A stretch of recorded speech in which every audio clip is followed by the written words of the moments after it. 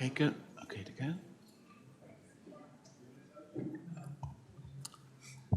Good morning, committee, and welcome to members of the public joining us today, both in person and online. This is the 20th of July 2023 meeting of the Western and Southern Area Planning Committee, which is one of the 3 area-based planning committees of the Dorset Council. Our area of remit covers the previous Weymouth and Portland Borough Council and most of the previous West Dorset District Council areas. The Planning Committee is not a public meeting, but a meeting to which the public are invited. All attendees must comply with the ruling of the Chair. They must not interrupt the meeting or cause undue disturbance. To support this, please switch off your mobile phones and select silent mode or select silent mode for the duration of the meeting. Members of the public are allowed to record or film any part of the meeting. However, they should conform to the protocol for filming and audio recording of public council meetings and not distract the proceedings. Those filming should only focus on those directly involved in the conduct of the meeting. The meeting is also being live streamed, and a copy of the recording will be available to view on the council website after the meeting. No fire alarm test is expected. If the fire alarm sounds, can all present leave the building as quickly as possible by way of the closest exit and follow the directions to the nearest assembly point away from the civic offices. Public amenities can be located in the foyer of County Hall, adjacent to the entrance. Members of the public who have given advance notice of their wish to speak on an application will be invited to address the committee for a maximum of 3 minutes. No materials can be circulated to members of the committee. For the benefit of the public, my name is Councillor David Shortell. I'm chairman of this area planning committee, and my vice chair is Councillor Jean Dunseth. Good morning, Jean. Good morning, Chairman. Good morning to you. Now, I'd like to introduce other members of the committee. Councillor Dave Bolwell. Good morning, David. Good morning, Chair. Good morning, everyone. Good morning to you. Councillor Kelvin Clayton. Good morning, Kelvin. Good morning, Chair. Good morning to you. Councillor Susan Cocking. Good morning, Susan. Good morning, Chair. Good morning. Councillor Nick Ireland. Good morning, Nick. Good morning, Chair. Good morning to you. Councillor Paul Kimber. Good morning, Paul. Good morning, Chair. Good morning to you. Councillor Louis O'Leary. Good morning, Louis. Good morning, Chair.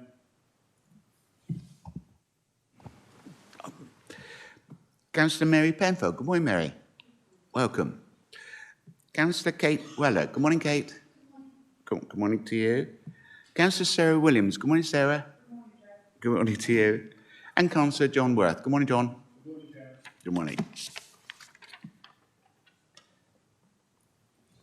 Officers involved in the meeting include Anne Collins, Area Manager, Western and Southern Team, Phil Crowther, Lawyer, Anna Lee, Service Manager, Katrina Trevitt, Development Management, Matthew Pokenhort, Lead Project Officer, Bob Burton, Senior Planning Officer, Nicola Yates, Conservation and Design Officer, Steve Savage and Enrico Di Marino,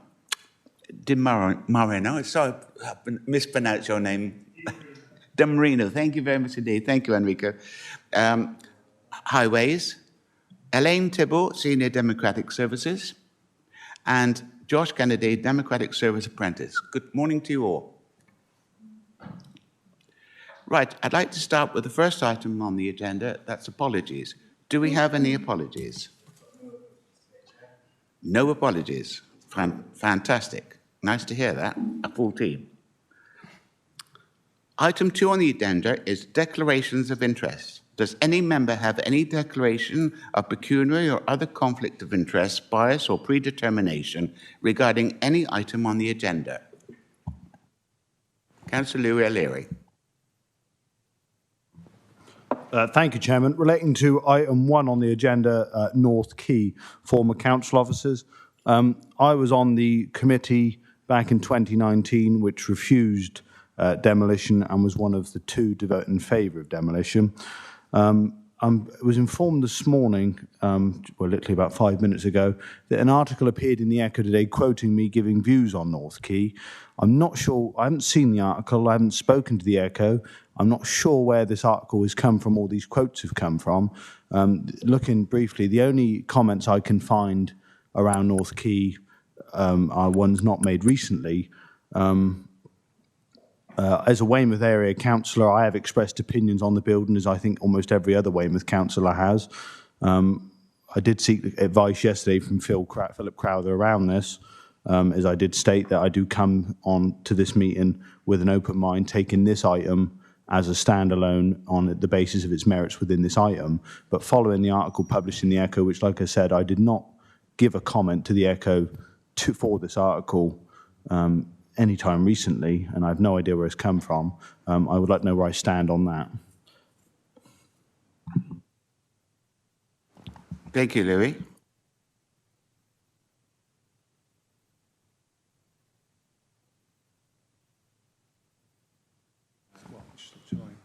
Oh, okay.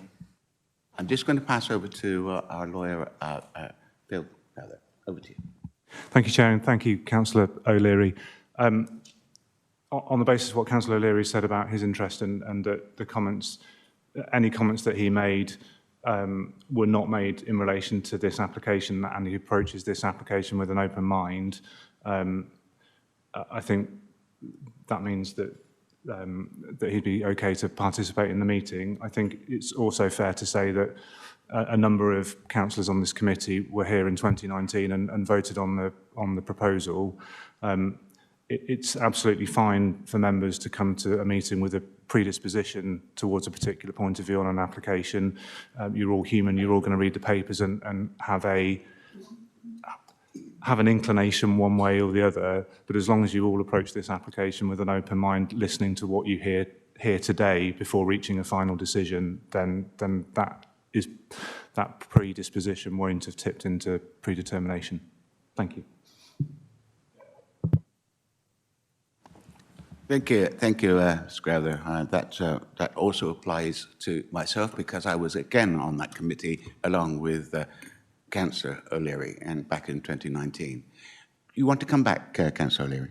Yeah, just some point of clarity from that. I'd just like to say that I approached this application with an open mind, and just to reiterate what I just said, that the comments that appeared in the Echo today or yesterday or whenever, I haven't seen this article, were not made in relation to this application.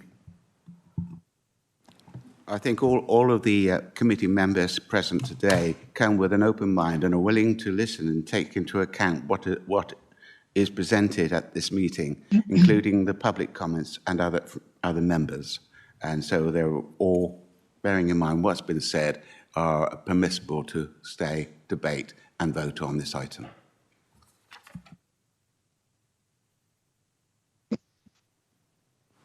Are there any further declarations of interest? Yeah. Councillor Penfold. The item 5A, I am a member of the Harbours Committee, and to the best of my knowledge, this has not been discussed. Also, in the interest of transparency, I received a phone call from Abri asking if I had sufficient information regarding item 5B. I replied that I did, and there was no discussion. Thank you, Chairman. Thank you, Councillor Penfold. Any comment on that? No.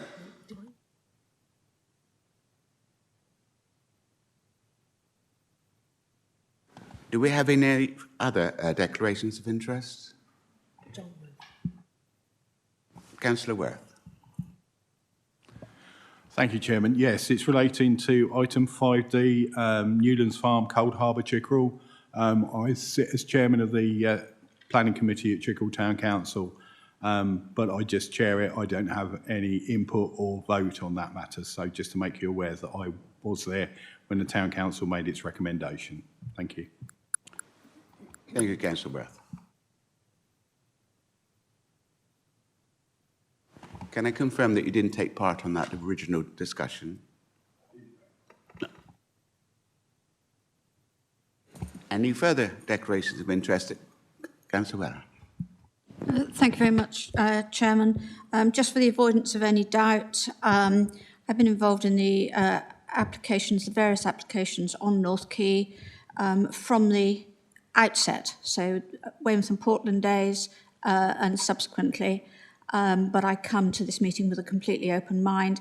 Also, I've been involved in various discussions with the Green Hill Chalet buildings and the CIC there since its inception, but again, I come to this with a completely open mind.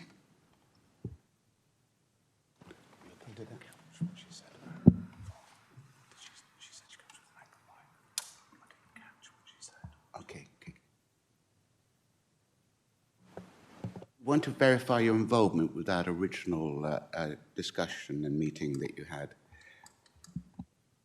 The Weymouth and Portland one. I have a feeling, it's such a long time ago, but I have a feeling I was chairman of the planning committee at that time. If not, I was the vice chairman. But they were completely different applications, completely different arguments at that point. It was not the application that is before us today, and bears no relevance to the application today. That's fine, therefore. Thank you very much. Councillor O'Leary. Yes, Chairman. On the last item on the agenda, the Green Hill Chalets, I have had discussions with the Green Hill Committee in the past relating to an item separate to this. But I have had meetings with them, but I come to this with an open mind, and this issue was never raised. That's perfectly fine. Thank you. Councillor Kimber. Yeah, just on the first item, whilst I've come here today completely open-minded to listen to the debate, I did, as a councillor at the time, use the building for many years. I wasn't around for the 1919 application, probably one of the few councillors that wasn't around then for that. Okay, just for note.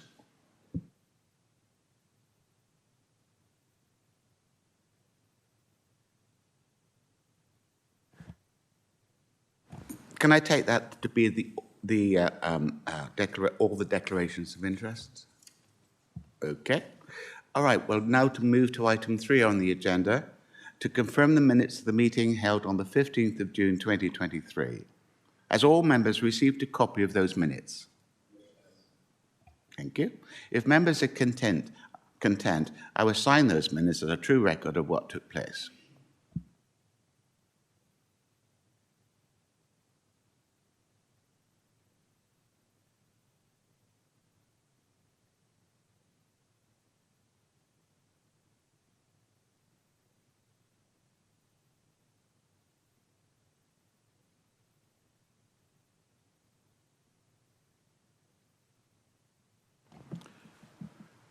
We'll now take item 4 on the agenda. Only members of the public who have registered to speak on an application will be invited to address the committee. The order of speaking would normally be the first 3 in objection and the first 3 in support, including the applicant or agent. If a ward councillor who is not a member of the committee wishes to address the meeting, they will be allowed 3 minutes to do so. Neither the objector or supporter will normally be questioned, except to clarify a point of fact by the chairman.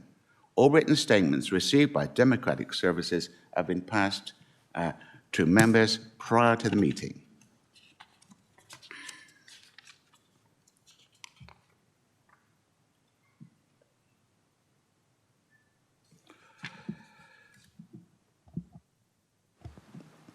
I will now invite Helen Brown and Tim Spooner, the agent for applicant Green Hill Community Trust, who will be joining the meeting at this point to speak about item 5I on the agenda, which is PLBC 2023-01913 Green Hill Chalet Buildings, Weymouth.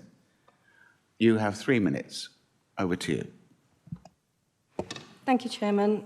I'm Helen Brown, a retired chartered surveyor who specialised in building conservation. I offered to help Green Hill Community Trust after a bit of concrete fell off the building.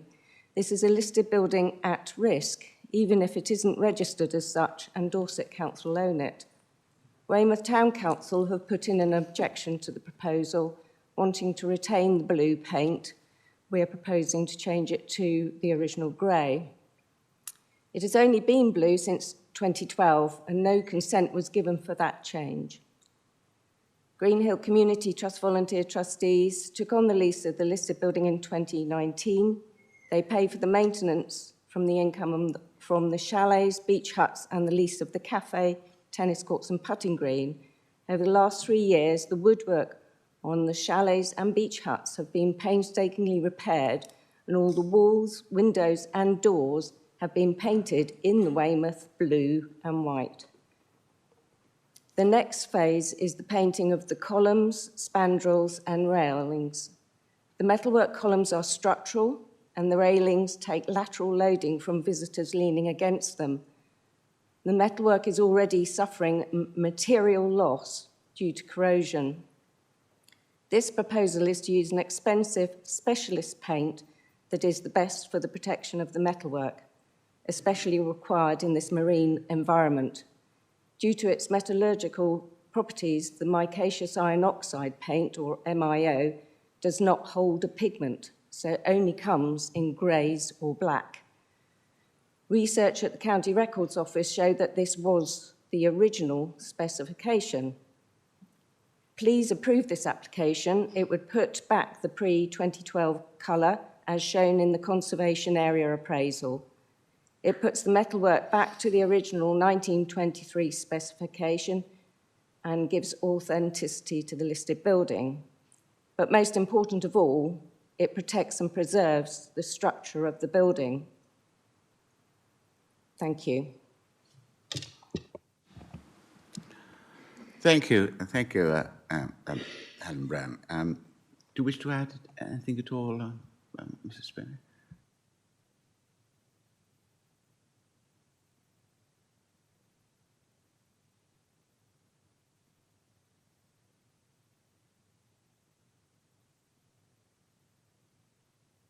Okay, well, in that case, then I'll take. Can you ask him to adjust the mic? Yeah, I'll now ask you to. It's Tim Spooner, isn't it? Yes. Okay. Could you move the mic slightly towards you? That's it. Okay, and you have 3 minutes. Over to you. Chairman, I am Tim Spooner, a resident of Greenhill and a trustee of the Friends of Greenhill Gardens, which is a recent charity. It is of great importance to Greenhill Gardens that the structure of the chalets are restored and maintained. This should be, even must be, the overriding priority for a listed building. In selecting the treatment for the rusting columns, the GCT have taken expert advice. It promises the best protection and also makes easier their ongoing battle against rust. I am most concerned that the insistence on the use of Weymouth blue will force GCT to use a different rust prevention that is less than the best and may also add additional cost. The current blue paint on the ironwork is proving to be a problem. Rust spots create brown streaks which are very visible against the blue. Committee members will have observed how disfigured and ugly the painting on the ironwork looks today. This streaking effect is greatly reduced using dark grey colours, which keeps the smart appearance longer. As a listed building, I am dismayed that something as important as the historic paint colouring can be so lightly dismissed. The original dark grey is an important feature as it emphasises the strong vertical lines of the columns. The blue fails to achieve the same effect. It appears that the Council feels that the blue of the ironwork is necessary to achieve a connection with other parts of the town and the conservation area. The painting of the chalet doors in Weymouth blue achieves this desired connection. Painting the ironwork blue as well contributes little extra to this goal. So in the interest of optimising the restoration and maintenance process, as well as the return to the true historical appearance of the chalets, I urge the committee to support this planning application. Thank you. Thank you, Mr. Spinner. I understand that Mr. Spinner is the trustee of the Friends of Greenhill Gardens. So thank you very much for your statement. And Helen Brown, of course, was the agent for the applicant Green Hill Community Trust.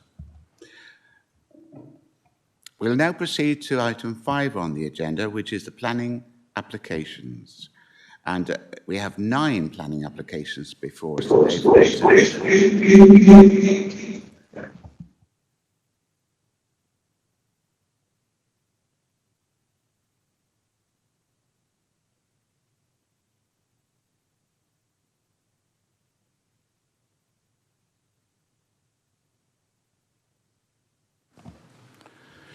Okay, we have 9 applications before us today for consideration. A comfort break of 5 or 10 minutes will be taken as and when is requested.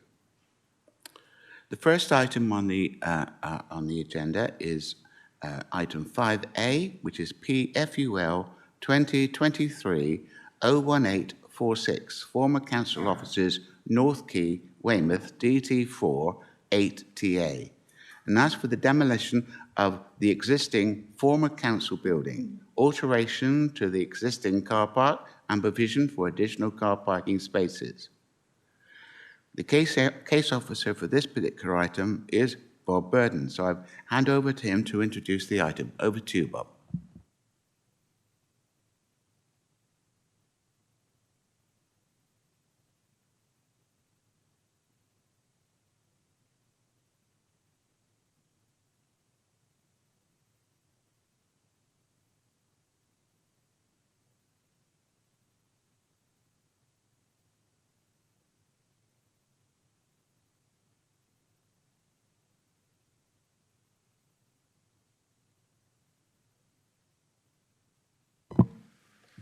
Thank you, Chairman. Just a couple of housekeeping matters to start with.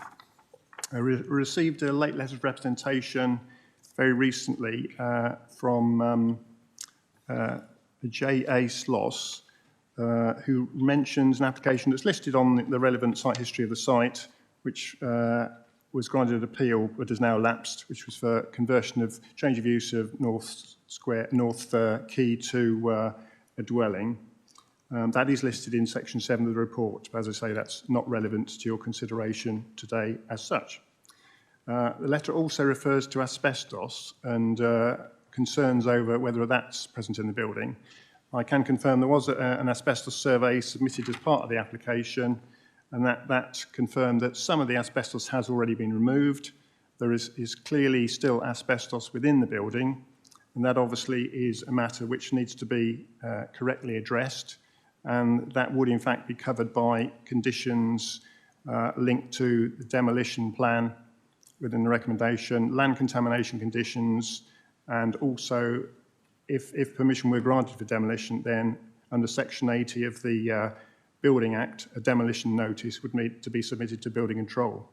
So dealing with asbestos is satisfactorily handled within the application, and there are strict procedures to follow with HSE guidance to carry that out, Chairman, just to advise you of that. And then I'd like to say, Chairman, obviously this is an application, a similar application which was before the committee 4 years ago. This application includes more supporting information than that application 4 years ago, and members are not consequently bound to follow the resolution that was taken 4 years ago. The building has, of course, also been empty for a further 4 years, and in that time its condition has deteriorated further, and it's mentioned in our report about various issues to do with water penetration and various other issues that are clearly apparent within the building. The applicants also provided an existing building and structural report as part of the application, and that indicated deficiencies in the building, whilst officers don't have figures that are likely to be significant costs associated with any attempt to repair or refurbish the building, either for reuse as offices or for alternative use. A carbon report has also been submitted, but is somewhat theoretical, as based on a previous illustrative scheme for the site, and no certainty that is the scheme that either the council or a developer would pursue in the future. I was going to mention that the council has secured funding from the Brownfield Land Release Fund and Levelling Up funding for works in respect of the demolition of North Quay and public realm enhancements in the vicinity. However, officers consider weight cannot be attached to that funding. So just a couple of further points I'd like to mention. If the building is demolished, that would be likely to make the site more attractive to a developer moving forward, as they would not have to bear the costs of demolition. Policy Way 7 of the local plan refers to, because it's quite a large site obviously, that you could reasonably expect development to occur in phases, and this application could be seen in effect as phase 1 as the first step in aiding the redevelopment of the site, with the potential prospect of a scheme for redevelopment resulting in a potentially better use of the site and enhance the character and appearance of the conservation area. My report also mentions that the building is identified as a detrimental characteristic in the conservation area appraisal. And I'd also mention that neither the local plan nor the NPPF would require the retention and reuse of the existing building.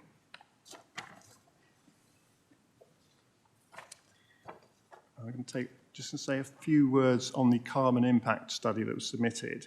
I'm aware we've had a number of letters of representation commenting on the adequacy and raising queries over that carbon impact report.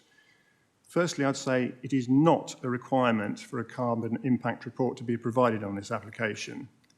However, the applicant has provided one simply to show consideration has been given to all aspects of the development and to help all parties understand the full context.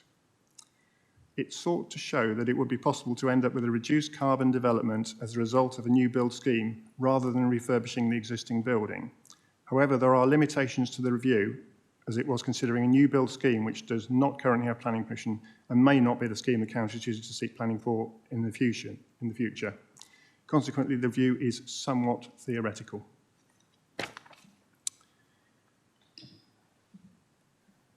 Right, Chairman, moving on to take you through the presentation of the application.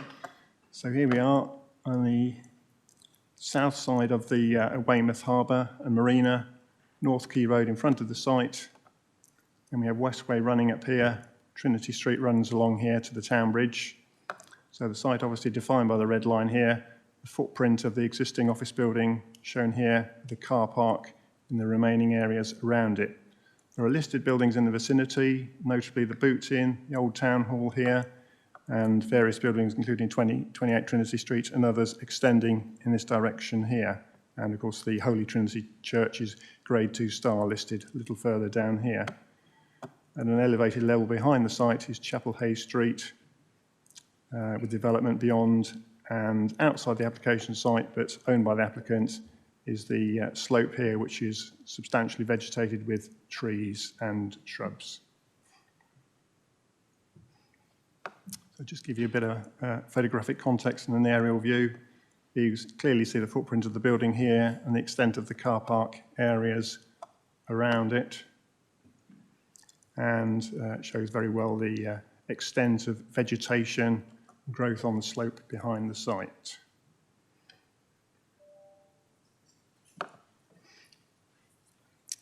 So in terms of the layout of the scheme, the building is shown by the orange cross-hatched detailing would be removed, and on the footprint of that would be 45 car spaces as shown in this layout. Existing access points into the site are from North Quay here or from New Road here, and the access into the car parking spaces would be within the existing car park in this location here. There are 6 trees, modest-sized trees along the frontage. Those would need to be removed in order to facilitate the structures necessary to enable demolition of the building, scaffolding, etc. The trees, mainly silver birch trees, 3 in that location here, 4 over here, another tree there. Those would all be retained and protected by tree protection measures so that they are safeguarded within the overall site.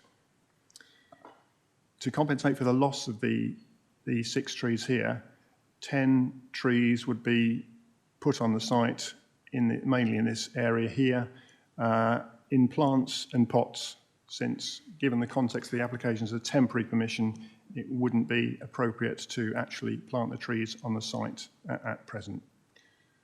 That's the context of that.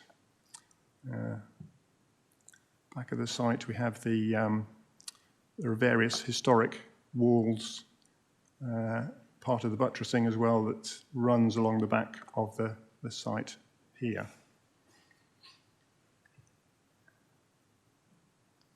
Just to give you, just showing the front elevation of the building as exists, you can see very substantial mass, distinctive design and massing of the building on this site. And this is the view looking towards the site from Town Bridge. Obviously the building is here, car park is in this area here. You can see the trees that would be removed, this location here, but these trees within the site would be retained. The listed buildings I mentioned and Trinity Street shown here. And that's a view straight across from the other side of the harbour there to the front of the building. As I said, all these trees would need to be removed. These modest sized trees would need to be removed. That's at the west end of the building, showing the car park area there. Again, those trees retained within the car park area. The listed boot in is there. Town Hall listed just through behind there. And that just shows the access of New Road up to reach the site by that route. And there's another view, just give you a context, where you can see how the mass of the building very much dominates this site in terms of the extent and height relative to the much more historic buildings which exist to each side of the site. And this is just a view across the back of the car park area towards Holy Trinity Church there in the background beyond the site. Trees retained there. That's the banking at the back of the site. And it just gives you a better view of the rear of the building. So you can see there's quite a lot of windows have been broken, a number are boarded up, and you'll be aware from my report that the building is in a deteriorating condition. This is from the far end of the car park, the east section of it, showing trees to be retained there, together with the context relative to the building there. So the main planning issues, principal development is not compromised by this proposal. It's in the context of Way 7. Now, Way 7 is a policy for comprehensive redevelopment of the site, and that's embodied within the adopted local plan. In that policy, Way 7 makes mention of phasing of development, and as I said, I see this potentially as phase 1 of the development, effectively, of bringing this site forward for a much more appropriate comprehensive development. So the principle of development under Way 7 is not compromised by using the site as a car parking area. Heritage aspects, as I pointed out, the conservation area appraisal specifically identifies this building as a detrimental characteristic of the conservation area. It's also an application for its removal which is supported by our conservation officer, and by Historic England, and by your case officer. Archaeology, there has been some evidence of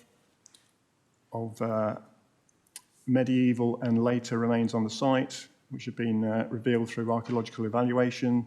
There is still a possibility of finding some archaeology around the periphery of the actual site of the 45 car spaces, so there is a condition enshrined in the recommendation to address that. Residential amenity, obviously the issue of removal of the building will involve noise, disturbance, dust, etc. So in that respect, the application contains a construction environment management plan and demolition plan to help mitigate and safeguard residential amenity.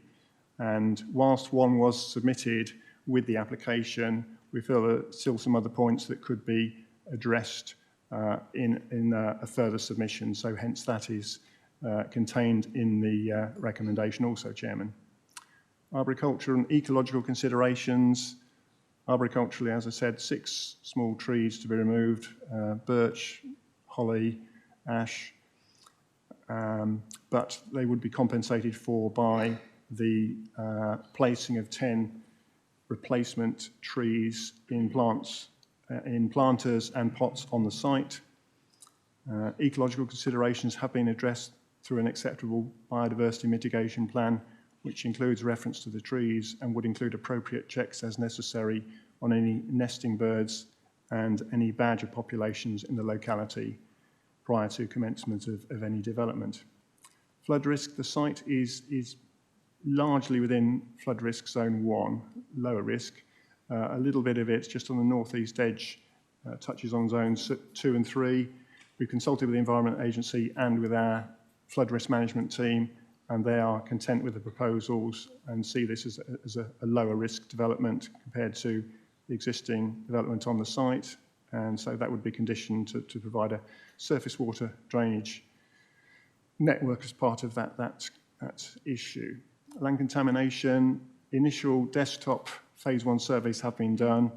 Some contamination has been identified, and therefore our land contamination consultant has advised that further fairly standard conditions on land contamination be attached, and those are included in the recommendation.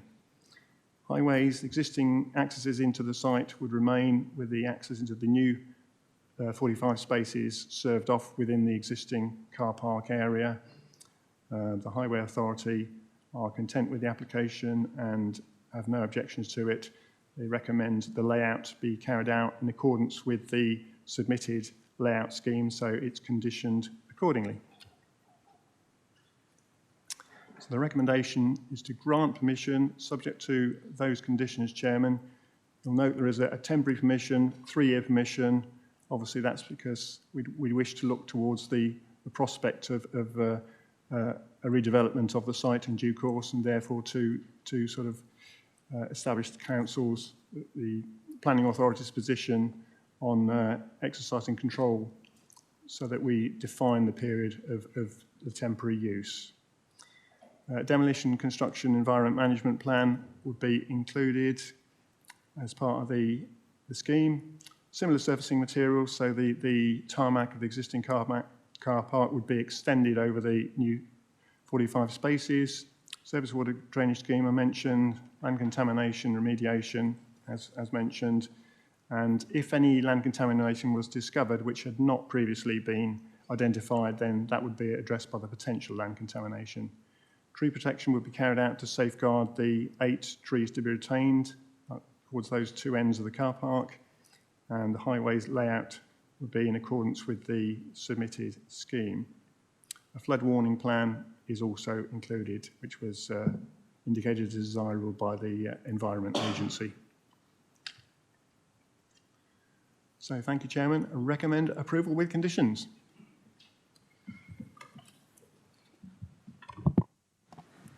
Thank you very much indeed, Mr. Burton. Thank you for the comprehensive presentation. I'm now going to invite Rex Johnson to address the committee. Please speak directly into the microphone. Mr. Johnson, you've got 3 minutes. Over to you. Good morning. The first thing that I'd like to mention, and I'm sure that you're already aware, is that whether the funding to realise this proposal is in place or not is not a planning policy consideration. Likewise, the embarrassment that the applicant might suffer as a result of your deciding to refuse this application is not a planning policy consideration. The public comments submitted to this application send a clear message. 66% object to this proposal. If this were a referendum, this would constitute a very solid mandate. At least 2 ward councillors representing the ward in which this application site is located strongly object to this proposal. This committee does have the backing of public opinion to refuse this application permission. Planning decisions must be based on the evidence provided. There is 0 evidence of a development plan for the future of this site whatsoever, just a car park. Warm reassurances of a passive house Georgian-style village whispered in the corridors of this building are not evidence. They are fantasy and cannot be considered. Unbelievably, just as in 2019, you, the committee, are being asked to decide if wasting a significant, important, useful and valuable asset to enlarge a car park is acceptable. Nothing has changed since 2019, nothing. The National Planning Policy Framework, Part 14, Meeting the Challenge of Climate Change, Flooding and Coastal Change, paragraph number 152, still encourages us to reuse existing resources, including the conversion of existing buildings. It is the very first paragraph of section 14, no less. Nothing has changed.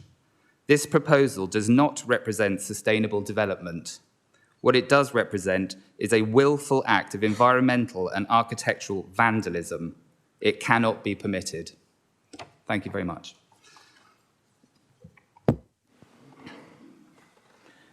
Thank you very much indeed, Ms. Johnson. I now invite Graham Perry to address the committee. Again, Mr. Perry, you have 3 minutes. Over to you.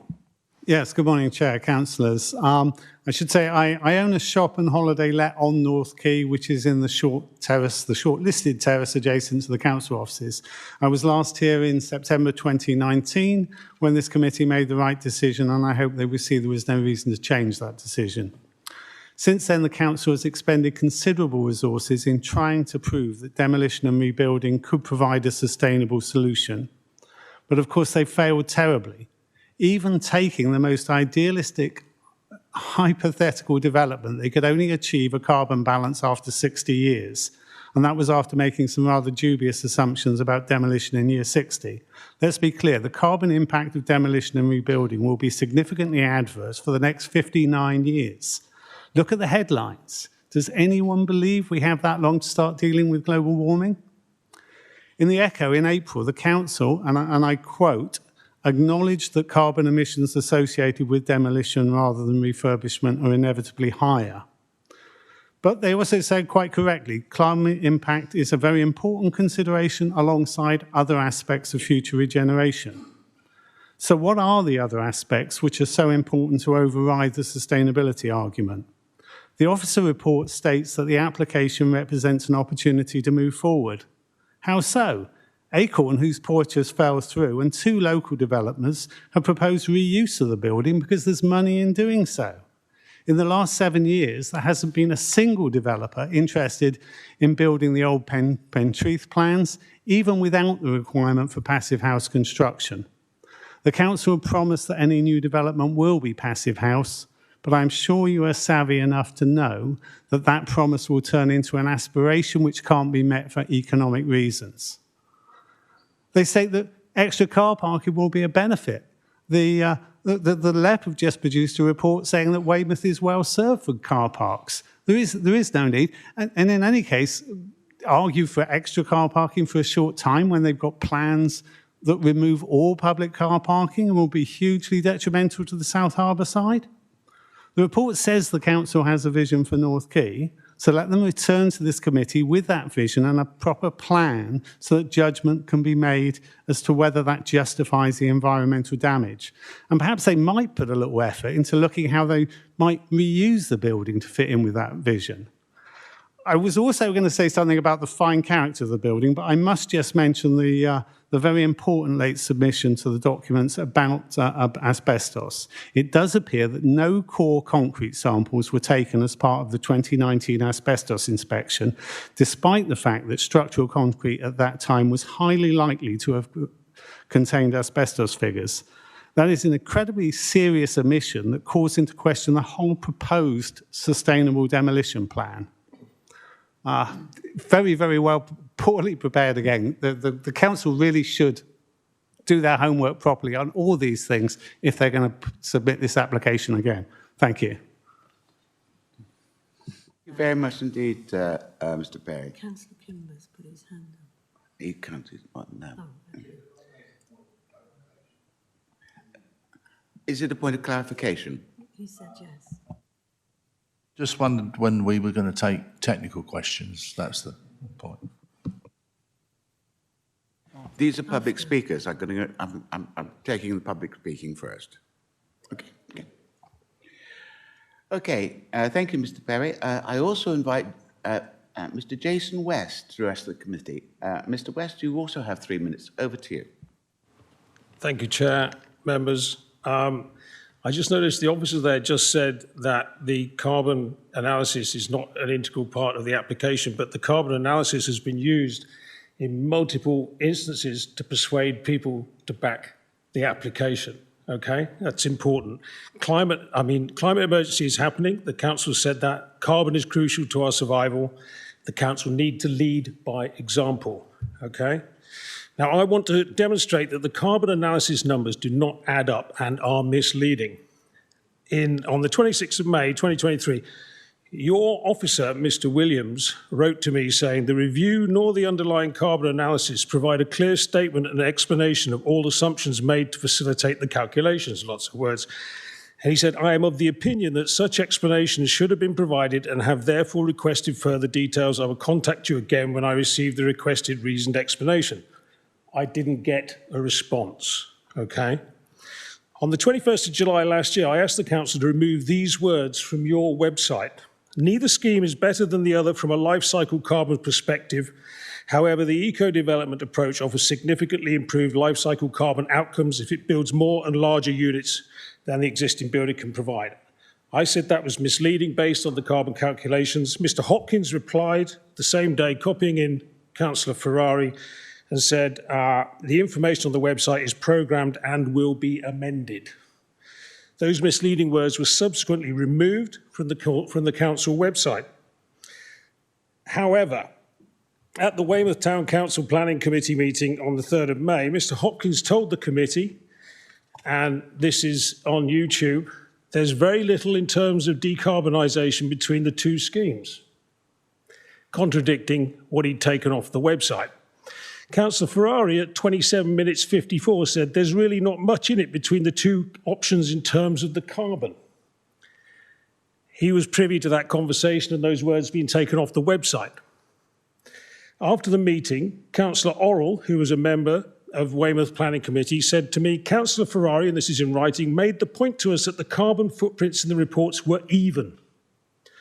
So Councillor Orrell is on the record as having voted to approve the application to demolish based on the words of Councillor Ferrari in that meeting about the carbon. They were false.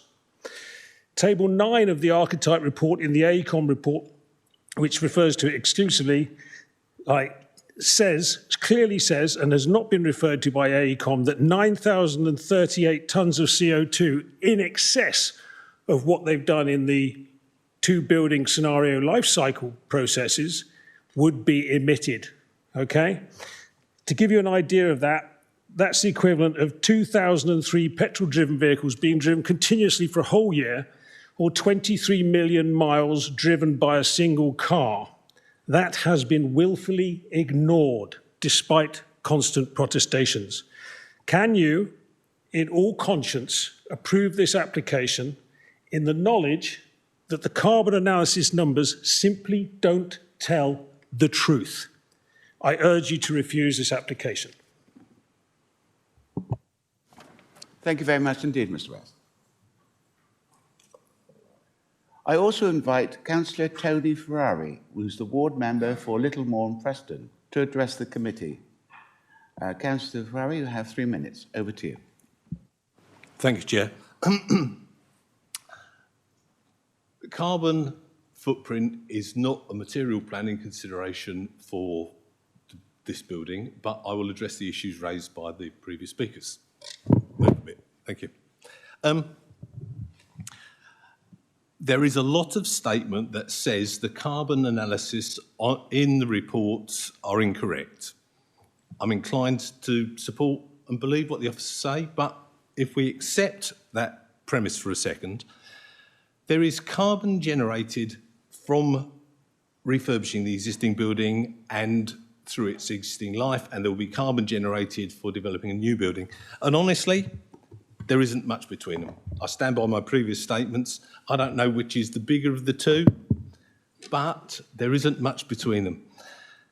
But this is not considering the reason for the underlying guidance to retain existing buildings. Existing buildings are retained to minimise the carbon footprint.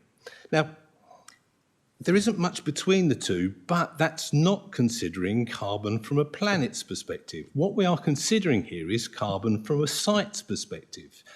If we refurbish North Quay, we can, according to the reports, get 56 new dwellings.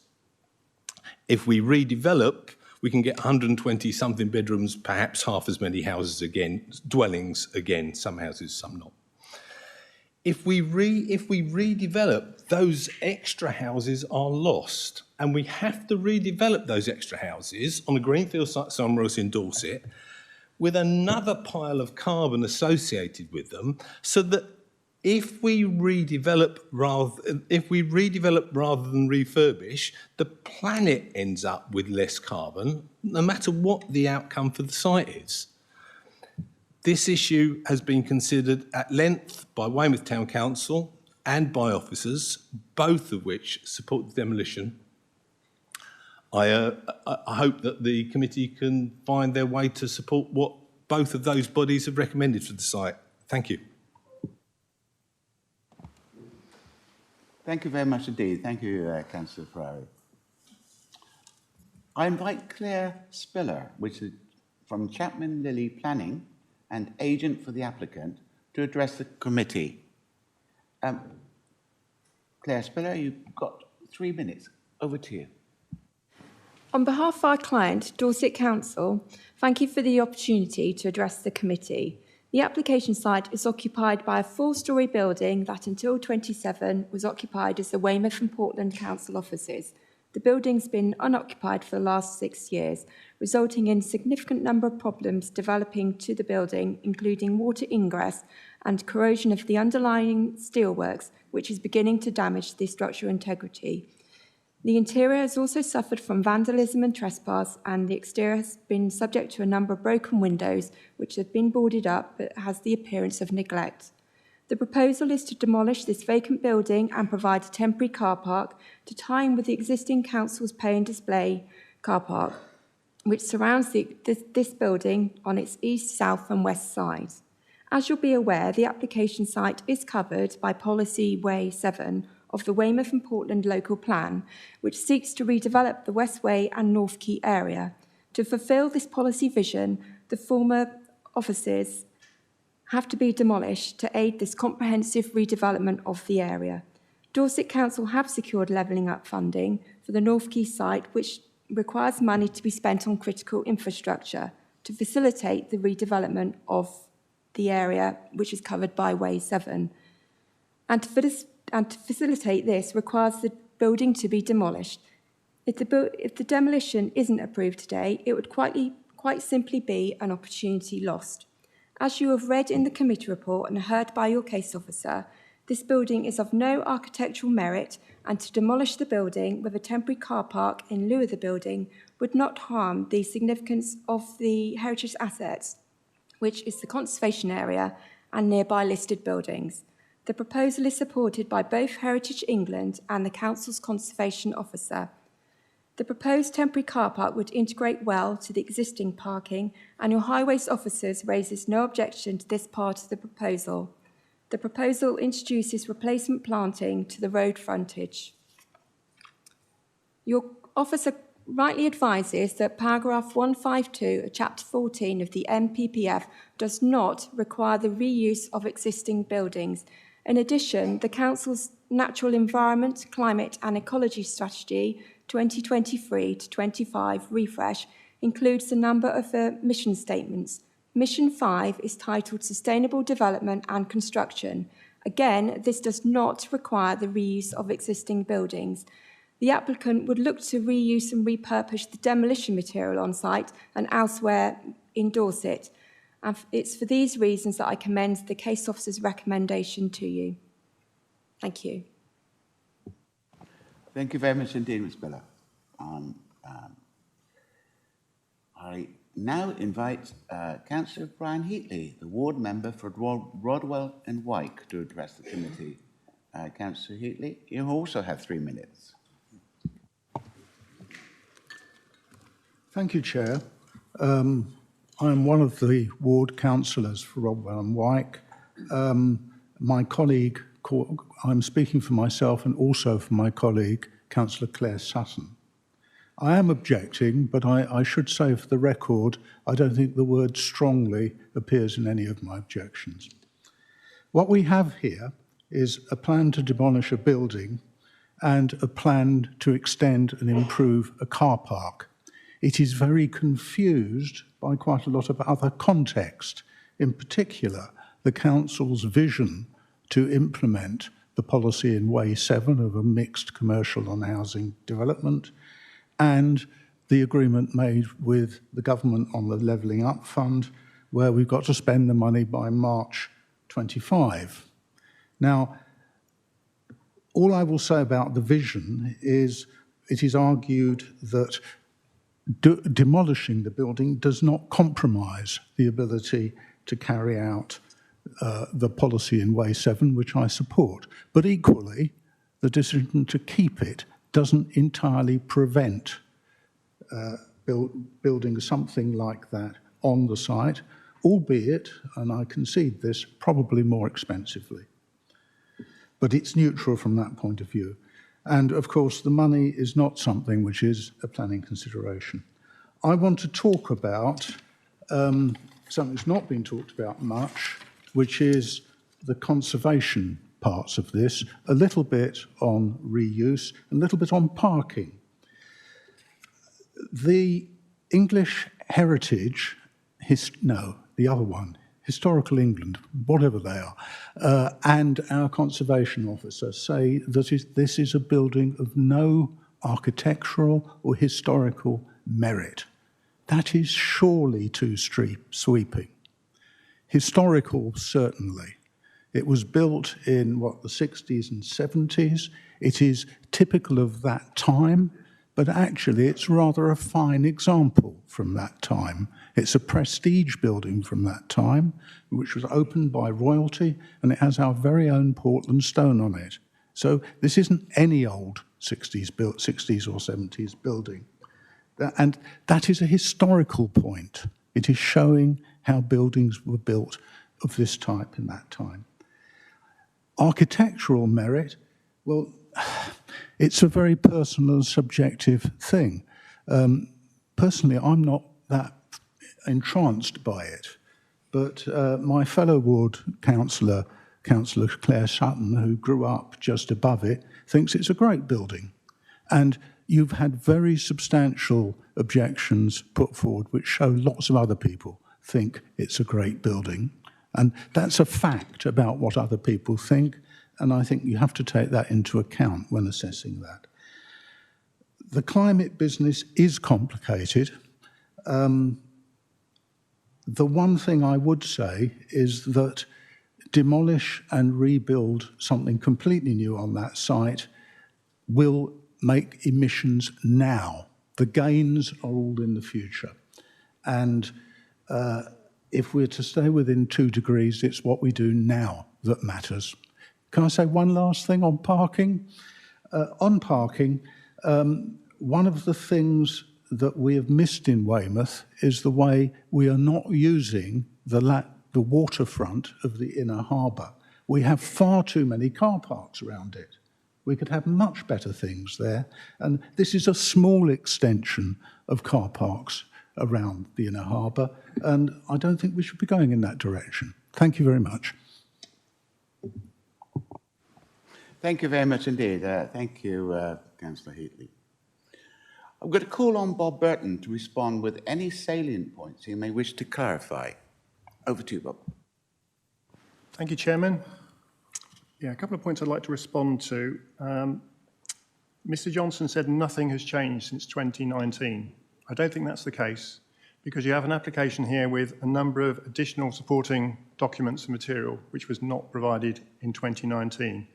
I'm referring in particular to the existing building and structural survey, sustainability report, and various other submissions. So I think members can be mindful of those considerations when they're considering the application. The NPPF does not require the reuse of existing resources, it merely encourages it. So there's a judgment for members there. Regarding asbestos, there was some comments by Mr. Perry over the asbestos reporting.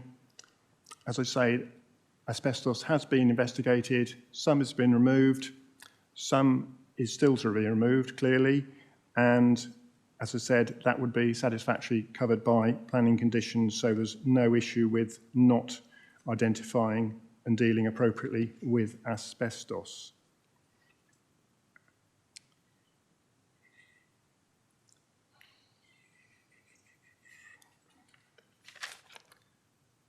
I mean, as I see it, this application is very much one where, you know, it's a case of looking at the wider, longer-term plans and vision, and it's clear that the local planning authority would obviously like to see a redevelopment, an appropriate redevelopment of this site, and the measure in place with a temporary 3-year permission safeguards and defines that period to hopefully focus opportunities to move the site forward in a more appropriate way.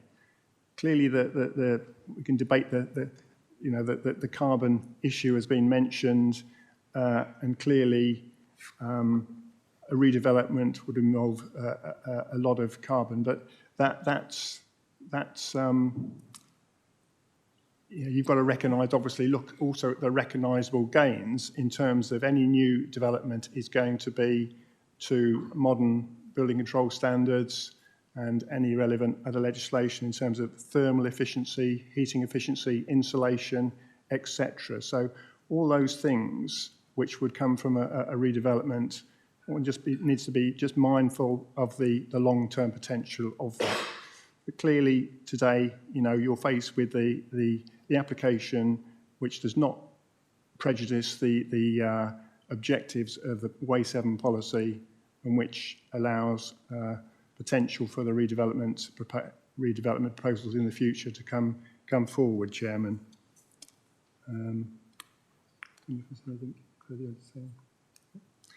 I think that's as much as I wanted to say on that, Chairman, at this stage.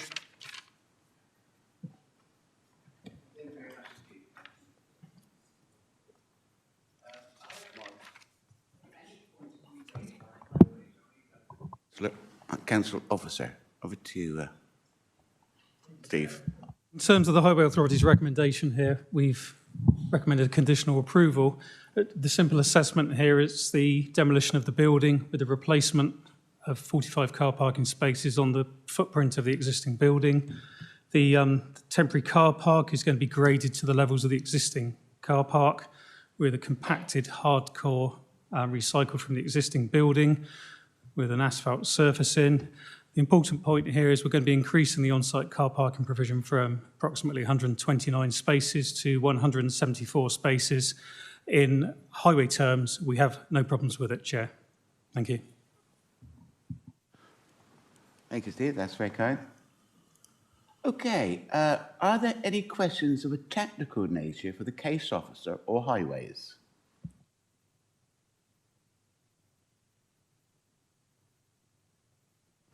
Councillor Ireland.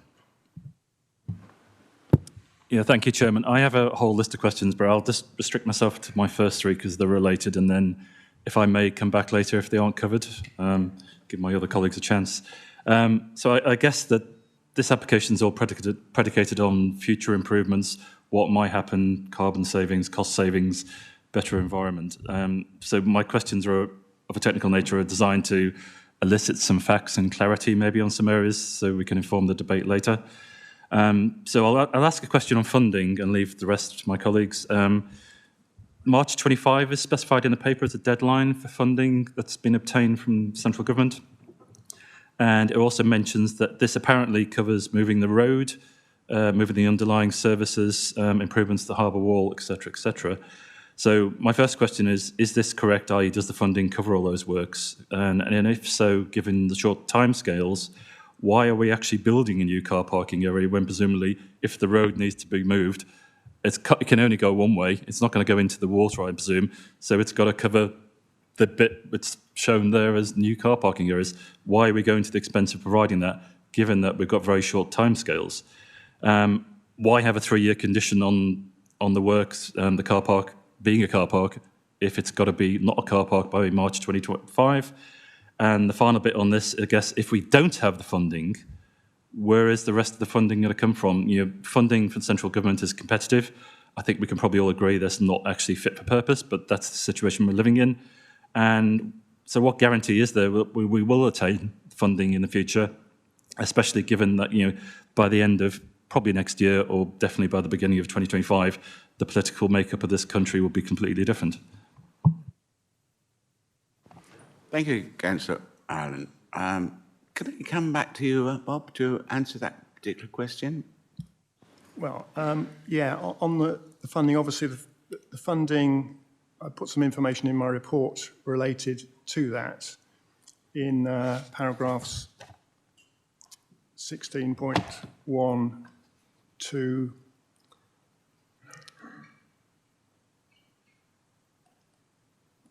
over that. The funding is obviously, the scope of that is quite wide, but the funding as such is not a fundamental material consideration with the merits of this application. The funding is widely drawn to cover a number of matters to do with the development of the wider area as well. But I can't see that the funding is something that you know, it's an issue which the council has secured the funding from the Brownfield Land Release Fund and the Levelling Up funding for works and public realm enhancements in the area. But officers cannot consider weight being attached to that funding as such as part of assessing this application.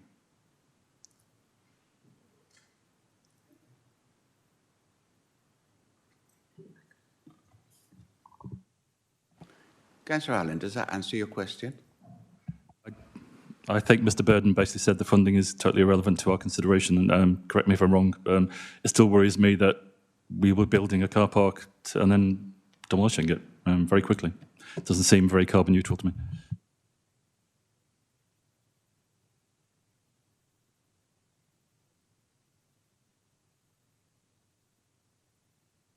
Okay, we have next on my list is Councillor Louis O'Leary. Over to you, Louis. Thank you, Chairman. I attended the Weymouth Town Council planning meeting where this was discussed, and I didn't speak at all, and I sat just to view the comments. And one comment was made by one of the town councillors for Weymouth East, and he was asking whether there would be anything done to ensure that the trees behind are preserved and maintained. And I'd also like to ask, what is the situation with the back wall? As we've been told in the past, there's severe issues with that back retaining wall. And will this application have any effect on that in that area there? Thank you, Councillor O'Leary. Can I come back to you on that, please? Yes, thank you, Chairman. The trees at the back of the site, if you're referring to those on the site, well, for the avoidance of doubt, the 8 trees in the east and west sides of the site are to be retained and will be protected by tree protection works.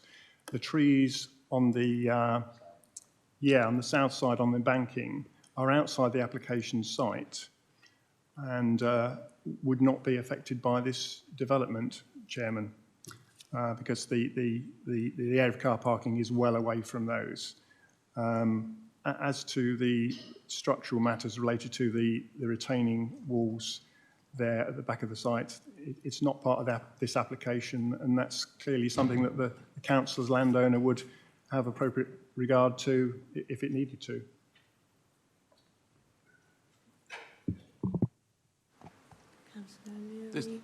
Councillor O'Leary, does that answer your question?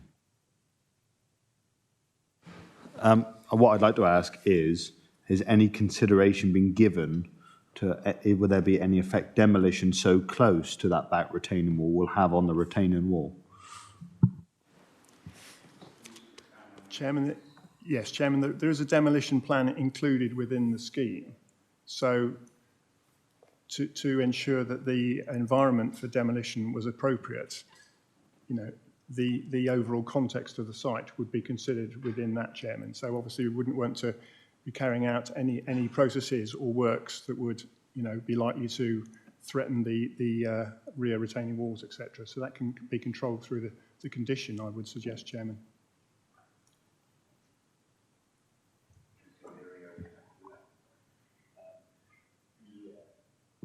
Okay.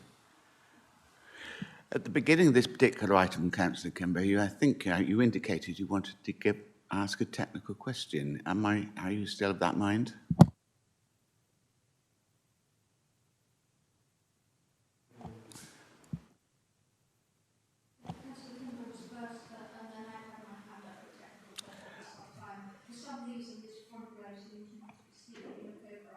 Oh, well, completely not true. You're prominent in my eyesight, I promise you. Okay, who would like to go first? Councillor Kimber. Thank you, Chair. The question I asked will also, hopefully, I get an answer from Highways as well. This area across the old municipal has been used for hundreds of years as a right-of-way. I'm even told there's a right-of-way that goes right the way through the middle of the building, that goes through the Treasurer's office. I used to have wonderful thoughts about people demanding their right of access. I wonder if you can tell me what consideration you've given regarding rights-of-way, and I'm talking regarding the people of Chapel Hay that have used it for a lot of years. Thank you.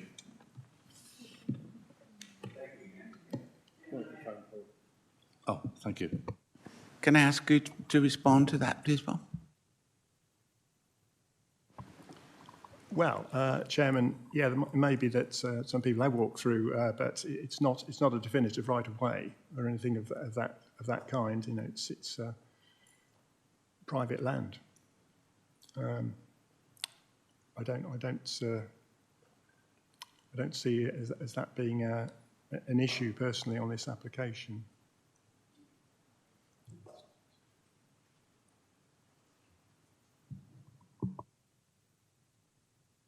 Are you satisfied with that reply, Councillor Kimber?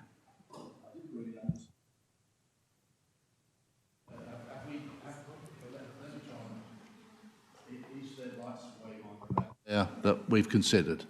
You're saying no?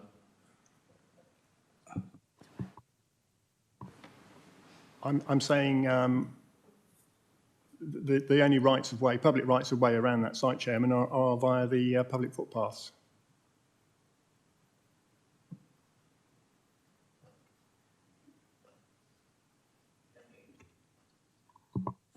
Thank you.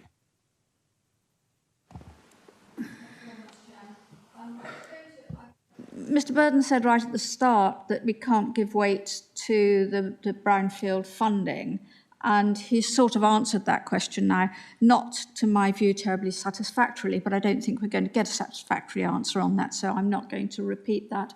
But I would like to pick up on what Councillor O'Leary was saying. Because I'm a great age, I remember when the buildings that were attached to those walls were still there. And I watched them being demolished because it was my local area. Those buildings are extraordinarily significant, and the trees behind them. And I'm not assured that any great weight has been given to the significance of those walls.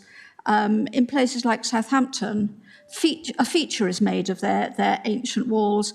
I don't see any reassurance within this that any significance is made to those walls on the North Quay site. And I would like to feel, I've wavered on this each time, and I have to say that the answers are pushing me in another direction in terms of a decision. So I'd like some assurance that planners do understand the significance of those walls and of the greenery behind, because they are integral to that area. I also see no recognition of the wall. It's not much of a wall. It's only, foot high, 2 foot high maybe, at the south side as you lead up to the access to the Old Town Hall and to the Boot. That is also an ancient wall. When car parking work is done, those walls are regularly knocked down, and on 2 occasions I've had to phone officers and say, could you bring those stones back and put them back where they belong? Because workmen have not been aware that they are ancient walls. So I'd really like some reassurance that proper weight is being given to the historic significance of this area, please. Thank you, Chairman. Yes. Well, I understand Councillor Weller's comments on this. They are significant walls in that area. What I could do is put, if members wish to, I could add a condition on for details to be submitted to show how the walls would be protected during the course of the development being carried out.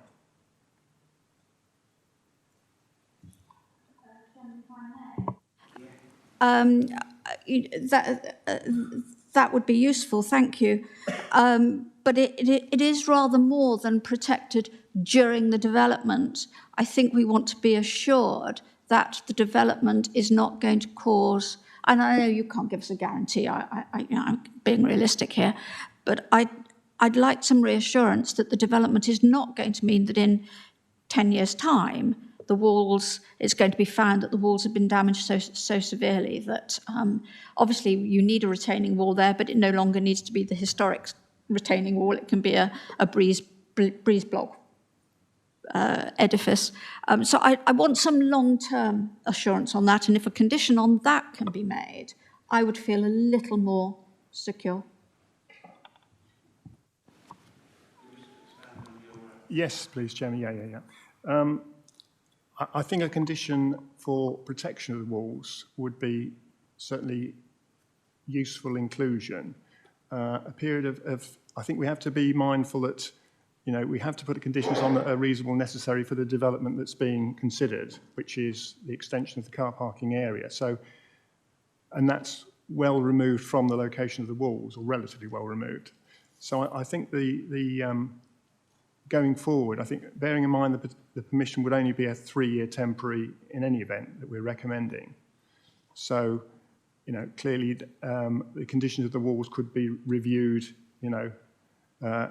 towards the end of that period. But I think that the critical phase is the demolition works and any activity associated with that. So if that is controlled through a condition, that is the key thing, I think.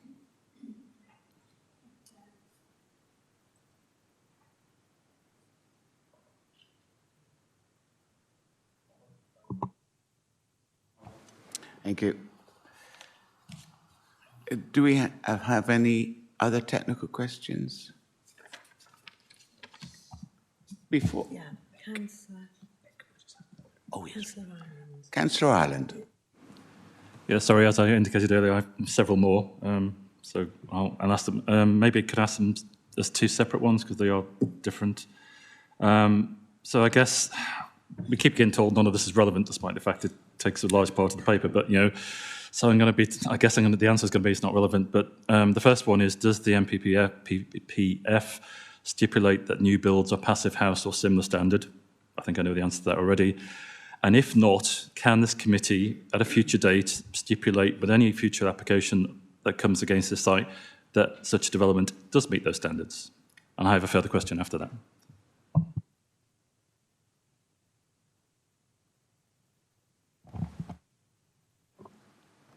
Chair, thank you. No, the MPPF doesn't require a certain standard of future development. Obviously, we've heard on numerous occasions recently when considering other applications about the new building reg standards and how much higher they are. But at this current time, there's no stipulation in planning policy.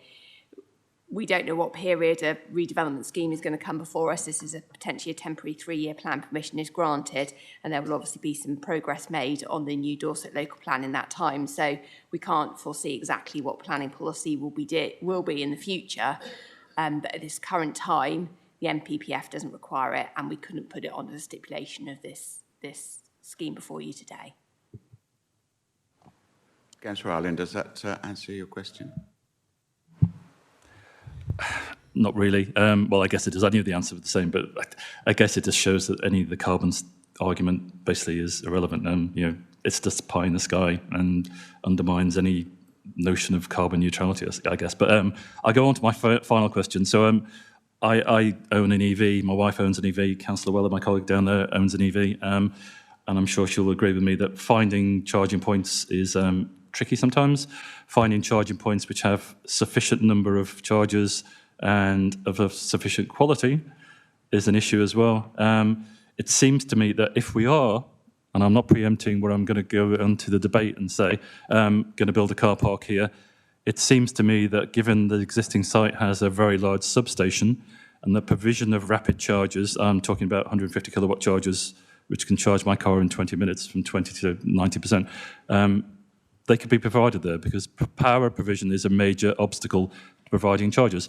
And we are in, I guess, an agreement with MER and Juju, and it seems to me that this is an ideal place where you could stick 8 rapid chargers, which would be highly used, I can guarantee that.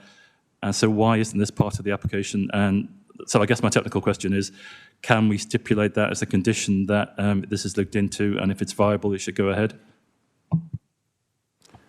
I'm going to hand that back to you, Bob. Thank you, Chairman. The subject of possible inclusion of EV charging points has been mentioned by the applicant in this respect.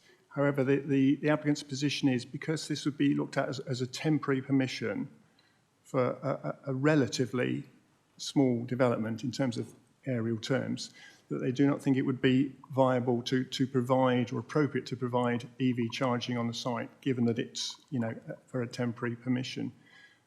The applicant did suggest a sustainable measure in that we could add some additional parking Sheffield stands into the site for cycles in the spirit of sustainability, if that might be something members might consider. But in the context of a 3-year temporary permission, we have to consider carefully what's reasonable to include within the scope of that application, Chairman.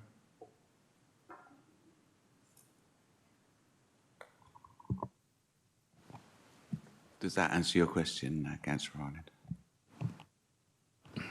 I think it was worth a try. I think realistically, I suspect this car park is going to be there for longer than 3 years, but anyway, yeah. Do we have any further technical questions? Councillor Weller. Councillor Weller. Thank you very much, Chairman. And I'm sorry to extend this because I'm sure everybody is anxious to get on to the debate. But given that I hope it's accepted that car parking on the south side of the harbour is essential to the prosperity of the businesses on the south side of the harbour, whatever we do in 3 years' time on this site, some parking will be required. And I hadn't been aware of just quite the extent of the electricity there, but of course, thinking about it, it's the case. Could we not forward think and provide those rapid chargers at some point there, because we must be having, we've got a vision apparently. I've yet to see it, but we have a vision. We must have some idea of where we're going to put the parking along that site.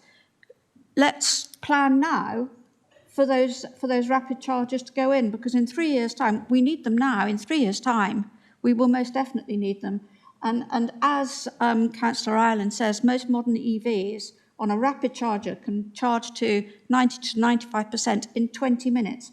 That's a fast turnover of cars on a charger that we're not providing for. And it would be nice to think that we at least give that some consideration. Ask Bob to reply to that. Yes, I appreciate the councillor's thoughts on that.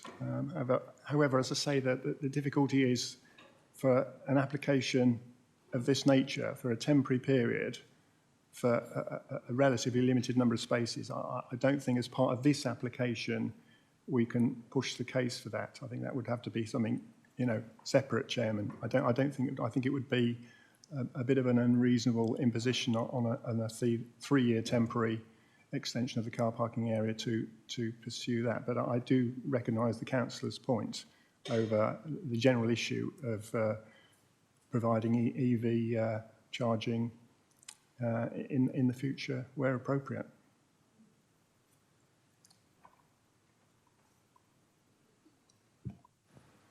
Councillor Weller, does that answer your question? Councillor Ireland. Yeah, just following on from that. We keep hearing about 3-year temporary permission. I'd like Mr. Burton to confirm. I'm assuming that I know the answer is. I guess once that expires, the applicant, i.e. us, this council, can come back and get that extended if they wish before this committee? Or is it a delegated decision? Chairman, yes, the applicant would have the right to apply in the future if they wish to extend that period. But, we're putting a marker down from the planning authority's point of view that we'd like to keep the focus, on the potential of the redevelopment of the site.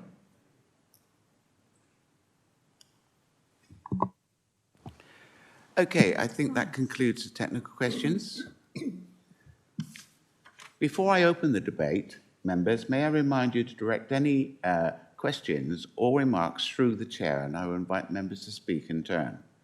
I also ask members to introduce themselves and speak directly into the microphones, which should be kept on mute when not speaking to preserve audio quality. I now open the debate to members. Who would like to speak first? Councillor Clayton. And Councillor O'Leary. Thank you, Chair. Councillor Kelvin Clayton.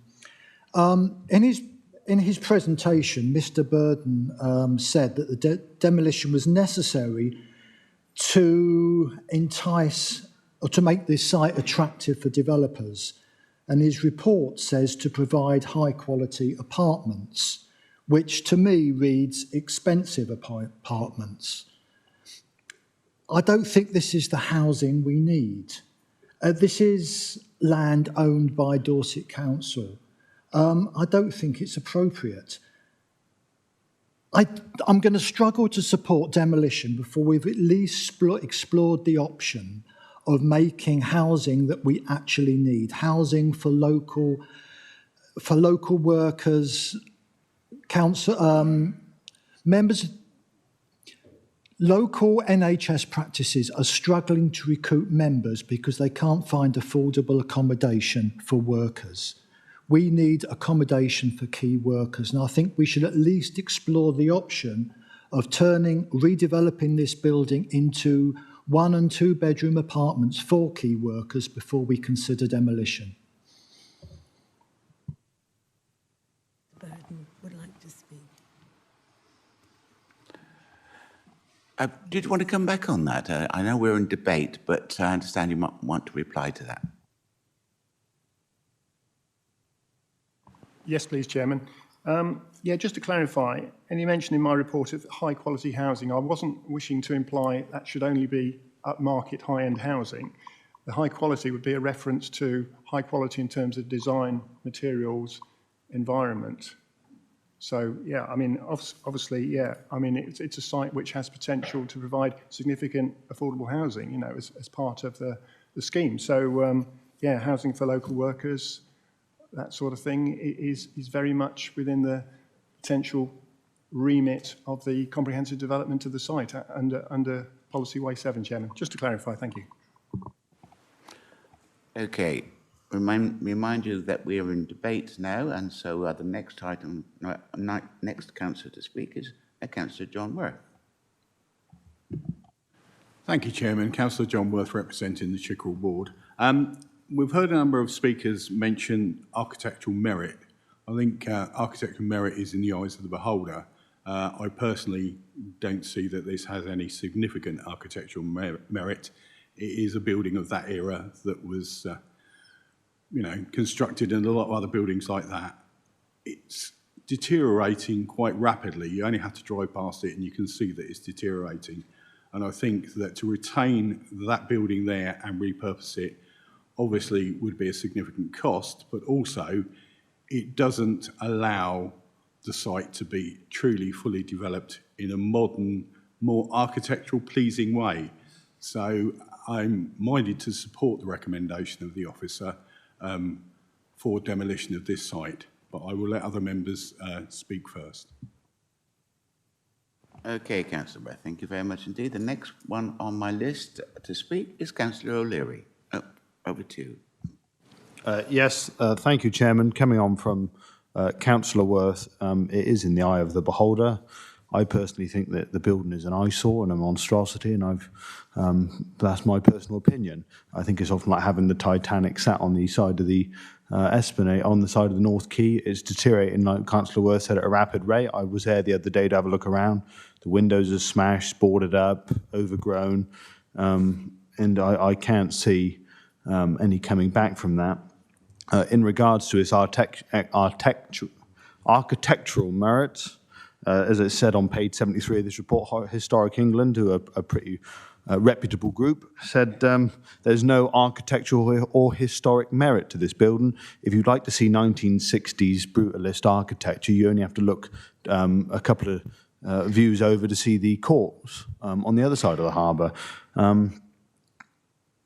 I do have, on the other side of the debate, I do have concerns around the back wall and the lack of address on that issue, which is of structural importance to me. That back wall holds up Chapel Hay, not Chickwell. Sorry, John, Chapel Hay, and it does concern me that there seems to be a slight lack of discussion around that back wall.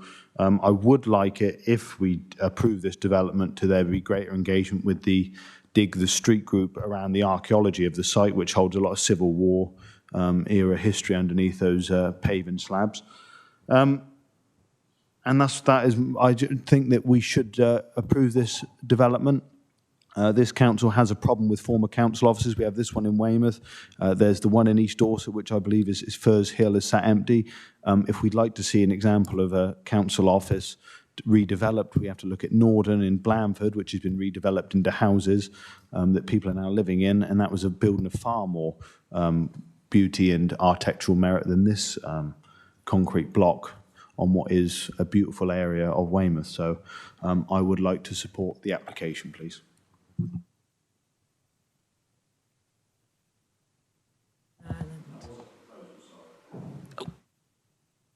Coming back to, sorry? That was a proposal, so you've just laid a proposal to accept the recommendation. Is that right? And that proposal was created by Councillor Louis O'Leary. Before I take the next speaker on my list, I will need a seconder. Who was the first? Oh, Susan. Okay. Susan. Yeah. Seconded by Susan. Okay. That's Councillor Susan Cocking seconded the proposal. Right. I'm just going to come back to Annie. Chair, just for clarification, given Councillor Weller's comments and Bob's response about a condition with respect to the protection of the back wall during demolition, I just want to sort of clarify with you, Chair, whether the proposal and seconder is in fact now to delegate authority to approve to the Head of Planning and Service Manager for Enforcement, subject to the agreement with the Chair of the wording of a suitable condition to protect the walls, along with the conditions already set out in the report. Thank you, Anne. Can I check, therefore, with the proposer and seconder that is in order? That is in order. Okay. Go back to our speakers, who's Councillor for Ireland.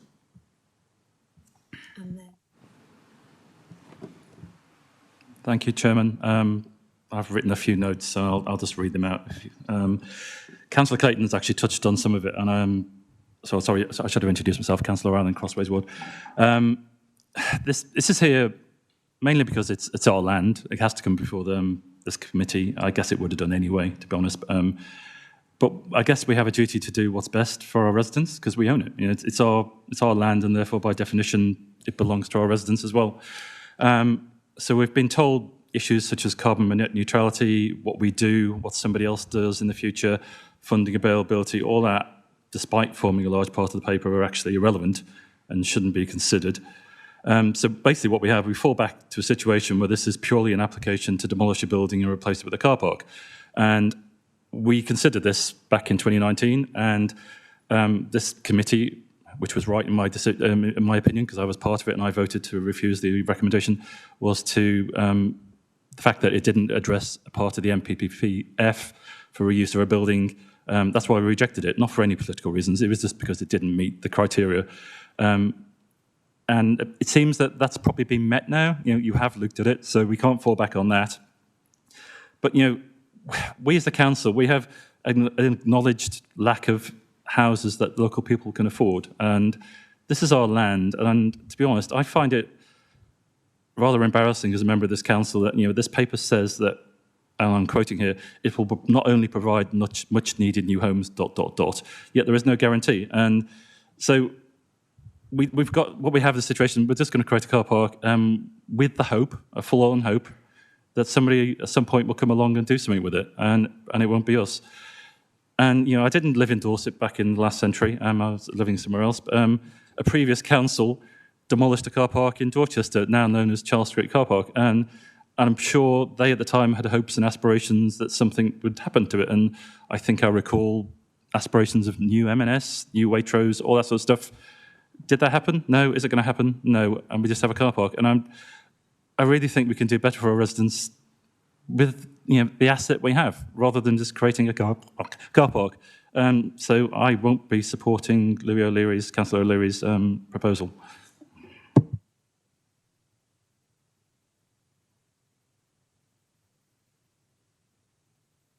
I'm just going to hand over to our solicitor who would like to make a comment. Thank you, Chair. I just want to remind members of 2 points that you need to bear in mind when you're making your decision. As the Planning Committee, you're here to judge this application on its own merits and not necessarily what you might see as in the best interest of the residents of Dorset as a whole. This is a planning judgment like any other that comes before you. And it's also for you to judge this application on its own merits, not what some future application that may come before you may or may not do. It's this application on its own merits that you need to determine. Thank you, Chair. Thank you, Mr. Carver. Right, okay, so...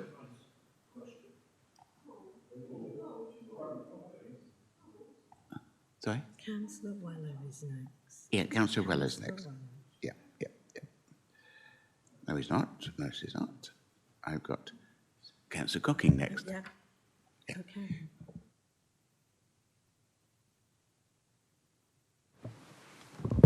Thank you, Chair. I did sit on the 2019 committee when this came, not the 1919 committee, the 2019. And it was quite scant on detail, and that's why I went for refusal of it.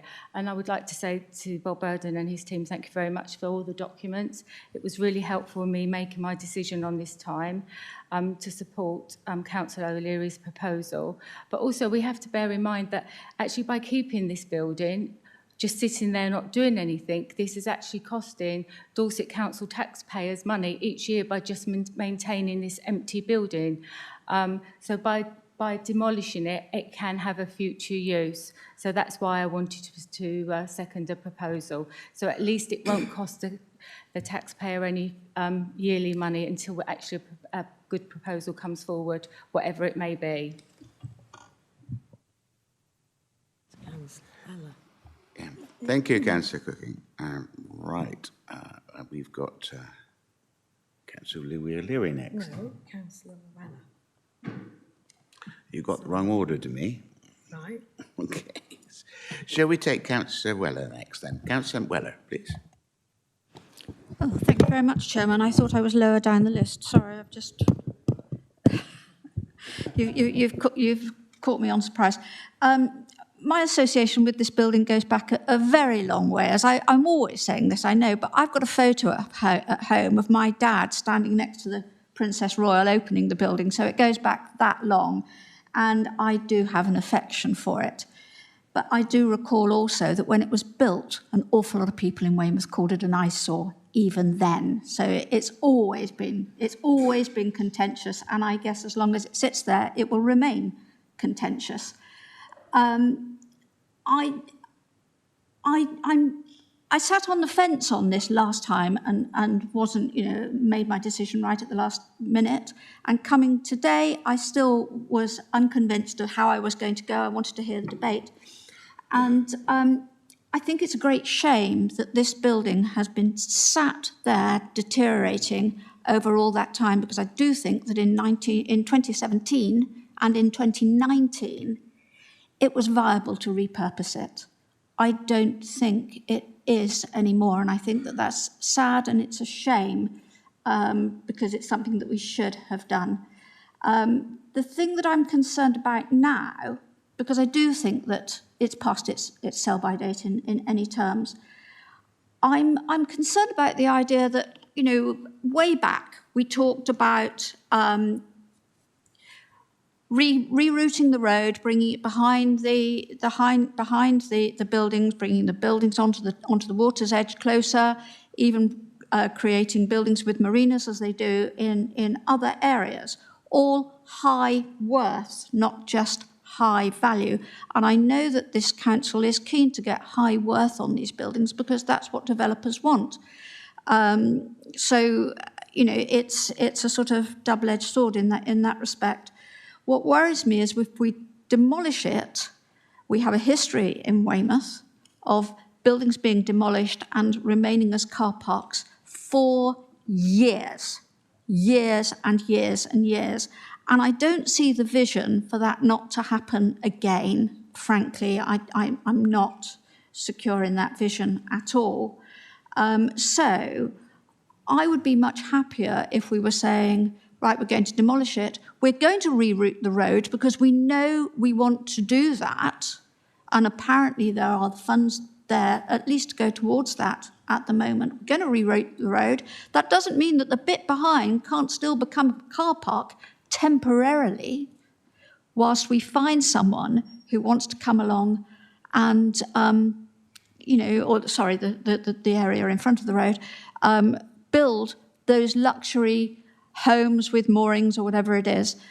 So I think that this is a short-sighted plan at the moment, and I'd really like us to be working with more vision towards long-term plans rather than this piecemeal picking away at things. So I'm still sitting on the fence at the moment. I'm still waiting for somebody to say something really, really significant that's going to pull me off that fence and make me decide which way to go. It hasn't happened yet, I'm afraid. Can I remind the committee that, in fact, what we're doing, we're judging the application before us. We're making a decision on the application as set out and laid out by the officer, not any future plans or desires or aspirations. So just bear that in mind, please. Right, okay. Councillor O'Leary. Councillor O'Leary. Yes, thank you, Chairman. Just bringing it back to the basics, the choice in my mind that I keep coming back to is we have a derelict building that many consider an eyesore that is costing us an awful lot of money every month to keep up, or we have the opportunity to demolish it and have a car park which will no doubt be used by locals and visitors and bring in some revenue as well. So, I mean, I don't really see when you base it back to this application as a standalone application, not looking to the future as we're not permitted to, then that's how I see it.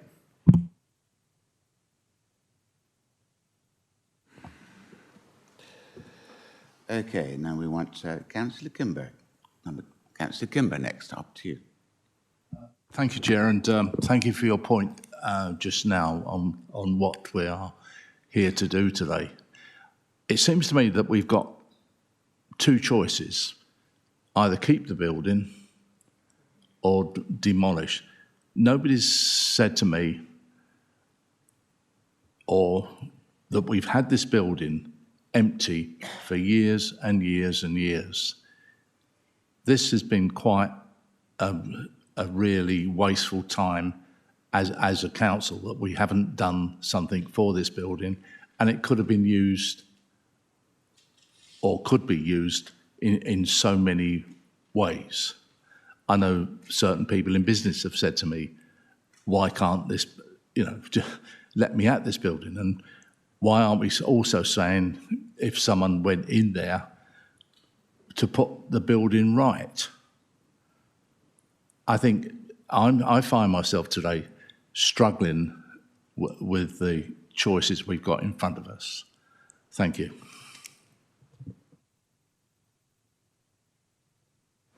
Thank you, Councillor Kimber. Councillor Borwell. Look, he's giving something across. That's not allowed. I'm sorry. No. You mustn't do that.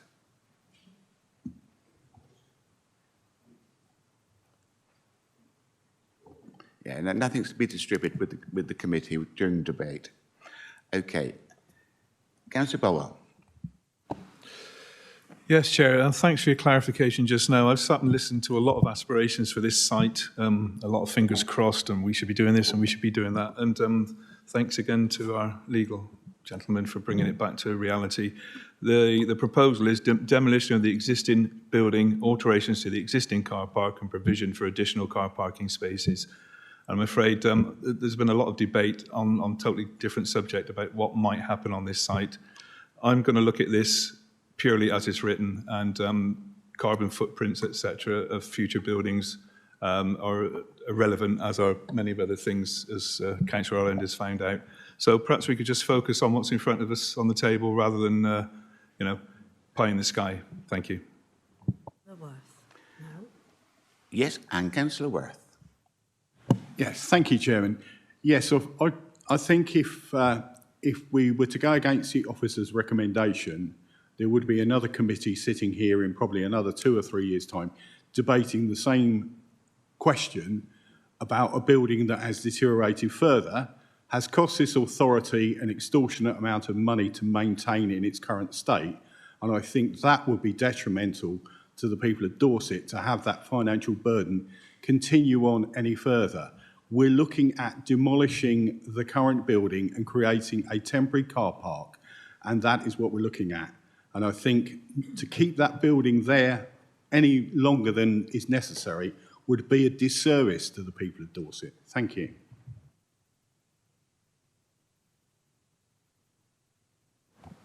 Any other person wishing to speak before I go to the vote? Okay. If there's no more deliberation and members are satisfied they have heard the entire presentation and debate, I will now take a vote by a show of hands on this item, which has been duly proposed and seconded. All those in favour of the application?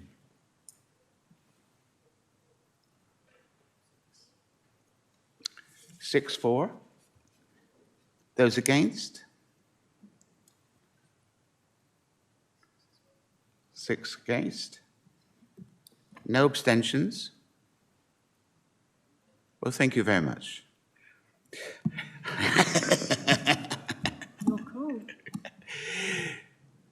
I am going to go with the officer's recommendation to approve the demolition of the building.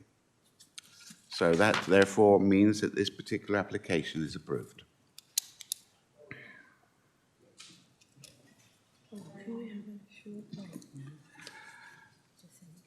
It's been requested to have a short break for 5 minutes to actually recapitulate.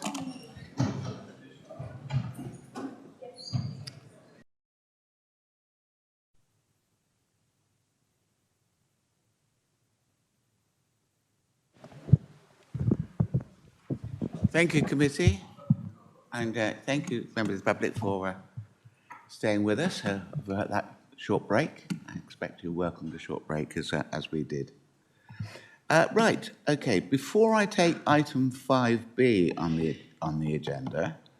Can I call on Councillor Susan Cocking? I understand that there was an issue with the approval of the minutes of our last meeting. Can you just verify exactly what your concerns were? Yeah, sorry, Chair. I switched it off. Yeah, Councillor Susan Cocking, Portland Ward. Yeah, it was the minutes of the 15th. Sorry, I didn't put my hand up quick enough. The minutes of the 15th of June. I wasn't here on the minutes. It states that I was present at that meeting, and I wasn't. I was at another meeting. I gave my apologies for that meeting. So could we just have the minutes amended that I wasn't present at the 15th of June, but I did give my apologies to Elaine and Joshua at Democratic Services. Thank you. Okay. Fine. Okay, we're now going to take item 5B on the agenda. That is POUT 2021-05309, land adjacent to Broadmead, Broadmain, as development of up to 80 residential dwellings together with open space, allotments, and enhanced drainage features. Outline application to determine access only. Now, I invite Matthew Pokenhawks, the case officer, to introduce this item. Over to you, Matthew. Thank you, Chair. So this is the outline application for 80 homes in Broadmain. This is a plan showing the site. It's a 4.7 hectare site to the south of Broadmead. It falls outside of the defined development boundary, but surrounded on 3 sides by that boundary and residential properties you can see here. So we have Martel Close on the south of the site, post-war cul-de-sac of properties of varying sizes in generous plots. There's Chalky Road along the southeast side, a variety of properties including some residential infill development, which is more recent. And on the southeast corner here is Little Mead, which is a small 1980s development of modern terraces. And on the north, you have Broadmead, which are bungalows set on regular plots. So the site lies out in open countryside, and north of this site is an associated sang site, which is the next item on the agenda. That is in broadly this location, and we'll see it in the presentation. The site is currently in arable use for agriculture. So this plan just shows an aerial view of the site. You can see the relationship with the surrounding area and Broadmain and the historic core in the centre here. The sang site I'm just outlining in red on the plan here. You can see it's directly north of the site, and it's separated by a row of mature beech trees, which is outside of this application boundary. The topography slopes gently upwards from Chalky Road to the ridge of beech trees, and the applicant's agricultural land classification report identifies that the whole site is best and most versatile agricultural land, being split 30% grade 2, so that's very good, and 70% grade 3A, which is good. This plan shows the designation and constraints. You can see the defined development boundary here, which is along the southwestern boundary, and in red washed we have the AONB boundary. So the site falls outside of the AONB, the Dorset AONB, but it is adjacent to it. Here is a plan showing those constraints along with the existing bridleway here, which connects Bramble Drove to South Drove outside of the site, but to the north. And you can see the site is affected by, is prone to surface water flooding on the south side, as is other parts of Broadmain as well. That blue just represents the different levels of surface water flooding. And just showing some photos of the site, here are some photos looking south and west from Broadmead across the site. And what you can see, this is looking down the road towards Chalky Road, and you can see some of the Little Mead 1980s development here, some of the more recent infill development, and then looking across the field, you can see the rear of properties on Martel Close.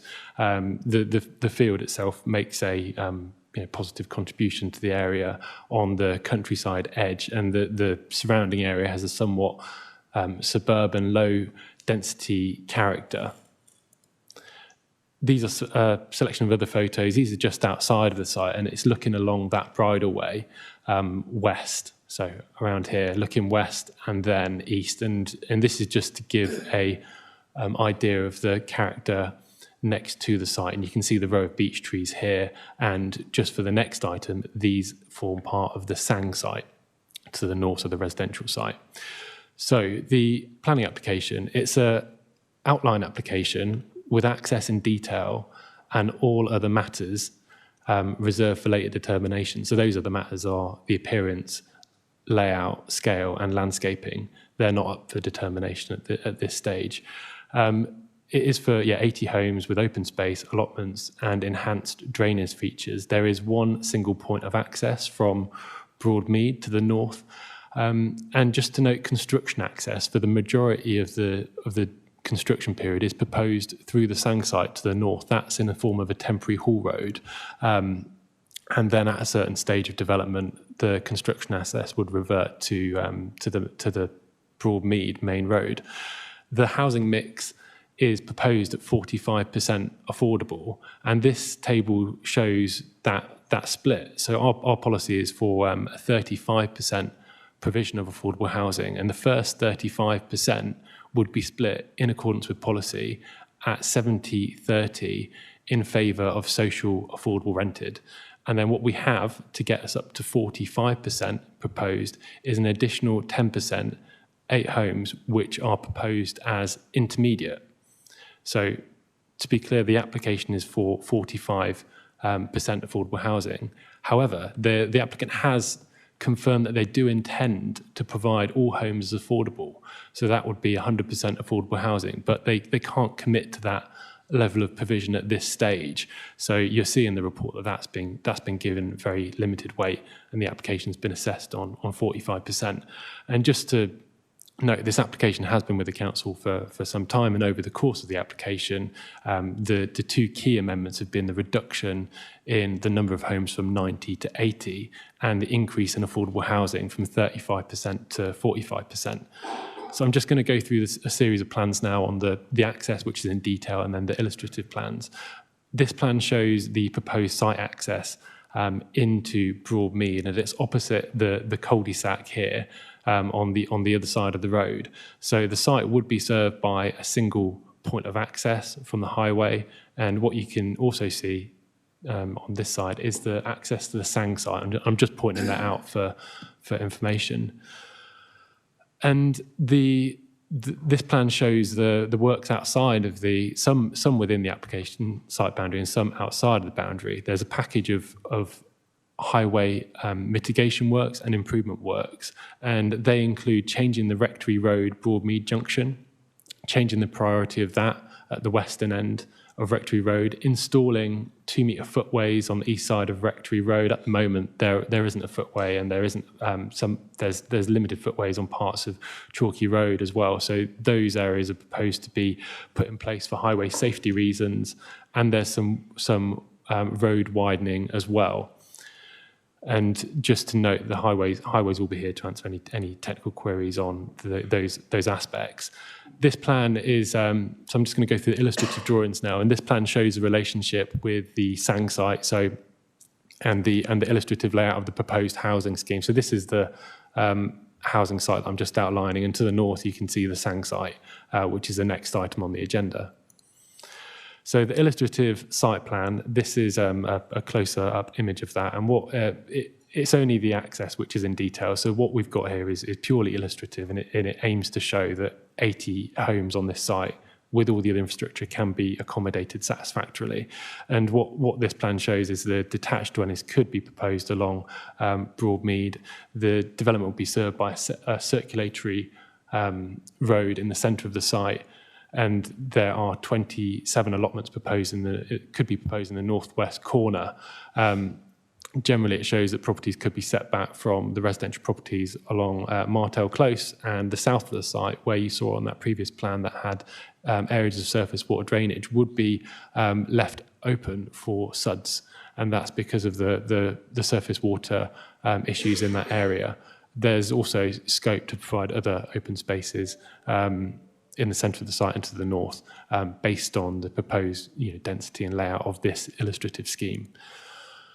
So this plan shows the illustration of the affordable distribution, and just to note, it only shows 35% affordable. It hasn't been updated since the scheme was updated to 45%. But what you can see on this one is that the darker areas of blue in the centre are affordable rented, and then you've got light blue areas of shared ownership. So they are fairly well placed across the site. This is the unit types of the illustrative scheme, and the illustrative scheme shows 6 house types ranging from 2-bed semi-detached houses up to 4-bed homes. Bungalows are proposed along Broadmead, and that has been that's been proposed in the illustrative scheme to show a kind of mirroring, although higher density, of what's on the north side of the road. This is the pavement and road proposals. It shows that circulatory route, and generally that parking could be provided on plot, with a parking court also within the centre. And this is a refuse and cycle strategy, which shows that each dwelling could, as you'd expect, have on-site cycle and bin storage, and boundary treatments as well of close border fence. And the trees around the site, just to point these out, are proposed to be retained. That's in the tree report that has been submitted. And on the comments, the public comments, there have been a number of queries raised in relation to the location of development along this boundary and whether some of these trees fall within the application site boundary or not. So this is an extract from the officer's report, and just summarising the planning benefits of this scheme. So there are a number of benefits with the provision of housing, 80 homes, minimum 45%, affordable. There is the Sang site, which I'll come on to in the next item, but that is essentially mitigation because of the location near Heathlands for the residential site, but it would also be open to the public, so there is a benefit there. There's expected to be public open space within the site, and a locally equipped area of play space in the scheme as well. So they are, and there are biodiversity benefits. The site has a low value at the moment, and what will come forward in there would be a net gain. There have been a number of third-party comments on this application. One more comment is noted in the officer's update report. In total, there's 170 representations, 144 object. There's 14 comments and 12 in support. They cover a wide range of matters. I'm not going to talk through all of those in detail because they're covered in the report.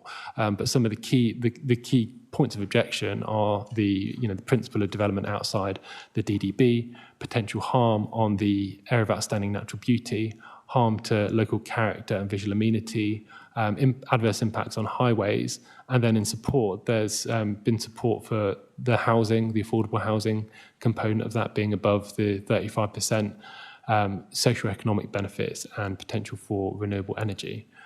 So these are the key planning issues, and I won't go through all of these in detail because they are covered in the report. But in terms of the principle of development, the site is outside of the defined development boundary, where large-scale mixed tenure housing is not supported. The council is able to demonstrate a 5-year housing land supply, so the relevant housing policies carry full weight. Even if the applicant's intention is to provide 100%, so what we've done in the, that can't be committed to, but what we've done in the report is assess it on both bases, so 45% and then 100%. But even if 100% affordable housing were to be committed to, the development wouldn't be acceptable in principle as a affordable housing exception site under the local plan House 2. In terms of the principle also, another factor of that is the site is best and most versatile agricultural land, and we have policy ENV8, which seeks to steer development away from those areas of agricultural land. And as the council is able to demonstrate a 5-year housing land supply, it's considered that the application isn't needed and is unnecessary, resulting in the unnecessary loss of best and most versatile agricultural land. So it's not a development which is acceptable in principle for those two reasons. Considering the other aspects, we've got access, highways and highway safety. There's been a package of off-site highway improvement works and mitigation that's been worked up in collaboration with the Highways Authority, and it's and through the Highways Authority's review, it's been concluded that there's no unacceptable impacts on highway safety, and the residual impacts on the road network would not be severe. There would be clear increase in traffic, but with those mitigation measures in place, there aren't considered to be grounds for refusal on highway grounds. The affordable housing, as I've mentioned, the proposal is for 45%, and that exceeds the policy requirement of 35% in the local plan. So that is a benefit of the scheme. It would deliver essentially 8 more homes, 10% more than what is the policy requirement. The intention to provide 100% affordable, that cannot be secured by a legal agreement, and as such, it's afforded very limited weight in the planning balance. However, the 45% which we're talking about in this application is a clear benefit of the proposal. Other key considerations of this application are the impacts on local landscapes and village character. As set out within the report, the development would undermine the prevailing character of the area and have a harmful visual effect. This is from the close range views 1 and 2 along Broadmead and within the site slightly to the north, and then medium range views to viewpoint 3 as well. So there are clearly this scheme fundamentally changes the character of the site from an open field to one of housing. And that adversely affects the character of Broadmead and that village character. In terms of heritage, a number of the objections have picked up on there being a non-designated heritage asset nearby, which is the part of Rectory Road, which is currently hard standing, used for the D-Day landings. So that has been considered as a non-designated heritage asset and balanced against the benefits of the proposal. So in heritage terms, there's no objection because of the benefits of the proposal. But overall, there is conflict with the principle of development and agricultural land. There are other aspects on the application as well, as you'd expect with a large application of this scale, and I won't go through those in any detail, but if there are questions, I can come back to them. So the recommendation, there is a need to balance the considerations of a proposal where it would deliver new housing in a location that is not envisaged as the most sustainable for housing. So this being outside of the defined development boundary within a relatively small urban area, village of Broadmead. And the policy conflicts are here, 1, 2, and 3, with the development being outside of the defined development boundary. It would be in conflict with policy sus 2 of the local plan. There would be local adverse visual effects caused by the development and the urbanisation of the site and harm to the countryside edge of Broadmead. And the development would also sterilise best and most versatile agricultural land. So they're the kind of the key policy conflicts of this development, and there are undoubtable benefits to the proposal as well. The provision of housing and affordable housing, 10% above the policy requirement, the provision of open space in the form of the Sang and the children's play space. There are social economic benefits which come with providing new housing in construction and the spending of residents. And there's off-site improvements to surface water drainage as well, which go beyond simply mitigating the impacts of the development, and also in terms of highway safety through the off-site works for providing new footways. So overall, those policy conflicts and benefits have been considered and balanced, and the conclusion is that the benefits are not sufficient to overcome the unacceptable principle of the development and harm to local character and loss of best and most versatile land. So this is the recommendation. What I've just said on the principle, the urbanisation of the site and best most versatile land is encapsulated within reasons for refusal 1. The other reasons for refusal are essentially procedural, and they relate to not being able to secure things in a Section 106, in the absence of a Section 106. So the 45% affordable housing, the SANG, the off-site nutrient neutrality, place-based and off-site highway improvements. So that concludes my officer presentation. Thank you.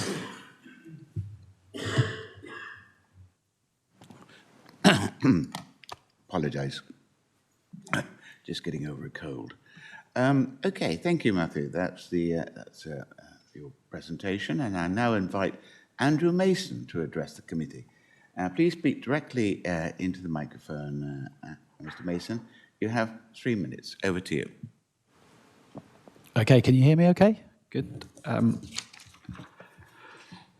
So thank you for taking the time to hear my concerns. I strongly oppose the development due to significant concerns regarding parking, the logistics of parking, local infrastructure inadequacies, and the potential loss of valuable agricultural land.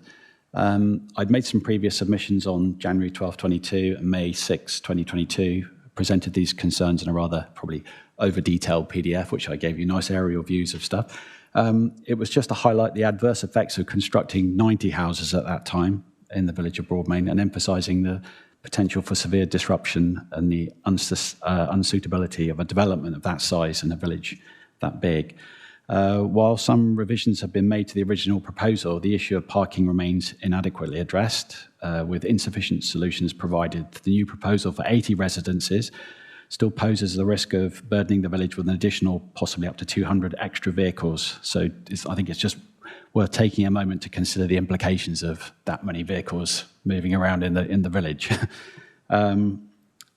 Also, this number would not include things like recreational vehicles. After all, we're near the sea, so people might want boats and stuff. Future transportation needs of younger people coming into the area, 4-bedroom houses, emergency services accessed, the good old Amazon deliveries, visits from families, friends, associates throughout the year. And there's also the statistical data that generally household car van ownership in rural areas tend to be much higher anyway, obviously, because we don't have any serviceable bus routes, or they're not really, commuting's a problem. And obviously all these extra vehicles would want access to the highway at 8:30 a.m. on a Monday morning, racing off to work. So that's also to be considered.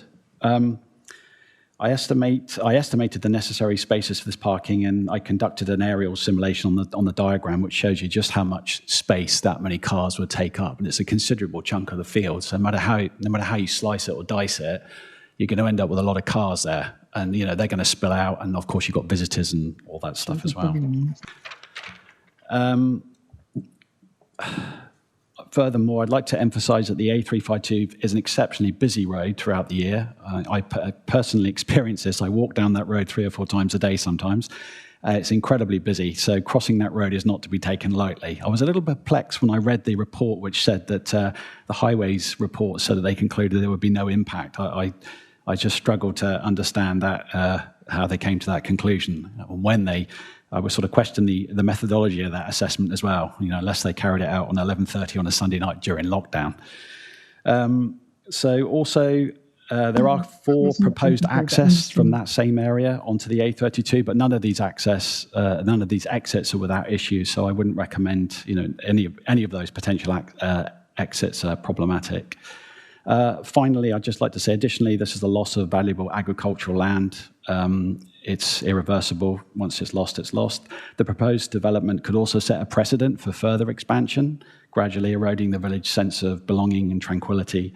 The resulting cyclical process of expansion would just eventually diminish the village's character. So this is a close-knit community, and it has good rural ambience, and I just hate to see it turn into an urbanised, sprawling landscape. So in summary, I oppose the planning application due to the inadequacy of the parking logistics, deficiencies in the local infrastructure, the potential loss of valuable agricultural land. The updated proposal does not adequately address these concerns, and the significant increase in vehicles generated by the development would strain the village's already very busy roadways. Thank you very much.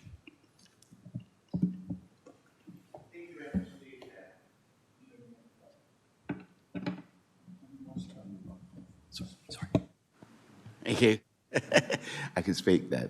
Thank you very much indeed, Mr. Mason. I also invite Barry Eason to address the committee. Mr. Eason, you again have 3 minutes to speak. Over to you. I've read the planning officer's opinion in his review of the Broadmean development site. The planning officer's report has already given substantial and clear information to refuse this application. However, I'd like to add that as an interested party and living close to the proposed development, I live within the very close area, I can only agree with the material aspects of the findings with regard to the overwhelming size of proposed development and how it would impact on Broadmean village life. This proposed development has an urban feel as opposed to a rural one, and as such misaligned with the current building features of Broadmean and its community. I consider the application to be oversized, out of character, new build estate which would increase Broadmean's density by something in a range of 15 to 20% of dwellings and the population by over 10%. This would be an excessive amount. The additional demands of the local infrastructure resulting from a large development such as the proposal, when placed on immediate local services, would be unsustainable, with many services unavailable within the village. There is no doctor's surgery and no public transport service practical for daily commuting. There is no infrastructure in place to cope with the influx of people, their personal needs and vehicles, which, as said before, are going to be quite a substantial increase, which again would increase pollution within the area. Our local roads have many areas with no footways, not including the ones that the highways say may well be changed, and that would affect those areas with regard to pedestrians and cyclists. As noticed, it's outside the defined development boundary, which in itself should be a red flag to this committee. Development here would mean prime agricultural land will be lost forever. Historically, and during the time of the outline application has been live, crops have been grown in the proposed area, so it must be a location to save and continue as agricultural land. Losing natural areas of agricultural ground is not environmentally friendly and a regressive step ecologically for the area. There would be a substantial increase in pollution as well if the DDB is considered for unsuitable use, such as housing. There is no current building or construction on the area to be considered, so it is completely out of character with regards to its use. There have been 2 previous applications which were substantially smaller in size, both refused. The reasons for those refusal are no different from which this application, which is almost 3 times the size of the previous application, should be refused. Nothing in the village infrastructure has substantially changed in the period between the applications to change this to a suitable site for construction, or mean that this new application would result in a successful project integrated into the village of Broadmean. Affordable housing is mentioned as key in the proposed development, but without adequate basic services like medical, childcare and employment, which the village does not have, it becomes unworkable due to poor local infrastructure and costs. I have also concerns regarding the construction Hull Road, which would have an entrance on the A352 that has a 50 mph speed limit. Large and heavy lorries continuing entering and exiting the hall would be a hazard to smaller vehicles travelling at speed and any cyclists on this narrow single carriageway.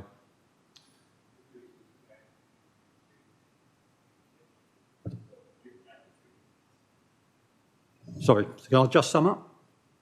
Yep. In summing up my view of the Broadmean development, I have weighed up my personal opinion, the objections to the application and the planning officer's broader and professional opinions, and this has just reinforced my position in that I strongly object to the planning application and any similar further applications for the reason I have given, together with the detailed content within the planning officer's report. Thank you. Thank you. Thank you very much indeed, Mr. Eason. Okay, I now invite Dominic Stubbing to address the committee. Mr. Stubbing, you also have 3 minutes, and so over to you.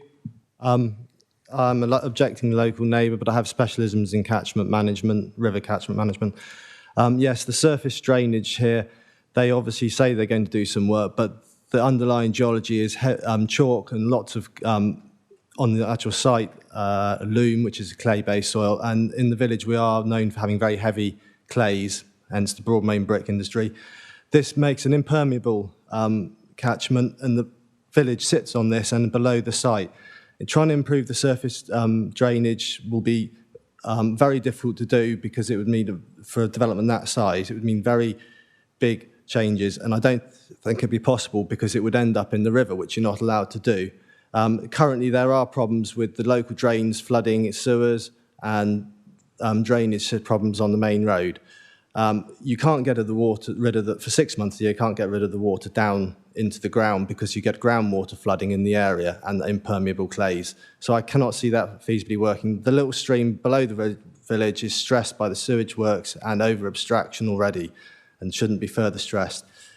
The archaeology on the site, which is my second point, is amazing, and the area has a field nearby with the best example of the oldest pot ever found in the UK on it. So the village offers huge opportunity to find special finds in archaeology, and that should be protected. It's part of our village history and potentially adds value to the village in the future, as well as the sort of earthen mounds and living structures that are shown on the site.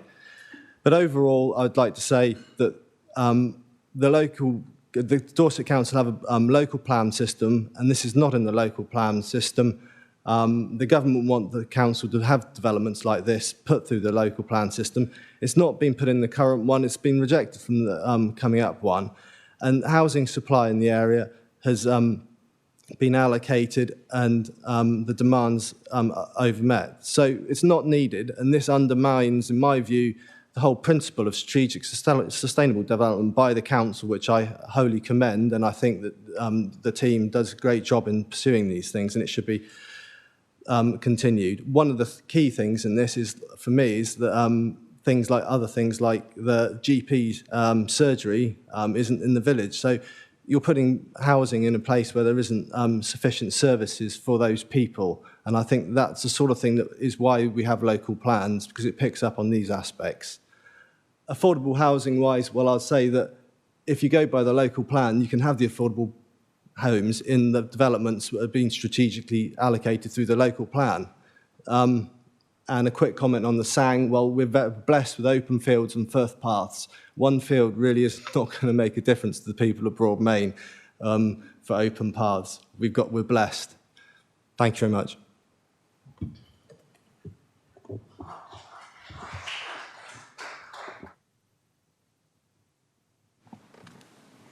Thank you very much indeed. Thank you, Mr. Stowing.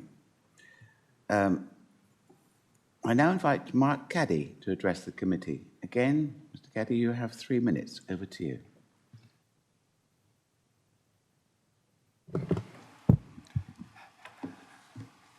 Thank you, Mr. Chairman. It's Cady, only one D in it.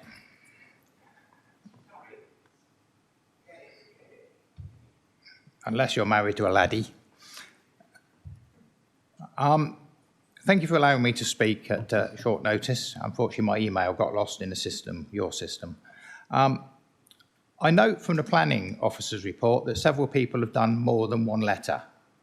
I've done 3, but that's because there's been various iterations of this planning, and we've had the opportunity to comment on each. The report, it seems, is not, as the banner headline of 80 affordable homes shows, but it's only 45%. And on first sight of the comments about the refusal to sign the various Section 106 agreements, it appears a developer is reluctant to commit to anything. I originally objected to this application as 90 dwellings is approximately 15% increase of the village, with all the various pedestrian traffic and cars. The fact it's dropped to 80 only slightly reduces it, but it still remains a greater density per acre than the adjacent developments, such as Broadmead. House owners that front the pavement in Chalkey Road, and there's 3 of them, are adamant that the part that's allocated for a pavement on the initial plans is owned by them, is not in the public domain. And clearly there has always been an issue with pedestrian traffic in Chalky Road, and the opportunity to try and do that was missed with the earlier development at the old garage site. As already said, the proposed development is outside a development boundary, and although the developer originally claimed that it was designated under the SHLLA to accommodate 80 dwellings, they failed to mention that there was a rider to it that would require a planning policy change and could only be done for 100% affordable. Not all of Broadmain has street lighting, and before I moved in 2011, I understand there was a great debate about whether they should have street lighting or not, and only 50% of the village has it.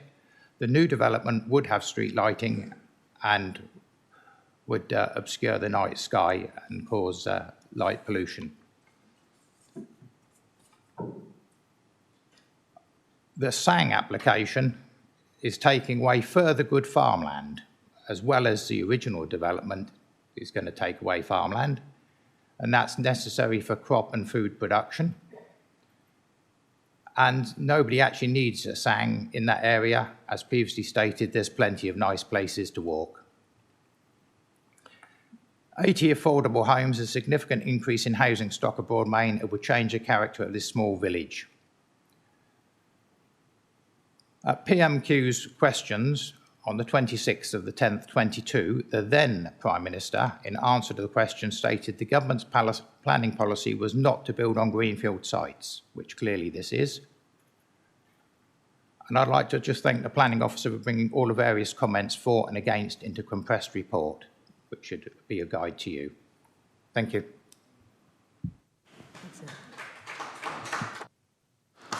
Thank you, Mr. Kelly. I also invite Councillor Graham Carr-Jones, Ward Member for Stourbridge and Marnhull, to address the committee. Councillor Carr-Jones, you have 3 minutes to speak to the committee. Over to you. Thank you, Chairman. Chair, members of the committee, Graham Carr-Jones. I probably don't need to tell you that we've got a shortage of affordable housing in Dorset. Indeed, housing is one of Dorset Council's main priorities. And approval of this well-designed scheme is your opportunity to put our council's narrative into practice. And my concern is this: if the chance is missed to provide a development of 100% affordable housing on this site, it will go back onto the market, and one of the more aggressive developers like Gladman, David Wilson, they'll come in there, snap it up, and they'll get it by appeal. And if this comes to pass, you cannot house your local residents, do not come crying to Dorset Council's housing team because you missed the opportunity. The development is a chance to provide 80 high-performing homes that are energy efficient, and this also chimes with Dorset Council's policy of protecting our natural environment, which we all support. There are currently circa 4,900 people on Dorset Council's housing register. And of those, 101 applicants have listed Broadmain and West Knighton as their preferred option. Get this, no affordable housing has been built in those two parishes for the past 13 years. The last void property in both parishes that came up in May 2023 had 155 people bidding on it. Abri is a reputable company. I've seen the quality of their homes at other rural sites like this, including homes in Hazelbury Bryant and in Drippington, where Abri is working in partnership with Broad Windsor Community Land Trust. They have experience of bringing new, sustainable homes that help support rural communities. We must encourage the delivery of new affordable housing. As I say, we're just south of 5,000 on the housing register. It would be madness not to. The proposed homes would be another example of building local homes for local people. Without the availability of more affordable housing like this, the reality is that buying a new home is going to go out of reach of far too many young people. Affordability is much more acute in the rural areas where house prices are not keeping pace with local wages. And of course, people want to stay where they have their family networks, but having access to their own home is often more difficult and costly.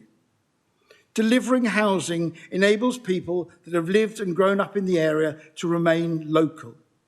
Too often, people are priced out of their hometowns and villages.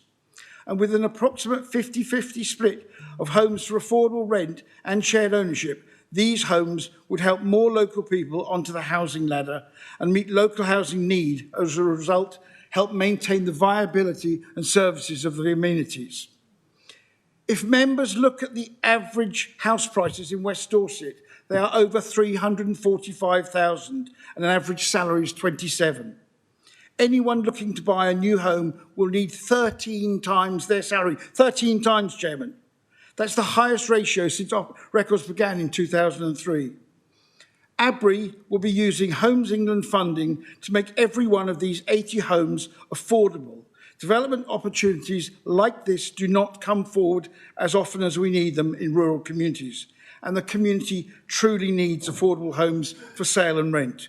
I hope members of this committee fully support the proposed development of these new homes and ask you not to miss an opportunity to approve this application. Thank you, Chairman. Thank you very much indeed. Thank you, Councillor Carr-Jones. Okay, the next person to speak on my list is Mr. Sam Stone of Albury Housing, and he would like to address the committee, and he has 3 minutes. So over to you.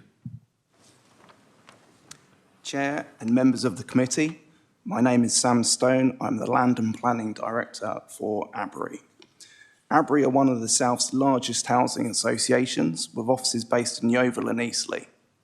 Dorset is one of our key strategic investment areas. We have nearly 1,700 homes currently in Dorset and 950 more in our pipeline for development. This includes schemes ranging from 15 community-led homes in Drimpton through to our joint venture for 500 new homes in Weymouth. Dorset is a key area for our development ambitions, as one of ABRI's top 3 corporate objectives is customer care. By building more homes that are so desperately needed in areas where we can service and maintain our homes more efficiently, we can have happier customers.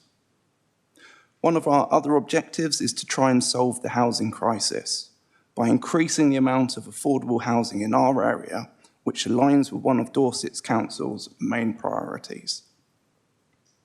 You'll have seen in the officer's report that we intend to deliver this scheme as 100% affordable, being a roughly 50-50 split between shared ownership and rented homes, helping to achieve provision of and integration into a mixed and balanced community.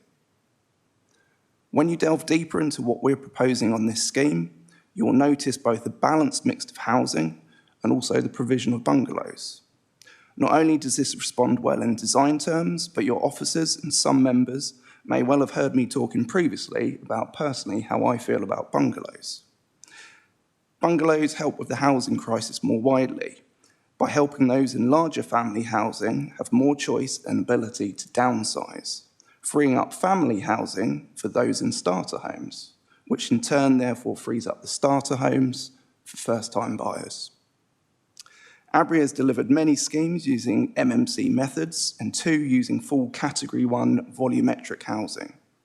Our ambition is for this site to be our 3rd scheme using factory-built modular homes and utilising a local SME contractor to prepare the site and deliver the most and finish the scheme.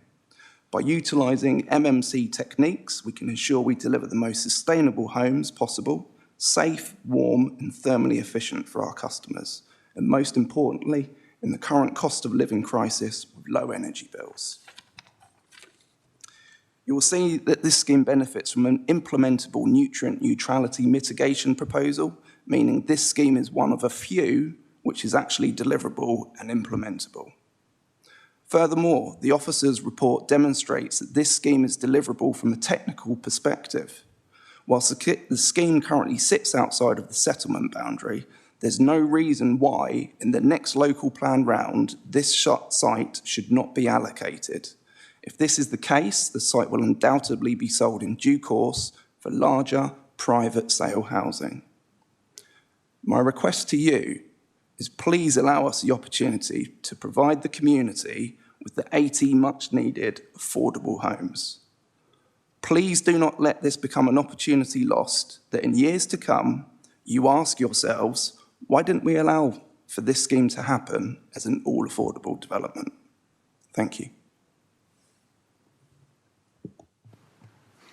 Thank you very much indeed. Thank you, Mr. Stone. I now invite Ben Jones, who's the Director of Southern Strategic Land, to address the committee.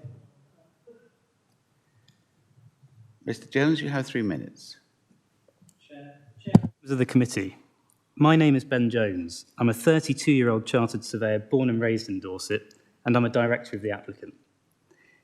Now, despite the officer's comments, this is a site identified by this council as suitable for 80 affordable homes in its most recent SHLA. It is encapsulated by housing on 3 sides, and its development will create a strong village edge. There are no technical objections from any statutory consultees, and the betterment provided on drainage, highways and biodiversity via the SANG is clear. A rare nutrient solution has even been agreed with Natural England. Sites do not come more logical than this. It is disappointing, therefore, that the officer uses a single policy reason to recommend refusal based on a plan that is out of date, and he's chosen to weigh this in the planning balance as being more important than the delivery of affordable housing. Now, very early on during our public consultation, it became clear that affordable housing is a big issue in Broadmain. And there's been a lot of coverage about the under-delivery of affordable homes on a number of sites throughout Dorset. We've been very much alive to that. And I say this as a young person who myself required support from a government-backed scheme in order to buy a home. So I understand the issues facing young people and key workers who are searching for a route out of expensive private rented accommodation and who wish to stay in Dorset and contribute to it. And that led us to the agreement we have with ABRI. ABRI will use Homes England support to deliver 80 affordable homes here, local homes for local people. Now, I truly believe that a development of 80 affordable homes will add to the vibrancy of Broadmain and safeguard the future of its services. Broadmain is lucky. It's well located a few minutes from Dorchester. It has a great school, a good pub, a great shop, play facilities, tennis courts, a superb village hall. It is sustainable by all measures. But how many times have we seen our Dorset villages slowly lose their services one by one and begin to die out? In 2015, the Broadmain Doctors' Surgery shut, and at the time, NHS England reported that its patient list had become too small to sustain a practice. The school has increased its catchment just to get the children to fill it. These services require new blood to sustain them. And so, in short, less than 2 weeks on from the Council's Rural Housing Week, I'd ask committee members to apply a different planning balance to their consideration of this site, placing the needs of the people of Dorset, the young in particular, who are excluded from having a home of their own, ahead of one policy contained within a plan first drafted over 10 years ago. Accordingly, I'd ask members of the committee not to miss this opportunity to use Homes England funding to deliver these 80 affordable homes for Dorset and approve this application. Many thanks. Thank you very much indeed. Thank you, Mr. Jones. The last speaker I've got on this particular item is Councillor Steve Diamond of Broadmain Parish Council. He wishes to address the committee. Councillor Diamond, you have 3 minutes. Over to you. Thank you, Chairman. Firstly, I must stress that the Parish Council fully agrees with the officer's headline reasons to recommend rejection of this application. Members will have seen around 170 submissions from residents. Overwhelmingly, these are objections, which I won't repeat here, but there are a few basics. We've heard that the land is outside the defined development boundary. Dorset Council has a sufficient 5-year housing land supply.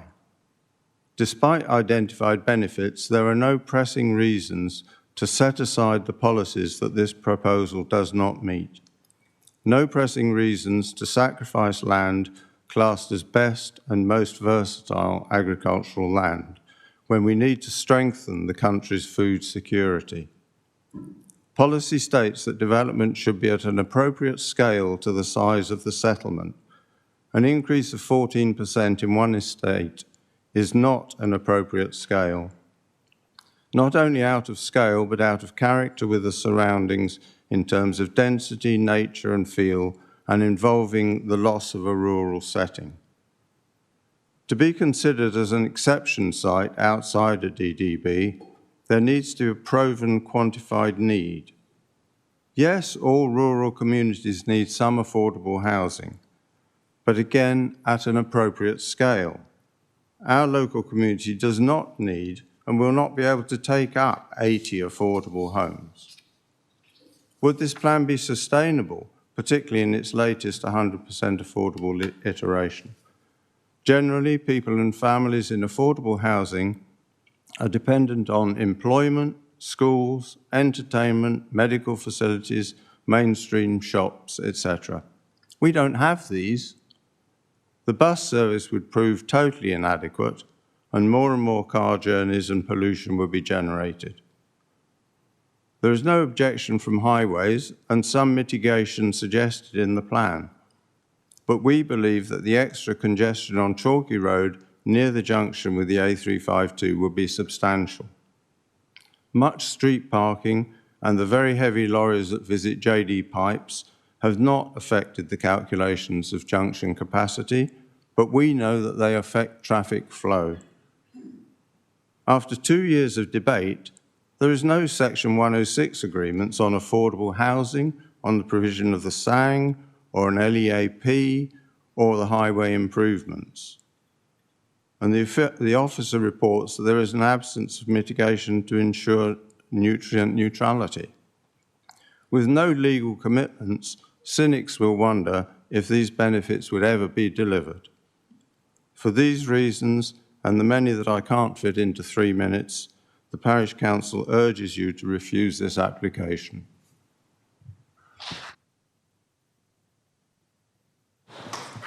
Beautifully timed.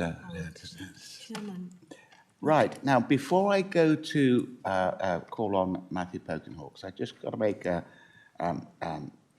statement. Members, committee meetings are limited to 3 hours of duration unless the majority of members present ballot for the meeting to continue. It is therefore necessary to take a vote to resume the meeting beyond that limitation. So I now take a vote by show of hands. All those in favour to extend the meeting? Any against?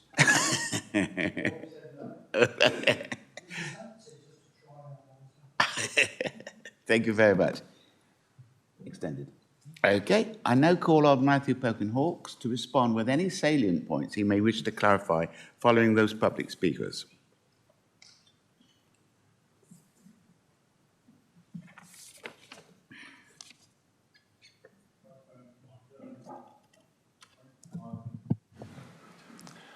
Thank you, Chair. I'm just going to go through these salient points and comments as they've been put in order.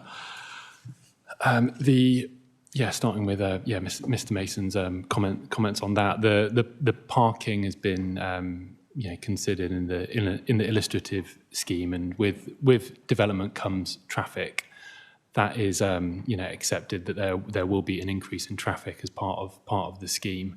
What the Highways Authority have considered is whether that represents a reasons for refusal and the traffic impacts would be severe. They conclude it wouldn't, and I'd invite my colleagues in Highways to expand on any points of highway matters after. Mr. Mason also commented on best and most versatile land, which is covered in the report. Mr. Easton talked about the overwhelming size of the development, and that's considered in the report. The development is for 80 homes, and there are around 560 households within Broadmain at the moment, so it would represent a 14% increase as out in the report, and that is relevant when looking at the exception sites policy and developments being small scale. And other comments were about sustainability. And what the local plan does in its SUS2 policy is to try and steer development to those settlements which are most sustainable. So you have the larger settlements of Weymouth and Dorchester, which is also in the plan area. And what we've got here in Broadmain is it's a third tier larger village. And in those areas, SUS2 says that there is those villages are suitable for smaller scale extensions, and the judgment is that this is not of a small scale. There were some comments about the previous applications, which are summarised in table 7.1 of the report. They are previous applications and they had a different context, and this application must of course be determined on its own merits. Mr. Stubbing mentioned the drainage and the impermeability of the site, and the topography plays a part of that. As I noted in the presentation, that the site slopes up from Chalky Road, and there's that area of surface water drainage issues at the south of the site. The Lead Local Flood Authority has considered those matters of drainage, and they are content that they could be satisfactorily addressed through a SUD scheme. Archaeology was also mentioned as well, and it is acknowledged that there is potential for archaeological finds on the site. The council's archaeologist has reviewed the proposals and liaised with the applicant, and subject to conditions for a watching brief, matters of archaeology are acceptable. We had comments from Mr. Cody on the ownership of Chalky Road, which I've expanded upon, and that's been reviewed about the ownership of land along the western boundary and what's been put in as the application aligns with the applicant's ownership. That's been considered. There's also comment on the designation of the site in the SHLA. So that is a strategic housing land availability assessment. It considers a whole range of sites across the plan area, and it looks at the different aspects of those sites. It doesn't allocate sites, but it does consider this site, and it's not an allocation, it's part of the process for the next local plan. And there is a brownfield first policy approach as well in the local plan. Comments from Councillor Carr-Jones on the affordable housing, quite right to point out the high level of housing, affordable housing need in Dorset as a whole, with about 4,900 on the waiting list, and then locally as well, with those residents that have identified Broadmain as a preferred area or they've got a local connection. So there is a need for affordable housing in the local area, and what's been assessed in this application is the proposals for 45% affordable housing. We've also looked at 100% affordable housing, although it is only 45% that can be committed to at this time. So those, the addition of housing above 35% is a clear benefit. It's 8 additional homes from what you get from the policy baseline.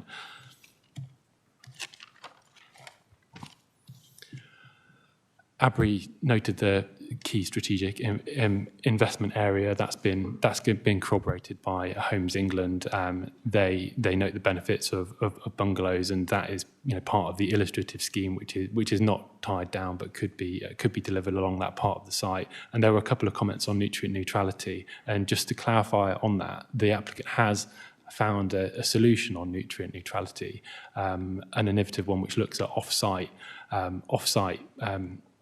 areas for improvement of package treatment work. So in this case, there wouldn't be adverse impacts on Chesley and the Fleet because there's this off-site solution. And I think in terms of the comments from the applicant as well on the weighting of policies, there are a number of policies there identified in the reasons for refusal that have been considered against the benefits of the scheme. And finally, the comments from the parish council. I think there was some highway comments there, and just to also clarifying on that nutrient neutrality point, that there is a solution in place, but it can't be tied down through a Section 106 in the absence of a Section 106. They conclude my responses.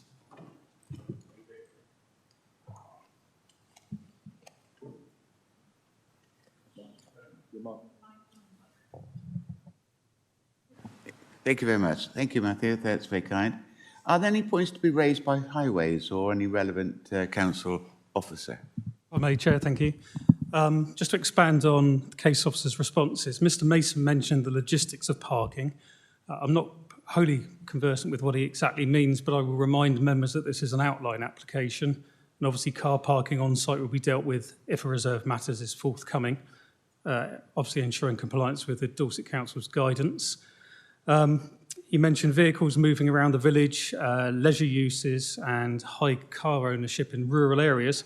We're obviously well aware of this. The application was supported by a transport assessment which included the appropriate analysis of projected trip generation, which basically means that they've used the appropriate data to reflect a rural location such as this. So that's all been factored into the traffic generation predictions.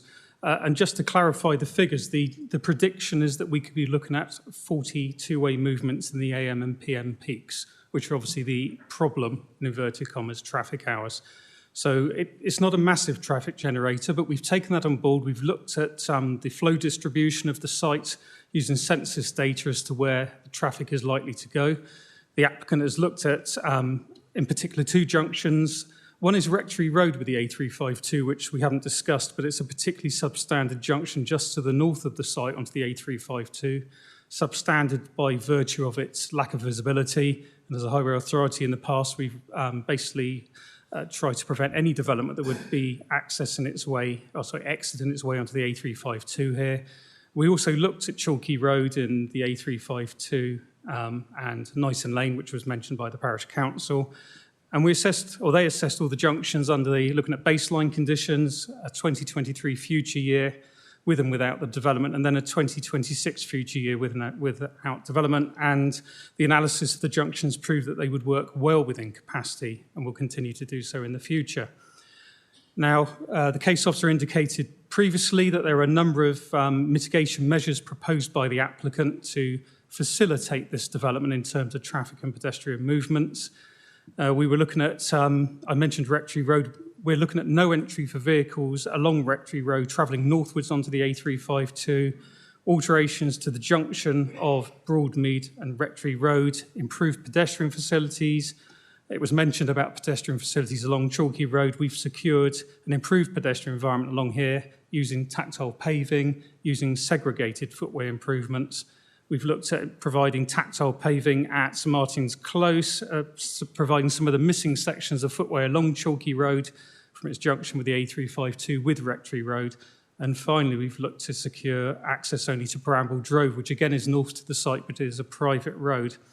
I think Mr Easton mentioned the lack of footways. You've just heard that the applicant has negotiated with us and secured the provision of new footways to actually promote safe pedestrian connectivity. The construction of the Hall Road onto the A352, that can be touched on at the next application. But again, that was fully assessed. It provides book standard visibility displays for that junction onto the A352 to provide safe stopping distances for all vehicles, and the geometry of the access will be suitable for large construction vehicles. Mr Kay had mentioned pedestrian traffic, which we've just addressed, Chair. So the Highway Authority is supportive of this application in terms of the mitigation provided for the level of traffic, both pedestrian and vehicular, which is proposed. So hopefully that's answered the questions raised. Thank you. Thank you very much indeed. Thank you, Steve. Are there any questions of a technical nature for the case officer or Highways? I've got Ms. Councillor Nick Ireland, but if we do have any more at the moment? Okay, I'll make the note of them. Councillor Ireland. Yeah, thank you, Chairman. Is this the question on the section 106? I'm still confused. So we're mentioning 35%, 45%, and yet we've heard from the applicant, and I think probably all members of this committee received some papers from them during the week, which say they've committed to 100% affordable housing. So I'm just confused. Why can't we actually condition 100% affordable? And I guess a supplementary question is, if we did so, then presumably SUS2 wouldn't apply. Thank you, Councillor Ireland. Can I come back to you, Matthew, to answer that question, please? Thank you, Councillor Ireland. The applicant, in planning terms, can only commit to 45% affordable housing, they have made the intention to provide 100% affordable housing that is subject to funding. And I understand that they can't commit to any more than 45% in a Section 106 agreement because that would have funding implications. So it leaves the council to consider 45% as what can be controlled and secured through the Section 106 agreement, and not the 100%, which is put forward as an intention. Councillor Ireland, does that answer your question? I guess, so what you're saying is that even though they're saying that they're going to deliver 100% affordable, they won't actually sign to actually commit. Is that what you're saying?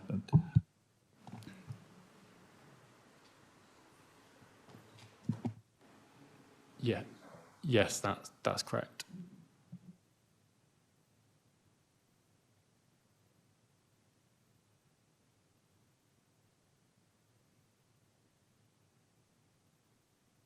Councillor O'Leary. Yeah, thank you, Chairman. In similar schemes, there's priority given normally first to the residents of that village or their children or people in the waiting list, then it expands out to West Dorset and to Dorset. Is there any priority going to be given to residents of Broadmain and people with a distinct local connection to Broadmain? Thank you, Councillor O'Leary. I'll hand that back to you, I think. Thank you. So the details of how the affordable housing scheme would work, if it were to be secured by a Section 106 agreement, that could identify, specific the specific types of affordable housing, so the tenures of affordable social rented and intermediate. They would be drawn from the waiting list, which you've heard the numbers on, and then there are a number with a local connection. So they would be considered on that list and would be, I think, my understanding is that there is a priority for those with a local connection to be catered for on schemes, so that it would meet local need.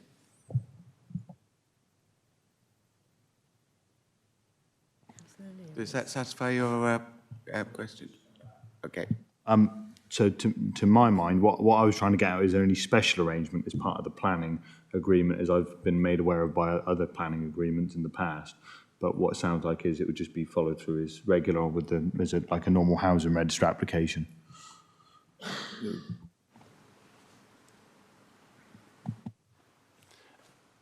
Correct. There have been no specific affordable housing arrangements on this scheme.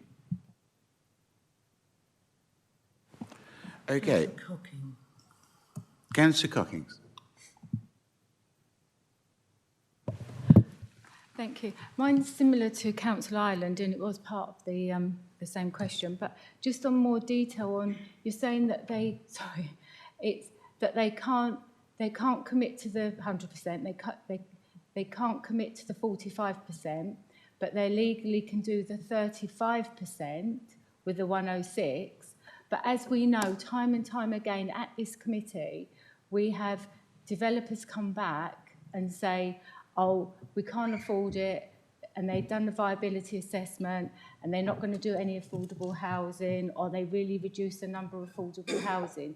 Is there a guarantee 100% that there will be 35%, and they're not going to change it again? Because we know we sit on this committee time and time again, and it's always reduced to literally 0% affordable housing. So that's my question. Okay. Okay, so the policy, just on the numbers, the policy requirement is 35%. What's been proposed, and if members were resolved to approve, will be the 45% affordable housing, and that's on the basis that the additional 8 homes, 10%, is considered to outweigh the harms and the drawbacks of this application. In terms of whether that could be committed to. Planning circumstances change. There's economic circumstances which change, and that's been in sharp focus in the last few years. So there is, a plan permission is at a point in time, and any future amendments are outside the scope of this meeting, but would be considered on their own merits at that time if there was a change in viability for whatever reason. So we're looking at this scheme in front of us for 45% affordable housing. Does that answer your question, Councillor Cooking? Yeah, it answers my question for this application. I'm just concerned if it came back again at a later date, that they always do. And yeah, but we can refuse it, but it just annoys me that they always say they're going to do this and then they don't. So it's just but we have to do this application on what's in front of us before us, so. Can that gentleman speak? Which gentleman? No. No. Councillor Kimber.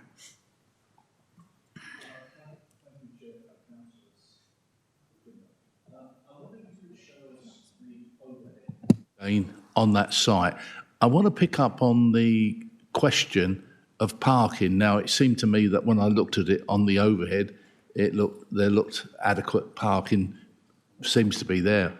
And I just wondered if you could go over to that overhead of the site plan.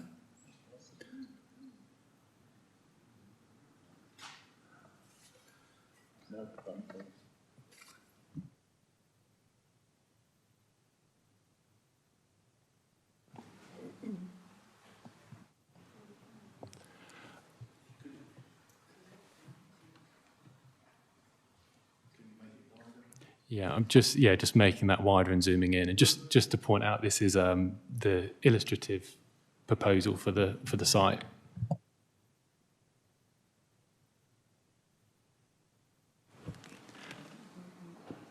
Most estates these days seem to have a parking space, and I would imagine we would be if the outline, as you say there, I accept it's an outline, and if there isn't some sort of parking space there, it wouldn't measure up, wouldn't completely measure up. So I do make a request to know that will be honoured. Thanks.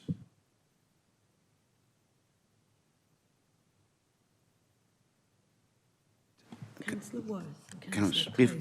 Okay, can I point out to the committee that in fact this is an outline application, and in outline applications we only consider appearance, means of access, landscaping, layout and scale. I think we mustn't deviate too much into parking. Can I hand you back to Anna? I'll hand back to Anna to make a comment. Chair, just to be clear, it's an outline application, and you say you're only considering the principle of 80 houses and the access. The other matters to do with layout, landscaping and scale, etc., are reserved for a subsequent application if this was approved today. So all the plans that Matthew's shown you are illustrative only, and obviously there are no guarantees around a future layout if this was approved today. And I'd also say that in terms of reference to bungalows and sort of construction standards that have been referenced, it obviously have to meet building regs, but everything we're considering today is only illustrative. Thank you for that. Councillor Worth, I believe you're next on my list. And then number 6 is Councillor Worth. Thank you, Chairman. Yeah, actually, my technical question has already been asked and answered by my colleague, Sue Cocking. Councillor Clayton. Thank you, Chair. Just to quickly picking up on what Councillor Cocking was saying about viability. Normally when developers come back, it's because viability, they can't make sufficient profit. Am I right in thinking in this case that is partly mitigated by a grant from Homes England? Would like to answer that, please, I think. So, I won't comment on the future viability of the scheme. The scheme is dependent on Homes England funding to provide, any increase above 45%.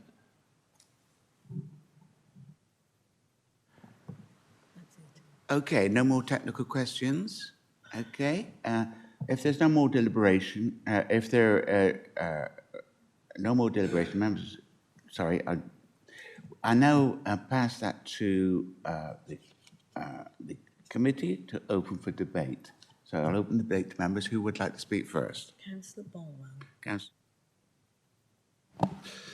Yeah, thank you, Chair. I'd just like to point out that ABRI are a housing association, first of all, and they build, own and look after and sell homes that people can afford. This is not your normal open market developer. So I've had dealings with ABRI before, and I think personally I'm quite pleased that they're actually looking at this site, which is why Homes England are involved as well. There's a couple of things here. There's fors and against. There's planning policies here that quite clearly say that this shouldn't be built. But there's also things that it is a logical site. There is a housing shortage and there is local need.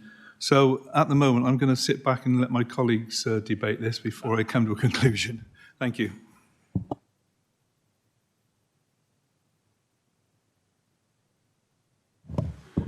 Yes, thank you, Chairman.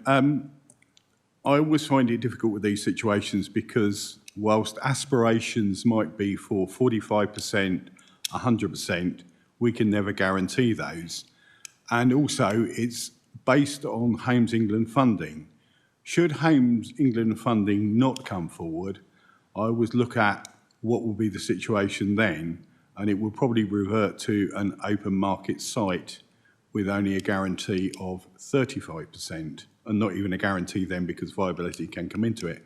So we are being asked to approve outline permission for this site. That doesn't necessarily mean that this site will be developed by the people that are presenting here today. It could be somebody else. So as it goes against our policy of being outside of the defined development boundary, and also we have a more than 5-year land supply, so we are not under any obligation to look at anything speculative. I propose that we support the officer's recommendation and refuse this application. Thank you.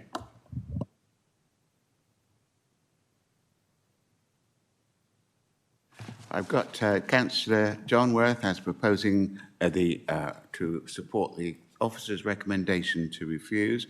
I will now seek a seconder before I take the next speaker. Who was first?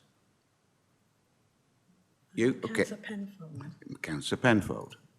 That's Councillor Mary Penfold, duly seconded the officer's recommendation to refuse. Thank you very much indeed. Before I go on to the next person who wishes to speak, which is Councillor O'Leary, I understand that you may want to interject. So I hand back to you then, Anna. Thank you, Chair. Yes, actually, Councillor Worth has kind of just made the point. If permission is granted today, it goes with the effectively with the land. The applicant is not ABRI today, and the best we can secure, if members are minded to do so, is the 45%, which is the point really that Councillor Worth had just made. But I was going to say that before he did, so I thought I'd just remind members of that. Thank you for that. Thank you for that. Okay, and so we've got Councillor O'Leary wanting to speak. Thank you, Chairman. This is a difficult one to look at. If 45% is the best we can get on this application, that's better than 35%. What concerns me is, are we going to be here in a couple of years' time with an application on this piece of land from a developer who's only going to offer 35% at the minimum, and it's going to be a worse development? ABRI, I know, although we know ABRI aren't the developer, but there's clearly a good relationship or cooperation between the two. ABRI are a very reputable housing association. I've had many dealings with them. Are we turning down a good application now and then going to be faced with a very bad application in 5 years' time? That's my concern, and I really do struggle with that fact. So, that's the dilemma. Thank you, Councillor O'Leary. Councillor Clayton. Yes, thank you, Chair. Like Councillor O'Leary, I'm genuinely torn. I keep flitting between one side and the other. As a general principle, I struggle to support greenfield developments, particularly when it's on good agricultural land outside defined development boundary. Having said that, I found myself swaying to the other side, particularly swayed by the points made by Councillor Carr-Jones and the record of Abry housing on other sites. I was veering towards supporting approval. But then I started I'm having doubts about future viability, and I'm swinging back again. At the moment, this is the biggest dilemma I think I've faced in the Planning Committee, and I've no idea how I'm going to vote. Thank you, Councillor Clayton. And now, Councillor Ireland. Yeah, thank you, Chairman. I think I'm in the same position as the rest of my colleagues. You know, I mentioned that the last application is a pity we aren't building affordable houses on North Quay. So there you are. I think the 5-year housing supply is a bit of a red herring, isn't it? 5-year housing supply doesn't mean 5 years housing supply of houses local people can afford. It means 5 years housing of people coming in and buying very expensive houses, as Councillor Carr-Jones has previously mentioned. And we aren't building enough affordable housing in Dorset. And it seems to be there's obviously a general conflict between Dorset Council's aspiration to provide houses affordable by local people, and in locations where the housing list statistics show there is a demand. And I think Carr-Jones and the planning officer has basically acknowledged the fact that we need affordable housing around Broadmain, around that sort of area. And the problem is we keep falling back on SUS2 in many respects. And 4 of the 5 parishes I represent, I used to represent a lot more, including Broadmain, but 4 of the 5 parishes I have hate SUS2 because they regard it as causing their villages to die and become not sustainable. And bizarrely, we have a rule in our local plan which is actually designed to do exactly that, which is bizarre. So I still haven't made up my mind. I think we need affordable homes. Is traffic a problem? I don't think so. You look at Crossways and percentages of housing increases we've had and are planned, they far outweigh 14%. We've got 140 odd going up at Freedom Valley Road, another 500 on Walmore Road. The percentages are small here, I think, in relation to some other areas very close. I'll leave it as that.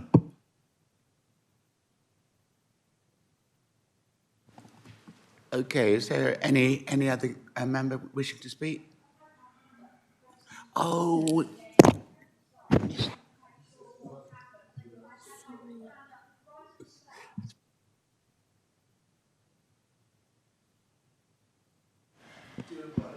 Thank you very much, Chairman. That's quite all right. I need to stand up. And it's me that is poor with poor sight, not the rest of you, I think. I'm very, very, very drawn to the comments of support. I absolutely believe that our villages need young people, particularly those people with connections with their villages, to be able to remain in those villages. I'm delighted that Councillor Carr-Jones came and spoke today, because you spoke very forcibly. He's not there anymore, but he spoke very forcibly, and I think that that's great. I would like to propose that we reject the officer's recommendation and that we accept this proposal with all the caveats that it might come back in future time. But we've already been told we can't control what happens in the future. We know that this housing association is sound with the right ethic.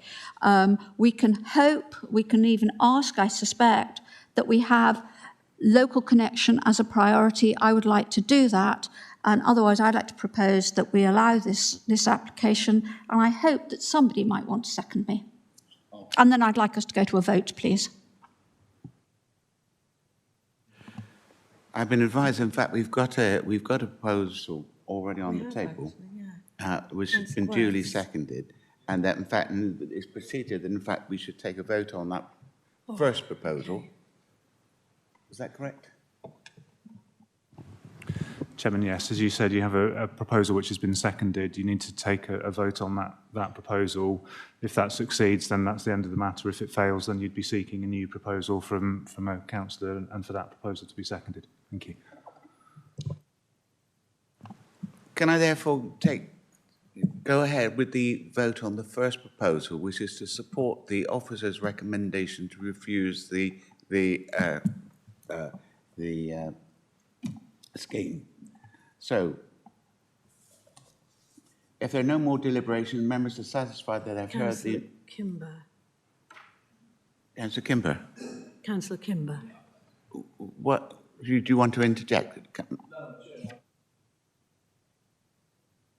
Okay, perfect. Okay, if there's no more deliberation and members are satisfied that they have heard the entire presentation and debate, I'll seek a proposal, which I've already got, and take a vote by show of hands. All those who support the officer's recommendation to refuse.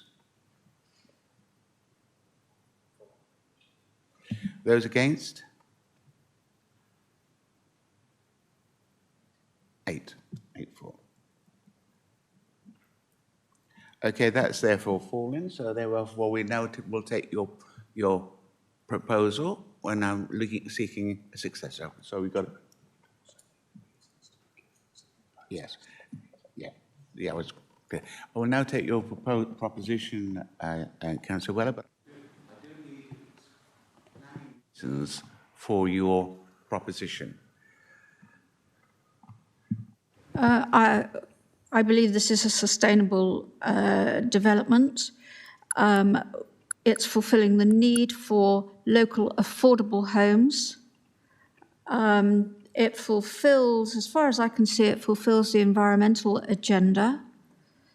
I don't know what else you need, Chairman, but perhaps I could seek some help with that.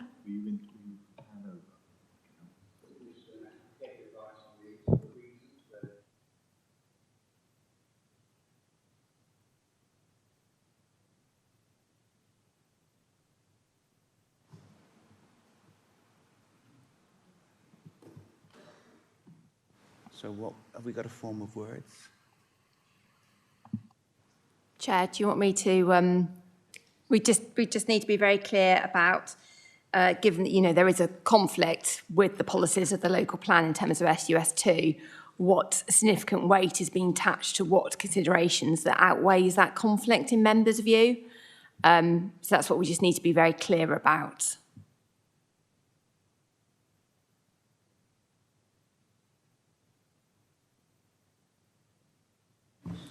Yeah, to offer some wording, I would run something along the lines of, we feel the need for affordable housing outweighs the concerns of the officers around the suitability of this site.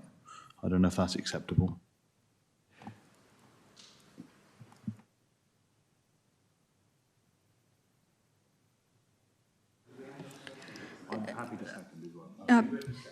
I'm certainly happy with that wording, Chairman, if that is sufficient for our planning officers. If not, I would like to suggest that we take a break, they go away and write that, and we make this vote when we come back after lunch, because we're going to have to come back after lunch anyway.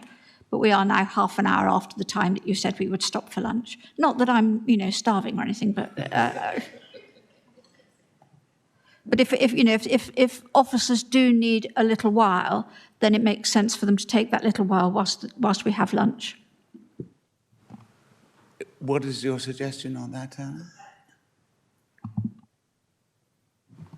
Chair, I suggest we probably just continue. To be clear, are members attributing a weight to the additional 10%, i.e. 45% rather than 35%? Is that what members are attaching weight to?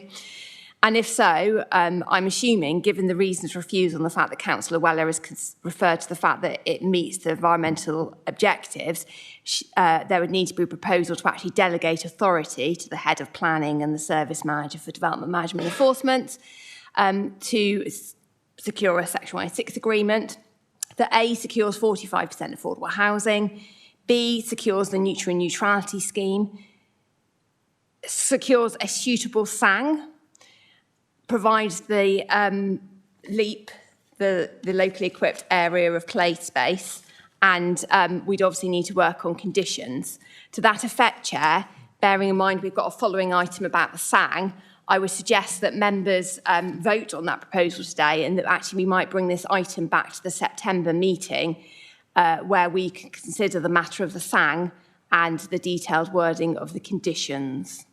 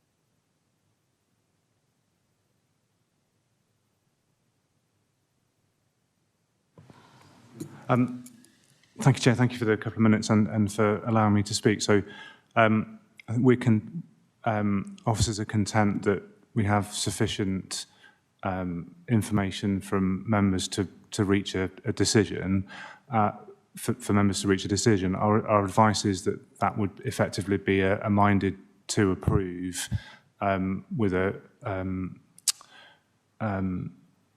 the matter to be reported back to the next meeting with detailed condition wording and Section 106 requirements. And so if that was acceptable, that's what officers' advice would be for a proposal and second along those lines, and then for a vote to be taken on that. And that will allow us to work up the reasons for the decision along with the detailed condition wordings for then you to consider at the next meeting. And we'll say something in relation to the next item after the vote on this item. Thank you, Chair. So, the proposer, are you happy with that form of words? I'm very happy with that recommendation. Thank you, Chairman. The seconder? Based on those form of words, I'm now going to actually take a vote on that proposition. All those in favour of adopting that form of words, with those form of words? 8. Okay. Those against? Funny that. Therefore, this particular application has been deferred to our next meeting with the caveat that there's a minded to approve a decision, and also this will be followed by the next item on the agenda, which is the application for the SANG, that also to be dealt with at our next meeting.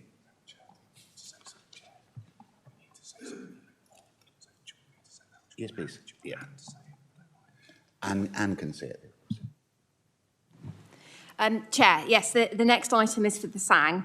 Obviously, the officer recommendation currently, as it's written in our report, to recommend refusal, which is in part based on it being unnecessary development because there was no housing to be associated with that SANG. Given members' minded to approve decision on the residential development, you'll understand that officers obviously need to go away and consider their position in respect to the SANG application, given that minded to approve. So my recommendation to you, Chair, would be to agree that the item is deferred, and we'll bring that back to the September meeting.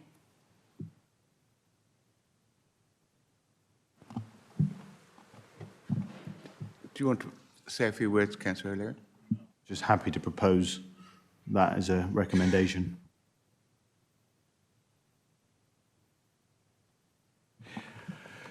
So, Bear, you've heard the discussion that.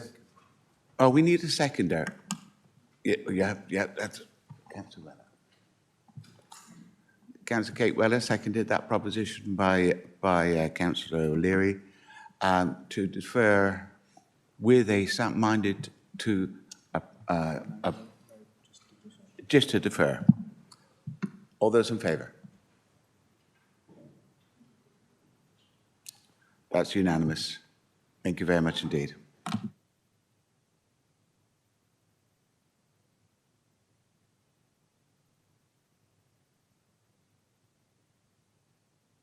That's taken care of those two items. I think it might be appropriate time now to break for lunch.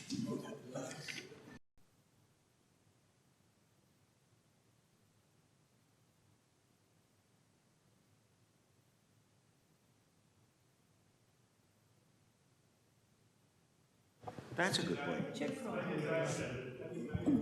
Oh, pointing to the ceiling. Good afternoon, committee, and welcome to any new members of the public joining the afternoon session of the Western and Southern Area Planning Committee meeting. I will now conduct the roll call of committee members. Councillor Dave Bolwell. Oh, thank you. Councillor Kelvin Clayton. Pardon? All right. Councillor Susan Cocking. Councillor Jean Dunser. I'm back, Chairman. Councillor Nick Ireland. Oh, thank you. Councillor Paul Kimber. Yes, sir. Councillor Louis Lurley. Yes, sir. Councillor Mary Penfold, I understand, is not actually coming for the afternoon session. Her husband, unfortunately, is not too well, so he's gone home. She's gone home to nurse him. Councillor Sarah Williams. Yes, sir. All right. Councillor John Worth. We missed Councillor Weller. Councillor Weller, didn't we? Right, okay, we'll continue. Continue forthwith. Okay, we'll go straight on now to application 5D on the agenda. That's PFUL 2022-07710, Newlands Farm, Cold Harbour, Church Hill. Part full and part retrospective application for the change of use of land and building from agricultural use to storage, B8, and the siting of up to 43 storage containers. I now invite Bob Burton. Hello again, Bob. The case officer to introduce this item. Over to you, Rob.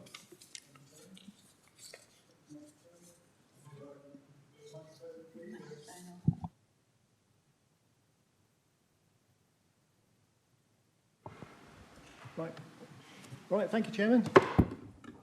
Thank you, Chairman. Okay, a little bit of housekeeping just to start off with, Chairman. On your members' update sheet, just to draw your attention to the statement confirming that the use being applied for here is not a waste transfer station, just to clarify that. And also that there are additions to 3 of the conditions, just slight additions and tweaks to the conditions as per the update sheet, Chairman, further to my recommended conditions. The site is northeast of Chickerell. Chickerell town centre is off down in this direction here. So Cold Harbour is the road here. Number of dwellings along the north side of Cold Harbour you see here.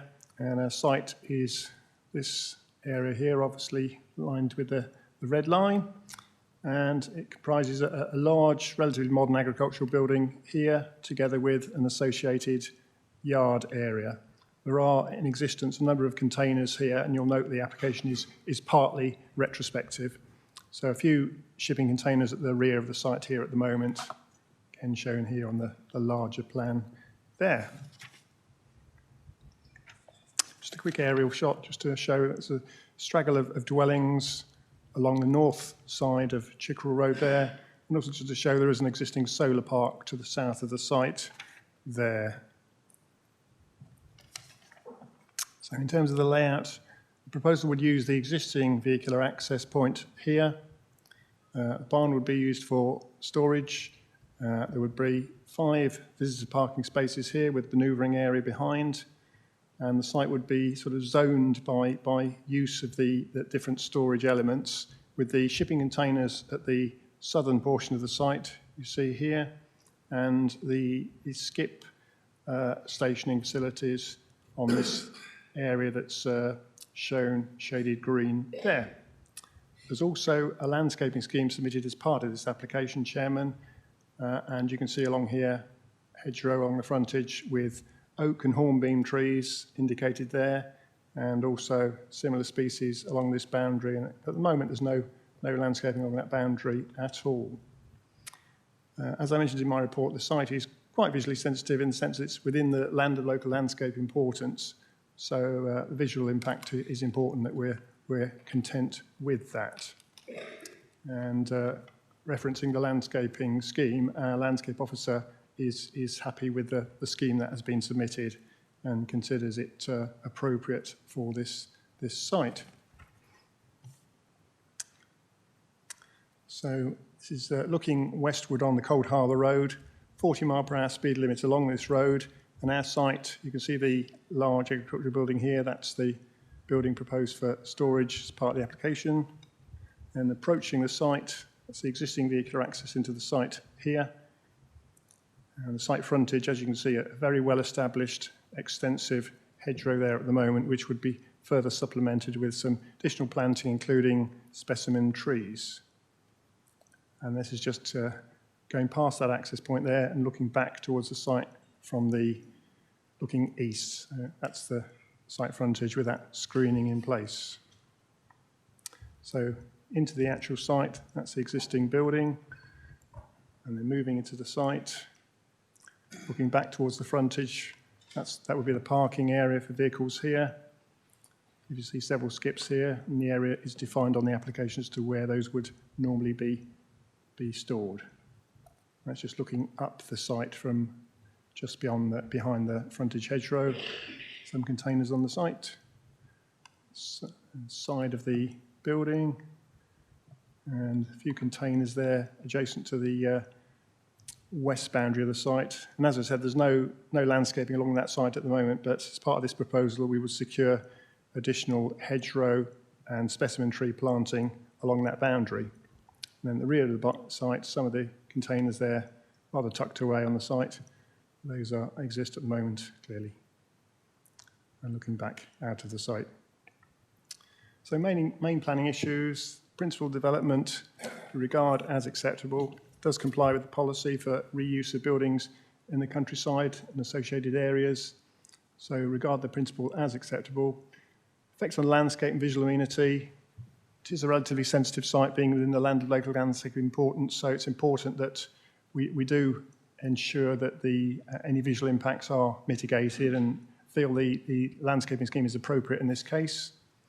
Effect on residential amenity. There are a number of dwellings on the north side, not on the same side of the road, but on the north side of Cold Harbour. And this proposal does include days and hours of use condition, which is something that obviously wouldn't be applying if the site was in agricultural use, as obviously vehicles would be using the site 24/7. So that's been addressed by that issue. Highway safety, the Highway Authority have been consulted, have looked at this scheme carefully. They are supportive of the scheme, subject to the condition on the site being laid out as indicated on the submitted plan.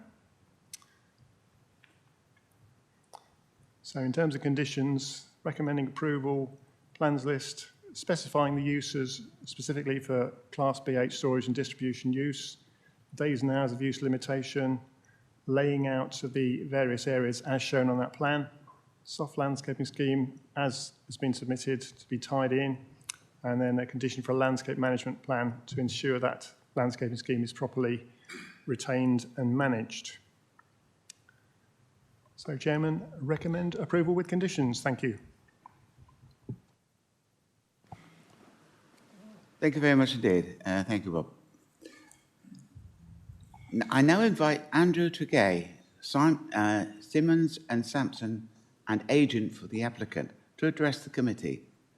Please speak directly into the microphone, and you have a maximum 3 minutes. So over to you.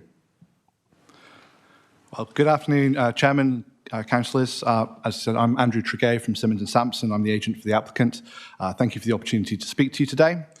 As your officer has set out, this is a part retrospective and part full application for the change of use of land and buildings from agricultural to storage, so B8, and the siting of up to 43 storage containers, 20 of which are currently in situ.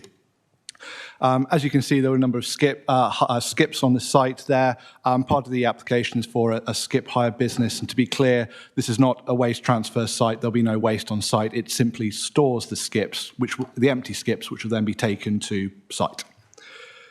As set out by your officers, the primary considerations are highway safety, landscape impact, and impact on neighbour amenity. You'll note there's no objection from your highways officers. There is an unfettered agricultural use on the site, which is the potential for regular use by large vehicles and machinery at any time of the day. And as per our submissions, the likely traffic movements will be low. The skip hire generally operates 1 or 2 vehicles in and out the site once a weekday. The containers will likely be visited once a week for short periods of time, and this level of traffic will not have a perceivable impact on the local highways network. And again, this can be controlled through condition, and your highways officers have no objection. At the request of the case officer, a landscaping plan has been submitted to be approved alongside the application. Your landscape officer notes that whilst the building is visible at some longer viewpoints, it's already in situ, and the use is only really apparent at the site entrance. This is an assessment shared by your planning officer, and the proposals offer an opportunity for landscape betterment and environmental gain. As I said, there's an unfettered agricultural use that could utilise heavy agricultural machines and vehicles at any time of the day. The proposals will formalise the opening times and be limited to conventional hours of operation, and as such, the proposals could have some benefits in terms of reduced noise disturbance to residents in the locality. And again, your environmental officer has no objection. So overall, there are no technical objections to the proposed developments, and your planning officer is recommending approval. This is a redundant agricultural building given a new productive use, and as such would very much welcome your support. Thank you very much. Thank you very much indeed, Mr. Tregay, and I'm going to come back to Bob just in case he wishes to add any comments to that presentation. Nothing further to add, Chairman. Are there any questions of a technical nature for the case officer? Okay. Thank you, Chair. I'm not sure whether this is a material consideration, but I'll ask anyway. Is the road up to heavy goods vehicle use? It's just that on your third photograph, Bob, which was the one looking east, it showed a big crack down the middle of the road. I'm just wondering how that would be affected by lorries going in and out. Ask you to come back. Chairman, obviously we don't have the highways representative here today, but I have had a chat with him, not specifically on that issue, but as we know, the Highway Authority isn't objecting to this application. They don't consider that the scale and nature of the vehicles is going to be a major issue on this particular type of road. But I'm quite happy just to mention that point to him as a separate matter about that, in case he considered it something that needs to be addressed by the divisional surveyor, as it were. That's as much as I can say on this. No objection from the Highway Authority, but I'm happy to communicate the point to the Highways officer just in case that is something he considers needs to be attended to in some way. Your question? That's fine. Councillor Worth. Thank you, Chairman. Yeah, I'm very disappointed that there isn't a representative from Highways here, because there are some Highways questions that I would have loved to address to him. Those questions I will address to the committee and yourself. There is no footway on that road at all. It's a 40-mile-an-hour speed limit. Has that been taken into consideration? And also, has the cumulative effect of the extra traffic that is using that road from developments at the Nottingham end and the 2 developments at the Chickerell end, plus a third one that's coming forward for another 400 houses, been taken into effect? Also, I would like to ask that highways officer who is absent at the moment about the displays for the vehicles leaving and entering that site. It's quite narrow. It is not very visible. And I have had a number of concerns raised to me by residents who use that road regularly that that is not a very safe entry and exit site on that road, considering that it's a 40-mile-an-hour speed limit. But unfortunately, we don't have the benefit of a highways officer here to answer those questions, which I think is a bit remiss.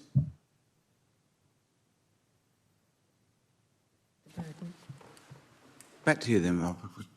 We'd like to respond. Thank you, Chairman. Yes, on the issue of the footway, the highway authorities thinking, I believe on this, is because the use is for storage. So people would bring stuff, if people are bringing stuff for storage purposes to the site, then they're going to drive to the site because they're going to have, by definition, quite a lot if they're going to be putting it in shipping containers. So it's more likely to be associated with a modest level of vehicular traffic rather than pedestrian traffic. I think the scale of the proposal is not of such a level that the Highway Authority regard it as an issue that they would attach a significant highway safety issue to.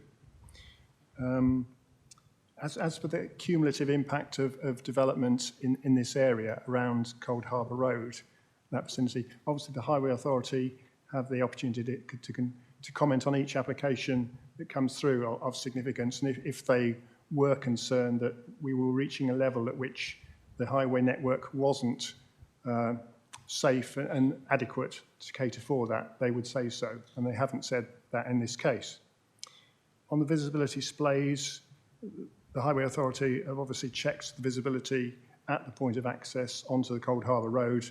They're satisfied that the existing visibility is adequate, so they haven't recommended any conditions on that. If they had been concerned about it from a highway safety point of view, they would have recommended a condition, some amendment to the application.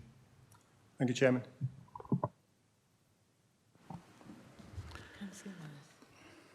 He wants to speak Yep. again. Councillor Worth, do you wish to speak again? Yes, thank you, Chairman. Yes, my concern about the footway was not people going to and from that facility. It was the residents who live on that road who are being put in jeopardy and danger every day. And the more traffic that uses it means that there is more likelihood of them being struck by a vehicle. That was my contention on that. And regard to the visibility displays, I would challenge that. But unfortunately, I can't talk to a highways officer in this meeting about that. And I have to rely on your knowledge of highways rather than a qualified highways officer. Thank you. I was given to understand this morning from Steve Savage that, in fact, Mr. Marino, who accompanied him this morning, was joining him to speak about this application. But unfortunately, they couldn't make it to the afternoon. Due to other commitments. I understand. Fair enough. Okay, all right. Anyone else? Councillor Worth. Councillor Worth. In the absence of a qualified highways officer, I would like to ask for this to be deferred so that we can actually have the opportunity to talk to a qualified highways officer, because I do have deep road safety concerns about the Cold Harbour area in general and the extra traffic that will be generated. Thank you.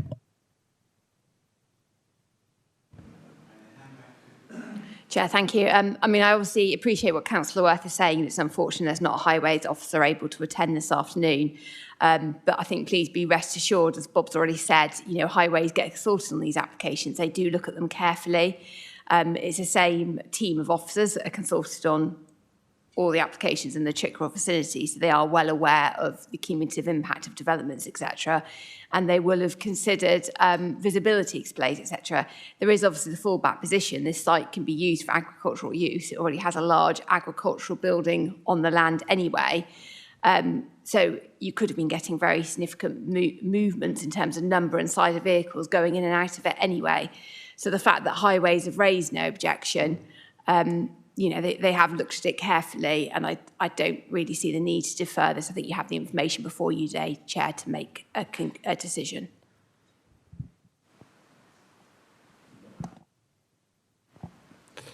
Councillor Kimber's. Councillor Kimber. Wait a minute. Is he? Yeah, that's it. Knowing that, right, I'm happy to support a deferment. Knowing that Cold Harbour Road, and every time I've got a relation that lives the other side of it, I notice how fast that particular road is. And it wouldn't hurt to have this put back one meeting until we can really clear up those safety concerns. There's no pathway, so clearly the people in that area could be exposed to a safety concern.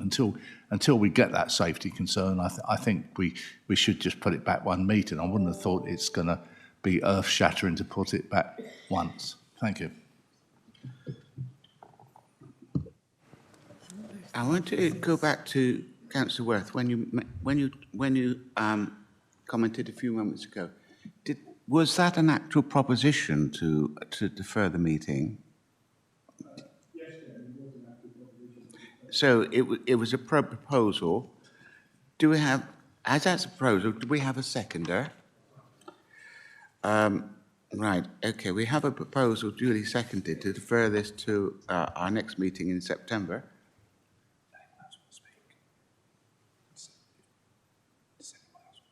Okay, oh, yeah. Well, that will be in order. Does anyone wish to speak further to proposition duly seconded? And then I'll take a vote as to whether we defer this to an item to September.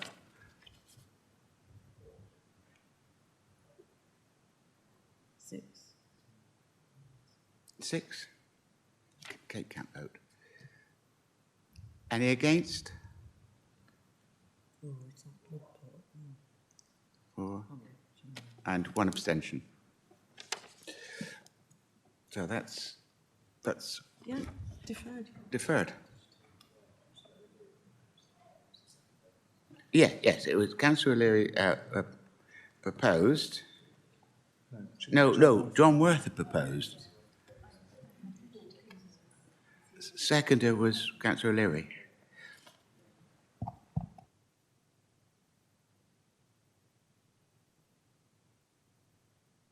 Can we have a highways officer here next time if it's deferred? Thank you.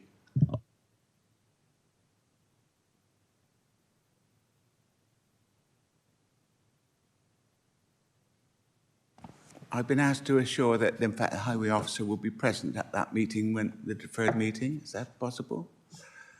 Thank you.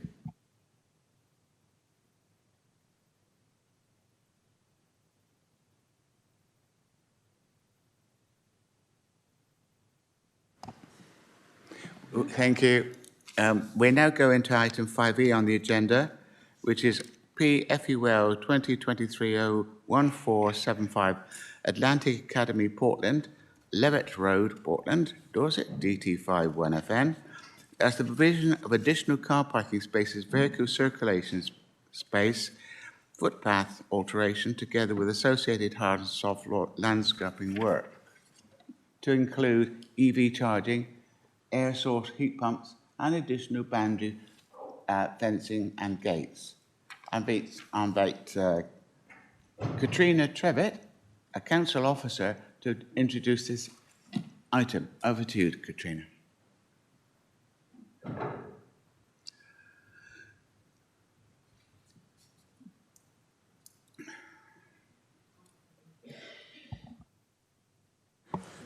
Thank you, Chairman.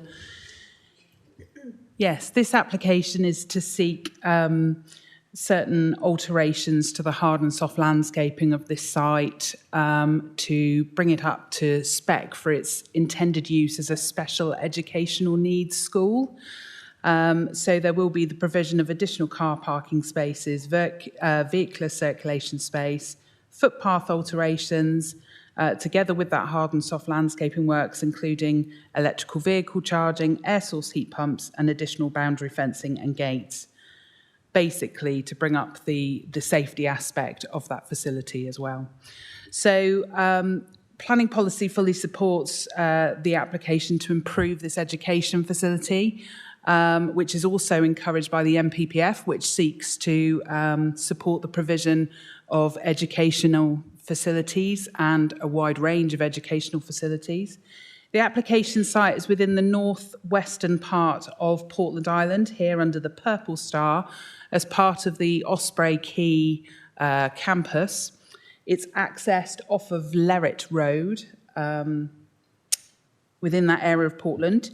Here is a site location plan, but actually I'm going to use this as an existing site plan as well because it's quite clear. It shows the oval building, which is the previous primary school building that was intended for the site, as well as the various areas of hard landscaping that circulate that oval building, including a current Muga on the eastern side of the building. Access is gained here off the north from Lerret Road, but also just to the western side of the campus here. And this area has historically been used as car parking and staff car parking. This is probably the best photo of the site, actually, because it shows you that aerial photo down in. And just to briefly explain that that's that western entrance there with the previous car parking shown here. That's going to remain, and additional spaces are being added to that. The electrical vehicle charging and the air source heat pumps are going to be put towards this northern side of the oval-shaped school building. And this Muga is going to become additional car parking on the eastern side of the building. And just some of these pedestrian walkways are going to be modified and changed just to suit the circulation space really to that school, with additional safety boundary fencing and gates just to ensure security going forward. So here is that existing site plan, just basically referring to that aerial photograph.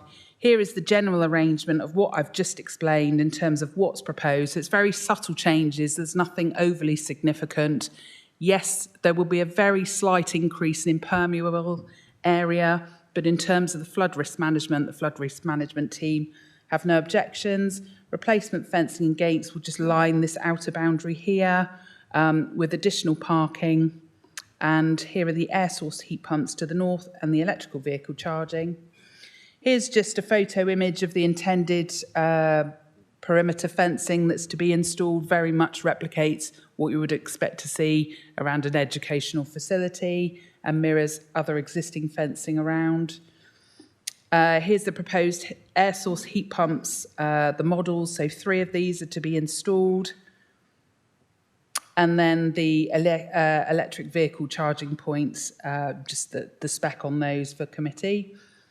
So the key planning issues, principle of development is within the defined development boundary, and as such, the principle of development is accepted. There have been no objections raised to this application. It's simply brought before committee because it is within or on Dorset Council-owned land.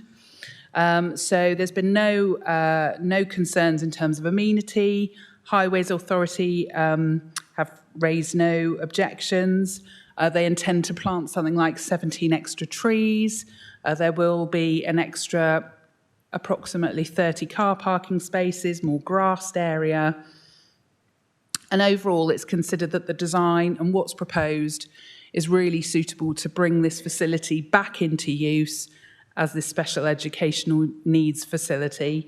Therefore, the recommendation is to grant planning permissions subject to the following conditions, including approving the fencing and gates materials and colour, the installation of the air source heat pumps and the electrical vehicle charging in accordance with the details submitted. Thank you, Chairman. Thank you, Katrina. Are there any questions of a technical nature for the council officer?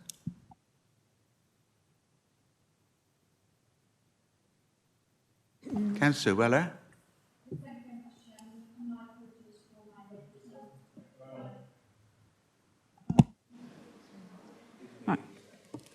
Sorry, Chairman. Thank you very much, and my apologies. in a former life, I represented this ward, and I was very aware of the congestion of vehicles parked on Lerwick Road because of the number of lorries that go backwards and forwards along there all of the time. Because it's a special needs school, I'm guessing that there are not the same number of parents parking outside. I'd just like a reassurance that where there are parents collecting and dropping off, are there any special provisions being made now for that, or will they still be on the road? And if so, just to highlight the fact that it used to be a constant problem when it was an ordinary school, and I don't want us to replicate those problems again now. Would you like to respond? Yeah. So basically, that is the spirit of the application in terms of providing that more on-site car parking provision. But I think also to note in that special educational needs in itself often uses assisted transport to be able to access educational facilities.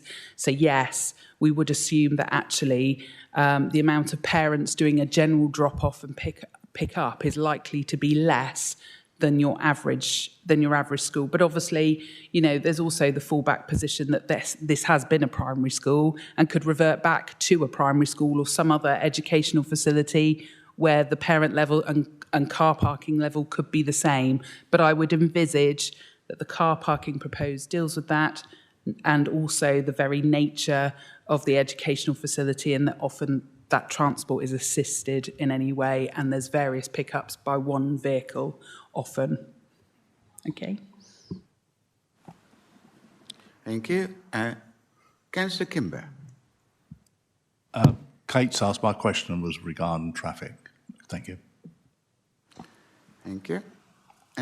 Any other technical questions?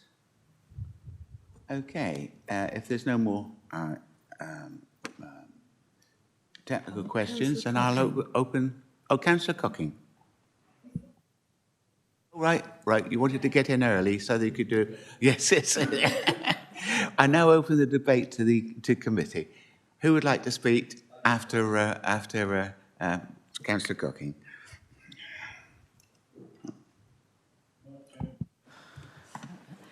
I just want to say that I would propose that we accept the officer's recommendation. We've been waiting for ages for this school to be signed off. You know, I've been constantly harassing Richard Drax about it, and it keeps being said, it's on his desk. So, and having a child that went, which is 32 now, who went to special needs school, it is mostly assisted, 99% is assisted travelling. And we just desperately need this school locally, but also in Dorset Council. So I would strongly approve this application. Okay, before I take any more speakers, there is a proposal on the table. Who would like to second? Oh, Councillor Kimber. Well, thank you. Are you also going to speak? No, I'm happy to second and go straight to the vote. Right, if there's no more debate, then I would like to take this now to, if you're ever content that you've heard the entire presentation debate, I'll take a vote by show of hands. All those in favour?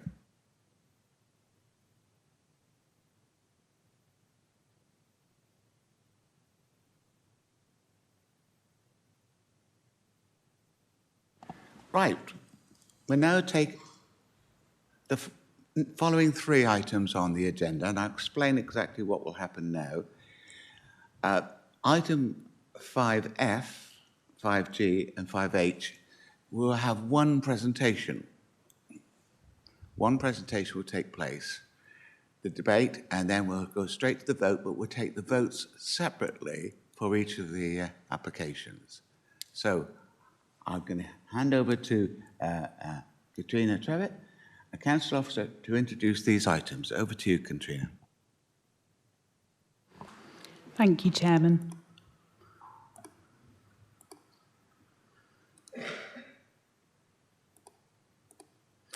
So, yes, this is to present a full application, listed building consent and advertisement consent for the Town Mill at Lyme Regis. They're all intertwined, which is why it was probably best to do a joint presentation just to explain all the various elements. However, this relates to what's considered a kind of artisan corner of Lyme Regis in terms of the former flour mill. Oh, I say the former flour mill. It's actually back in working use and is very much part of this visitor and tourist attraction artisan kind of facility within the centre of the town. And this application seeks to just upgrade the visual nature of the site, because there's various kind of guarding and things that, you know, don't quite match. And so this application seeks to improve that visual experience when you move through the site, as well as install replacement gates, a new set of external stairs. So just to explain the location, if you haven't visited the town mill, it's situated off of Mill Lane to the north of Broad Street. So this is the main thoroughfare through the centre of Lyme Regis, is Broad Street here and Bridge Street here. And the mill can actually be accessed by a pedestrian access from the Broad Street car park. And part of this proposal seeks to improve that visitor entrance off of the Broad Street car park, as well as change some of the guarding and elements within the site. So again, here's just the range of the buildings, the town mill being grade 2 listed. You've got a bit of a secret garden to the rear of the town mill, so it's intended to install an external staircase and replacement gate to the entrance to that kind of secret garden area. Also, just improving the experience of the site. Here's just a photographic record of the mill buildings and various kind of, I think there's a cafe, there's an art gallery, and various different little units in and around here. This is just an example of some of the guarding that's in place around the River Lim that runs through and is obviously utilised by the mill. And this is what's sought to be replaced, basically. So just to explain some of the elements. So there's a wooden gate here, which is to be replaced with metal. This is where the secret garden area is, this area B, where there's to be the new external stair and the gate. There's various guarding along here. These are all to be replaced with hooped railings and other guarding, vertical guarding, which I'll show you in a moment. So here's the wooden gates to be replaced with this metal version. Conservation team have raised no objections in terms of this.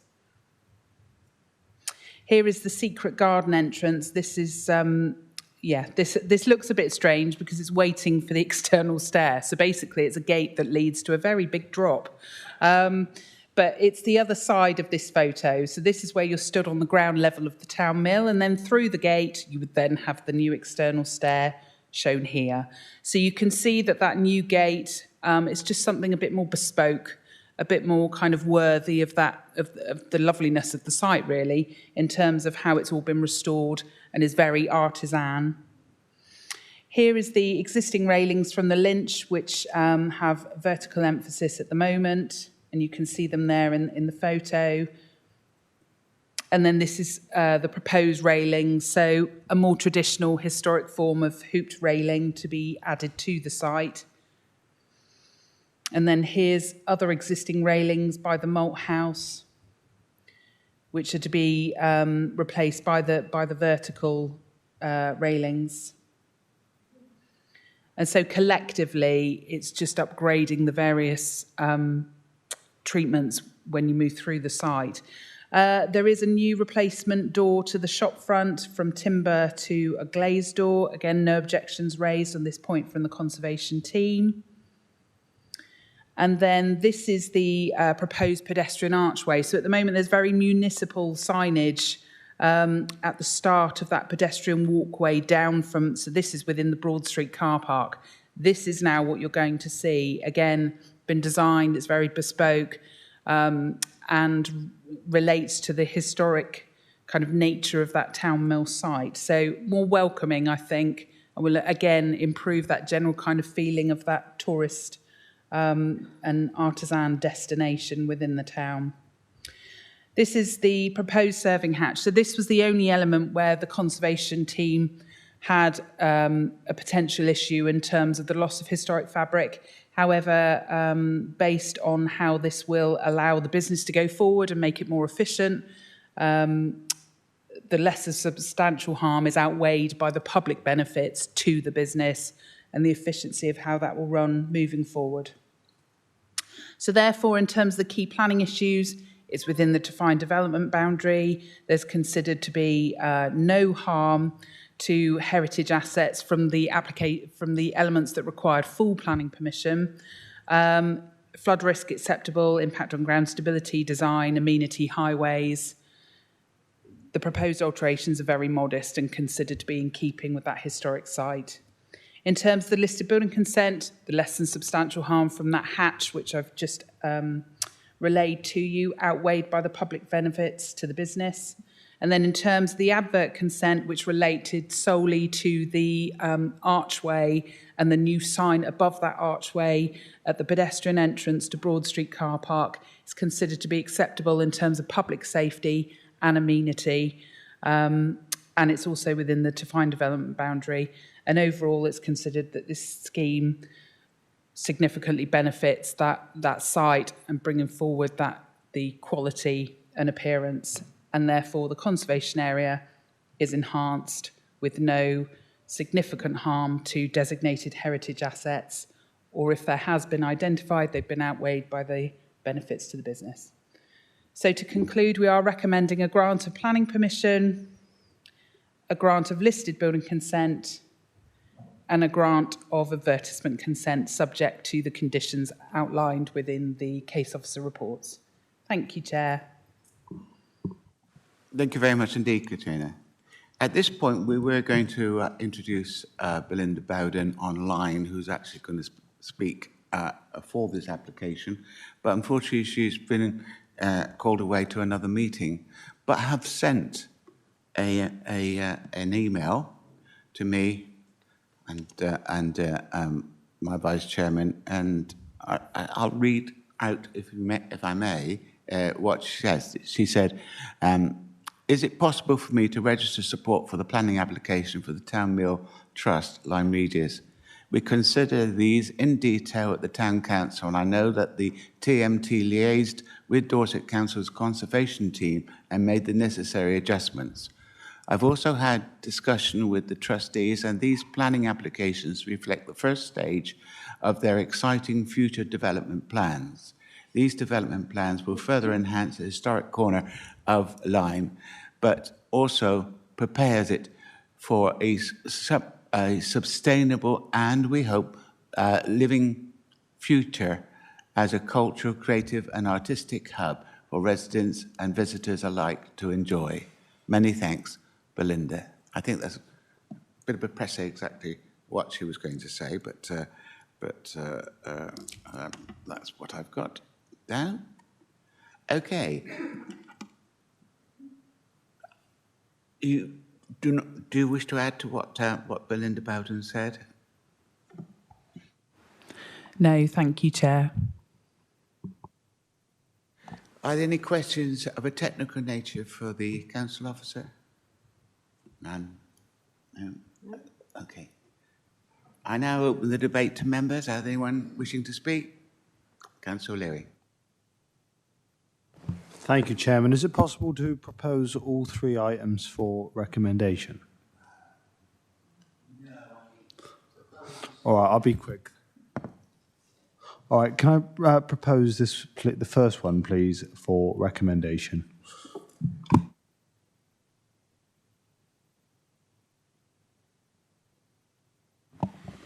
Yes, thank you, Chair, and I'll second that.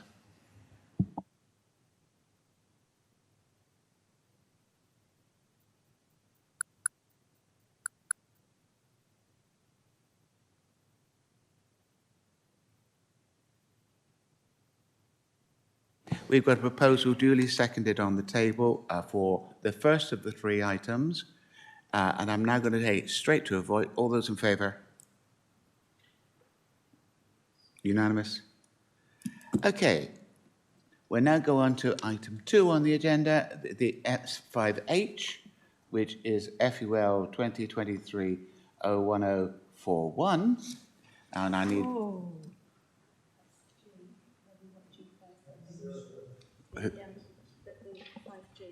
5G. Oh, sorry, I misread the wrong. That's the one I meant to read. FUL 2023-00767. Is that the one? Right, we know that we need a proposal. Say again, please.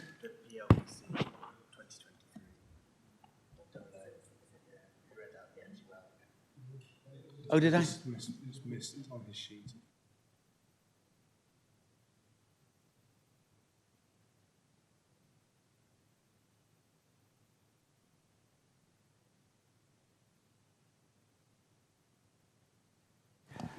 Can I retract, please? Now we need LBC 2023-0767 and oh, look at this. That's a listed building consent. Proposer and seconder. I can't open it all. Councillor Williams. Councillor Williams.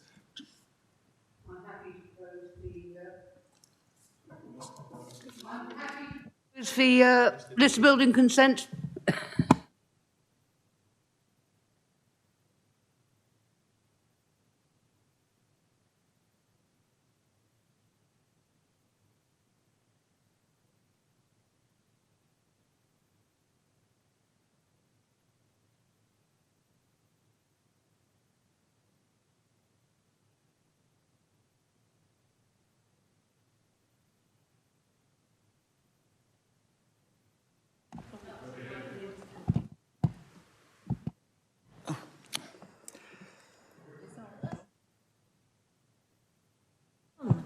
Oh, sorry. Speak. Sorry. Yeah, that concludes that particular one, which is the listed building consent 2023. The vote was proposed by Councillor Williams, seconded by Councillor O'Leary, taken to the vote by the committee, and it was unanimous. Yeah. We're now going to take the third of the three items, which is the ADV. PADV 2023-01041 and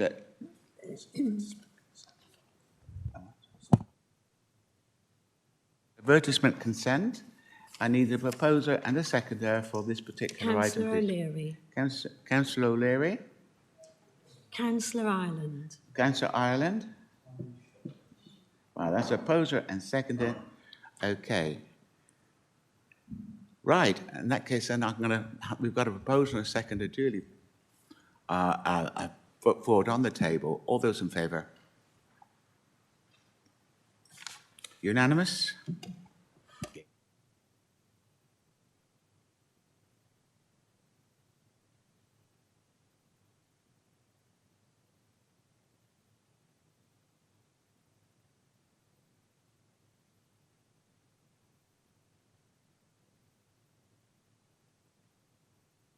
We now come to item 5I on the agenda, and that's for a listed building consent again. It's PLBC 2023-01913, Green Hill Chalet Buildings, Weymouth, and that's change of colour of painted metalwork from existing blue to original grey. Now these speakers that started our meeting off about a year ago has actually commented on these, and so I'd like to invite Nicola Yates, the case officer, to introduce this item. Over to you, Nicola, and welcome to a planning committee, by the way.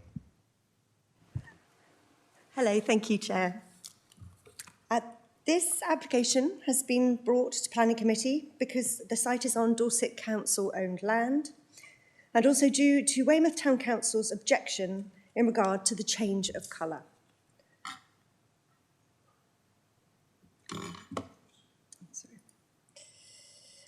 The Green Hill Chalet buildings are Grade 2 listed and sit in a prominent position on the seafront within the Weymouth Conservation Area. Sorry, the Weymouth Town Centre Conservation Area. The chalet buildings comprise of a single-storey element to the north and a two-storey element to the south. The existing ironwork is in poor condition. The blue paint applied in 2012 is believed to have not been appropriate, giving little protection and leaving this sea-facing facade susceptible to the elements. The proposal is to replace the existing blue paint with grey. Research confirms that the historic colour of the ironwork was grey. Therefore, this application would be reinstating the historic and original colour.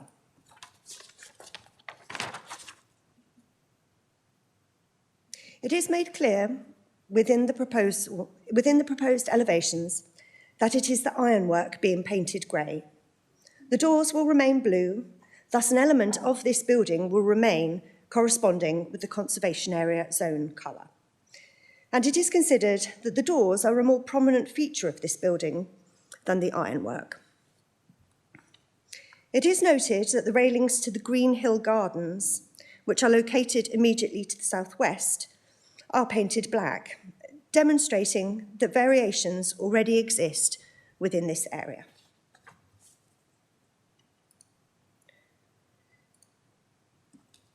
We wish for the committee to note in their deliberation that the ironwork was painted blue for the 2012 Olympics. This image from the conservation area appraisal shows dark ironwork up until 2012.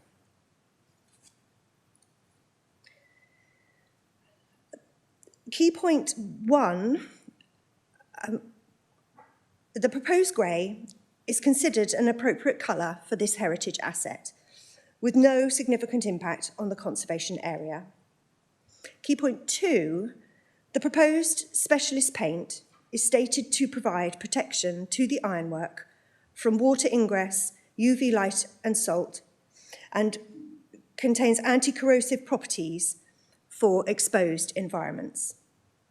This paint is stated to be used in the UK on Tower Bridge and the Severn Suspension Bridge, plus other coastal locations overseas.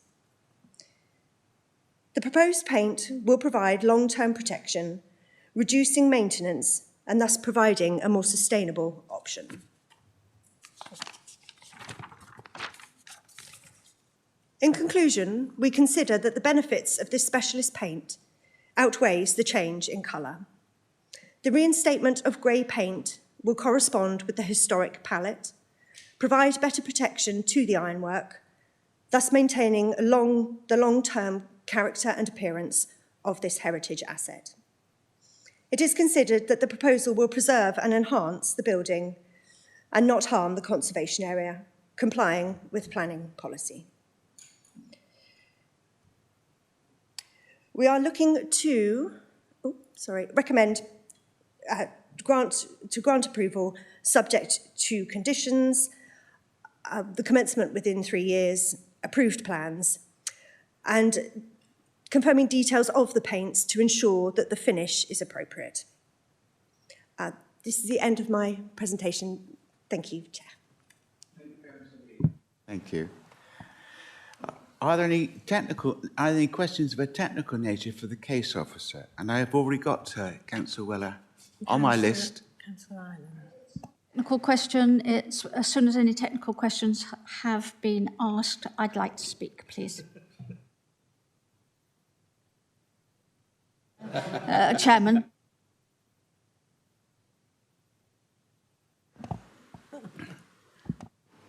Yeah, it's just on the report, it says there's no relevant planning history, which I find strange, since we've just had evidence that shows that it was grey or black before 2012. So is there really no planning history? And are we saying that one of the predecessor councils, namely Weymouth and Portland Borough Council, basically winged it and ignored listed building consent?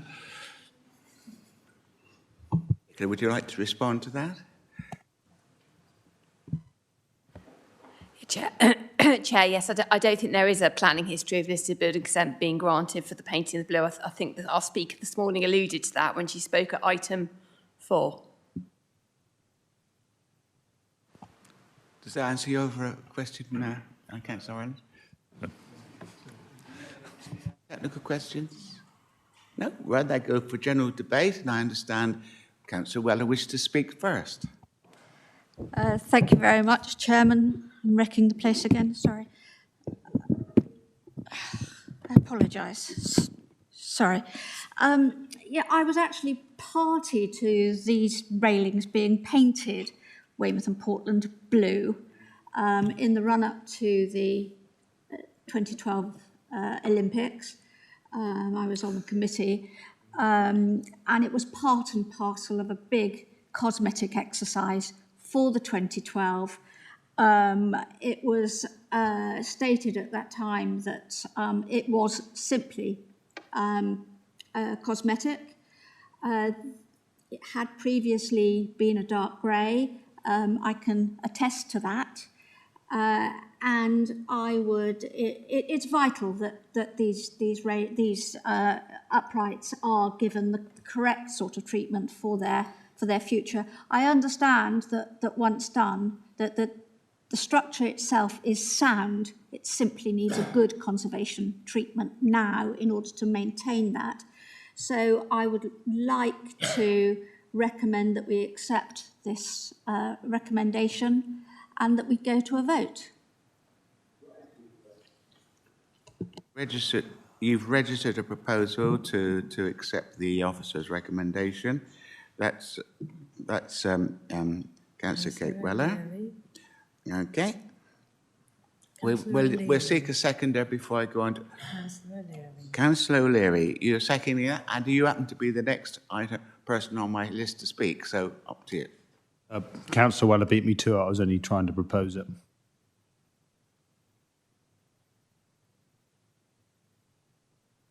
Councillor Kimber. Okay. Anyone else wishing to speak? Right. If there's no more deliberation, members are satisfied that they've heard the entire presentation and debate. I will take a vote by a show of hands. All those in favour? Unanimous? Thank you.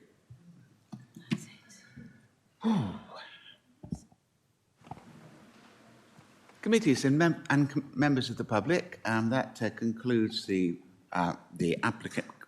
planning applications on this agenda. We've got 2 more items to cover. Item 6 on the agenda is urgent items.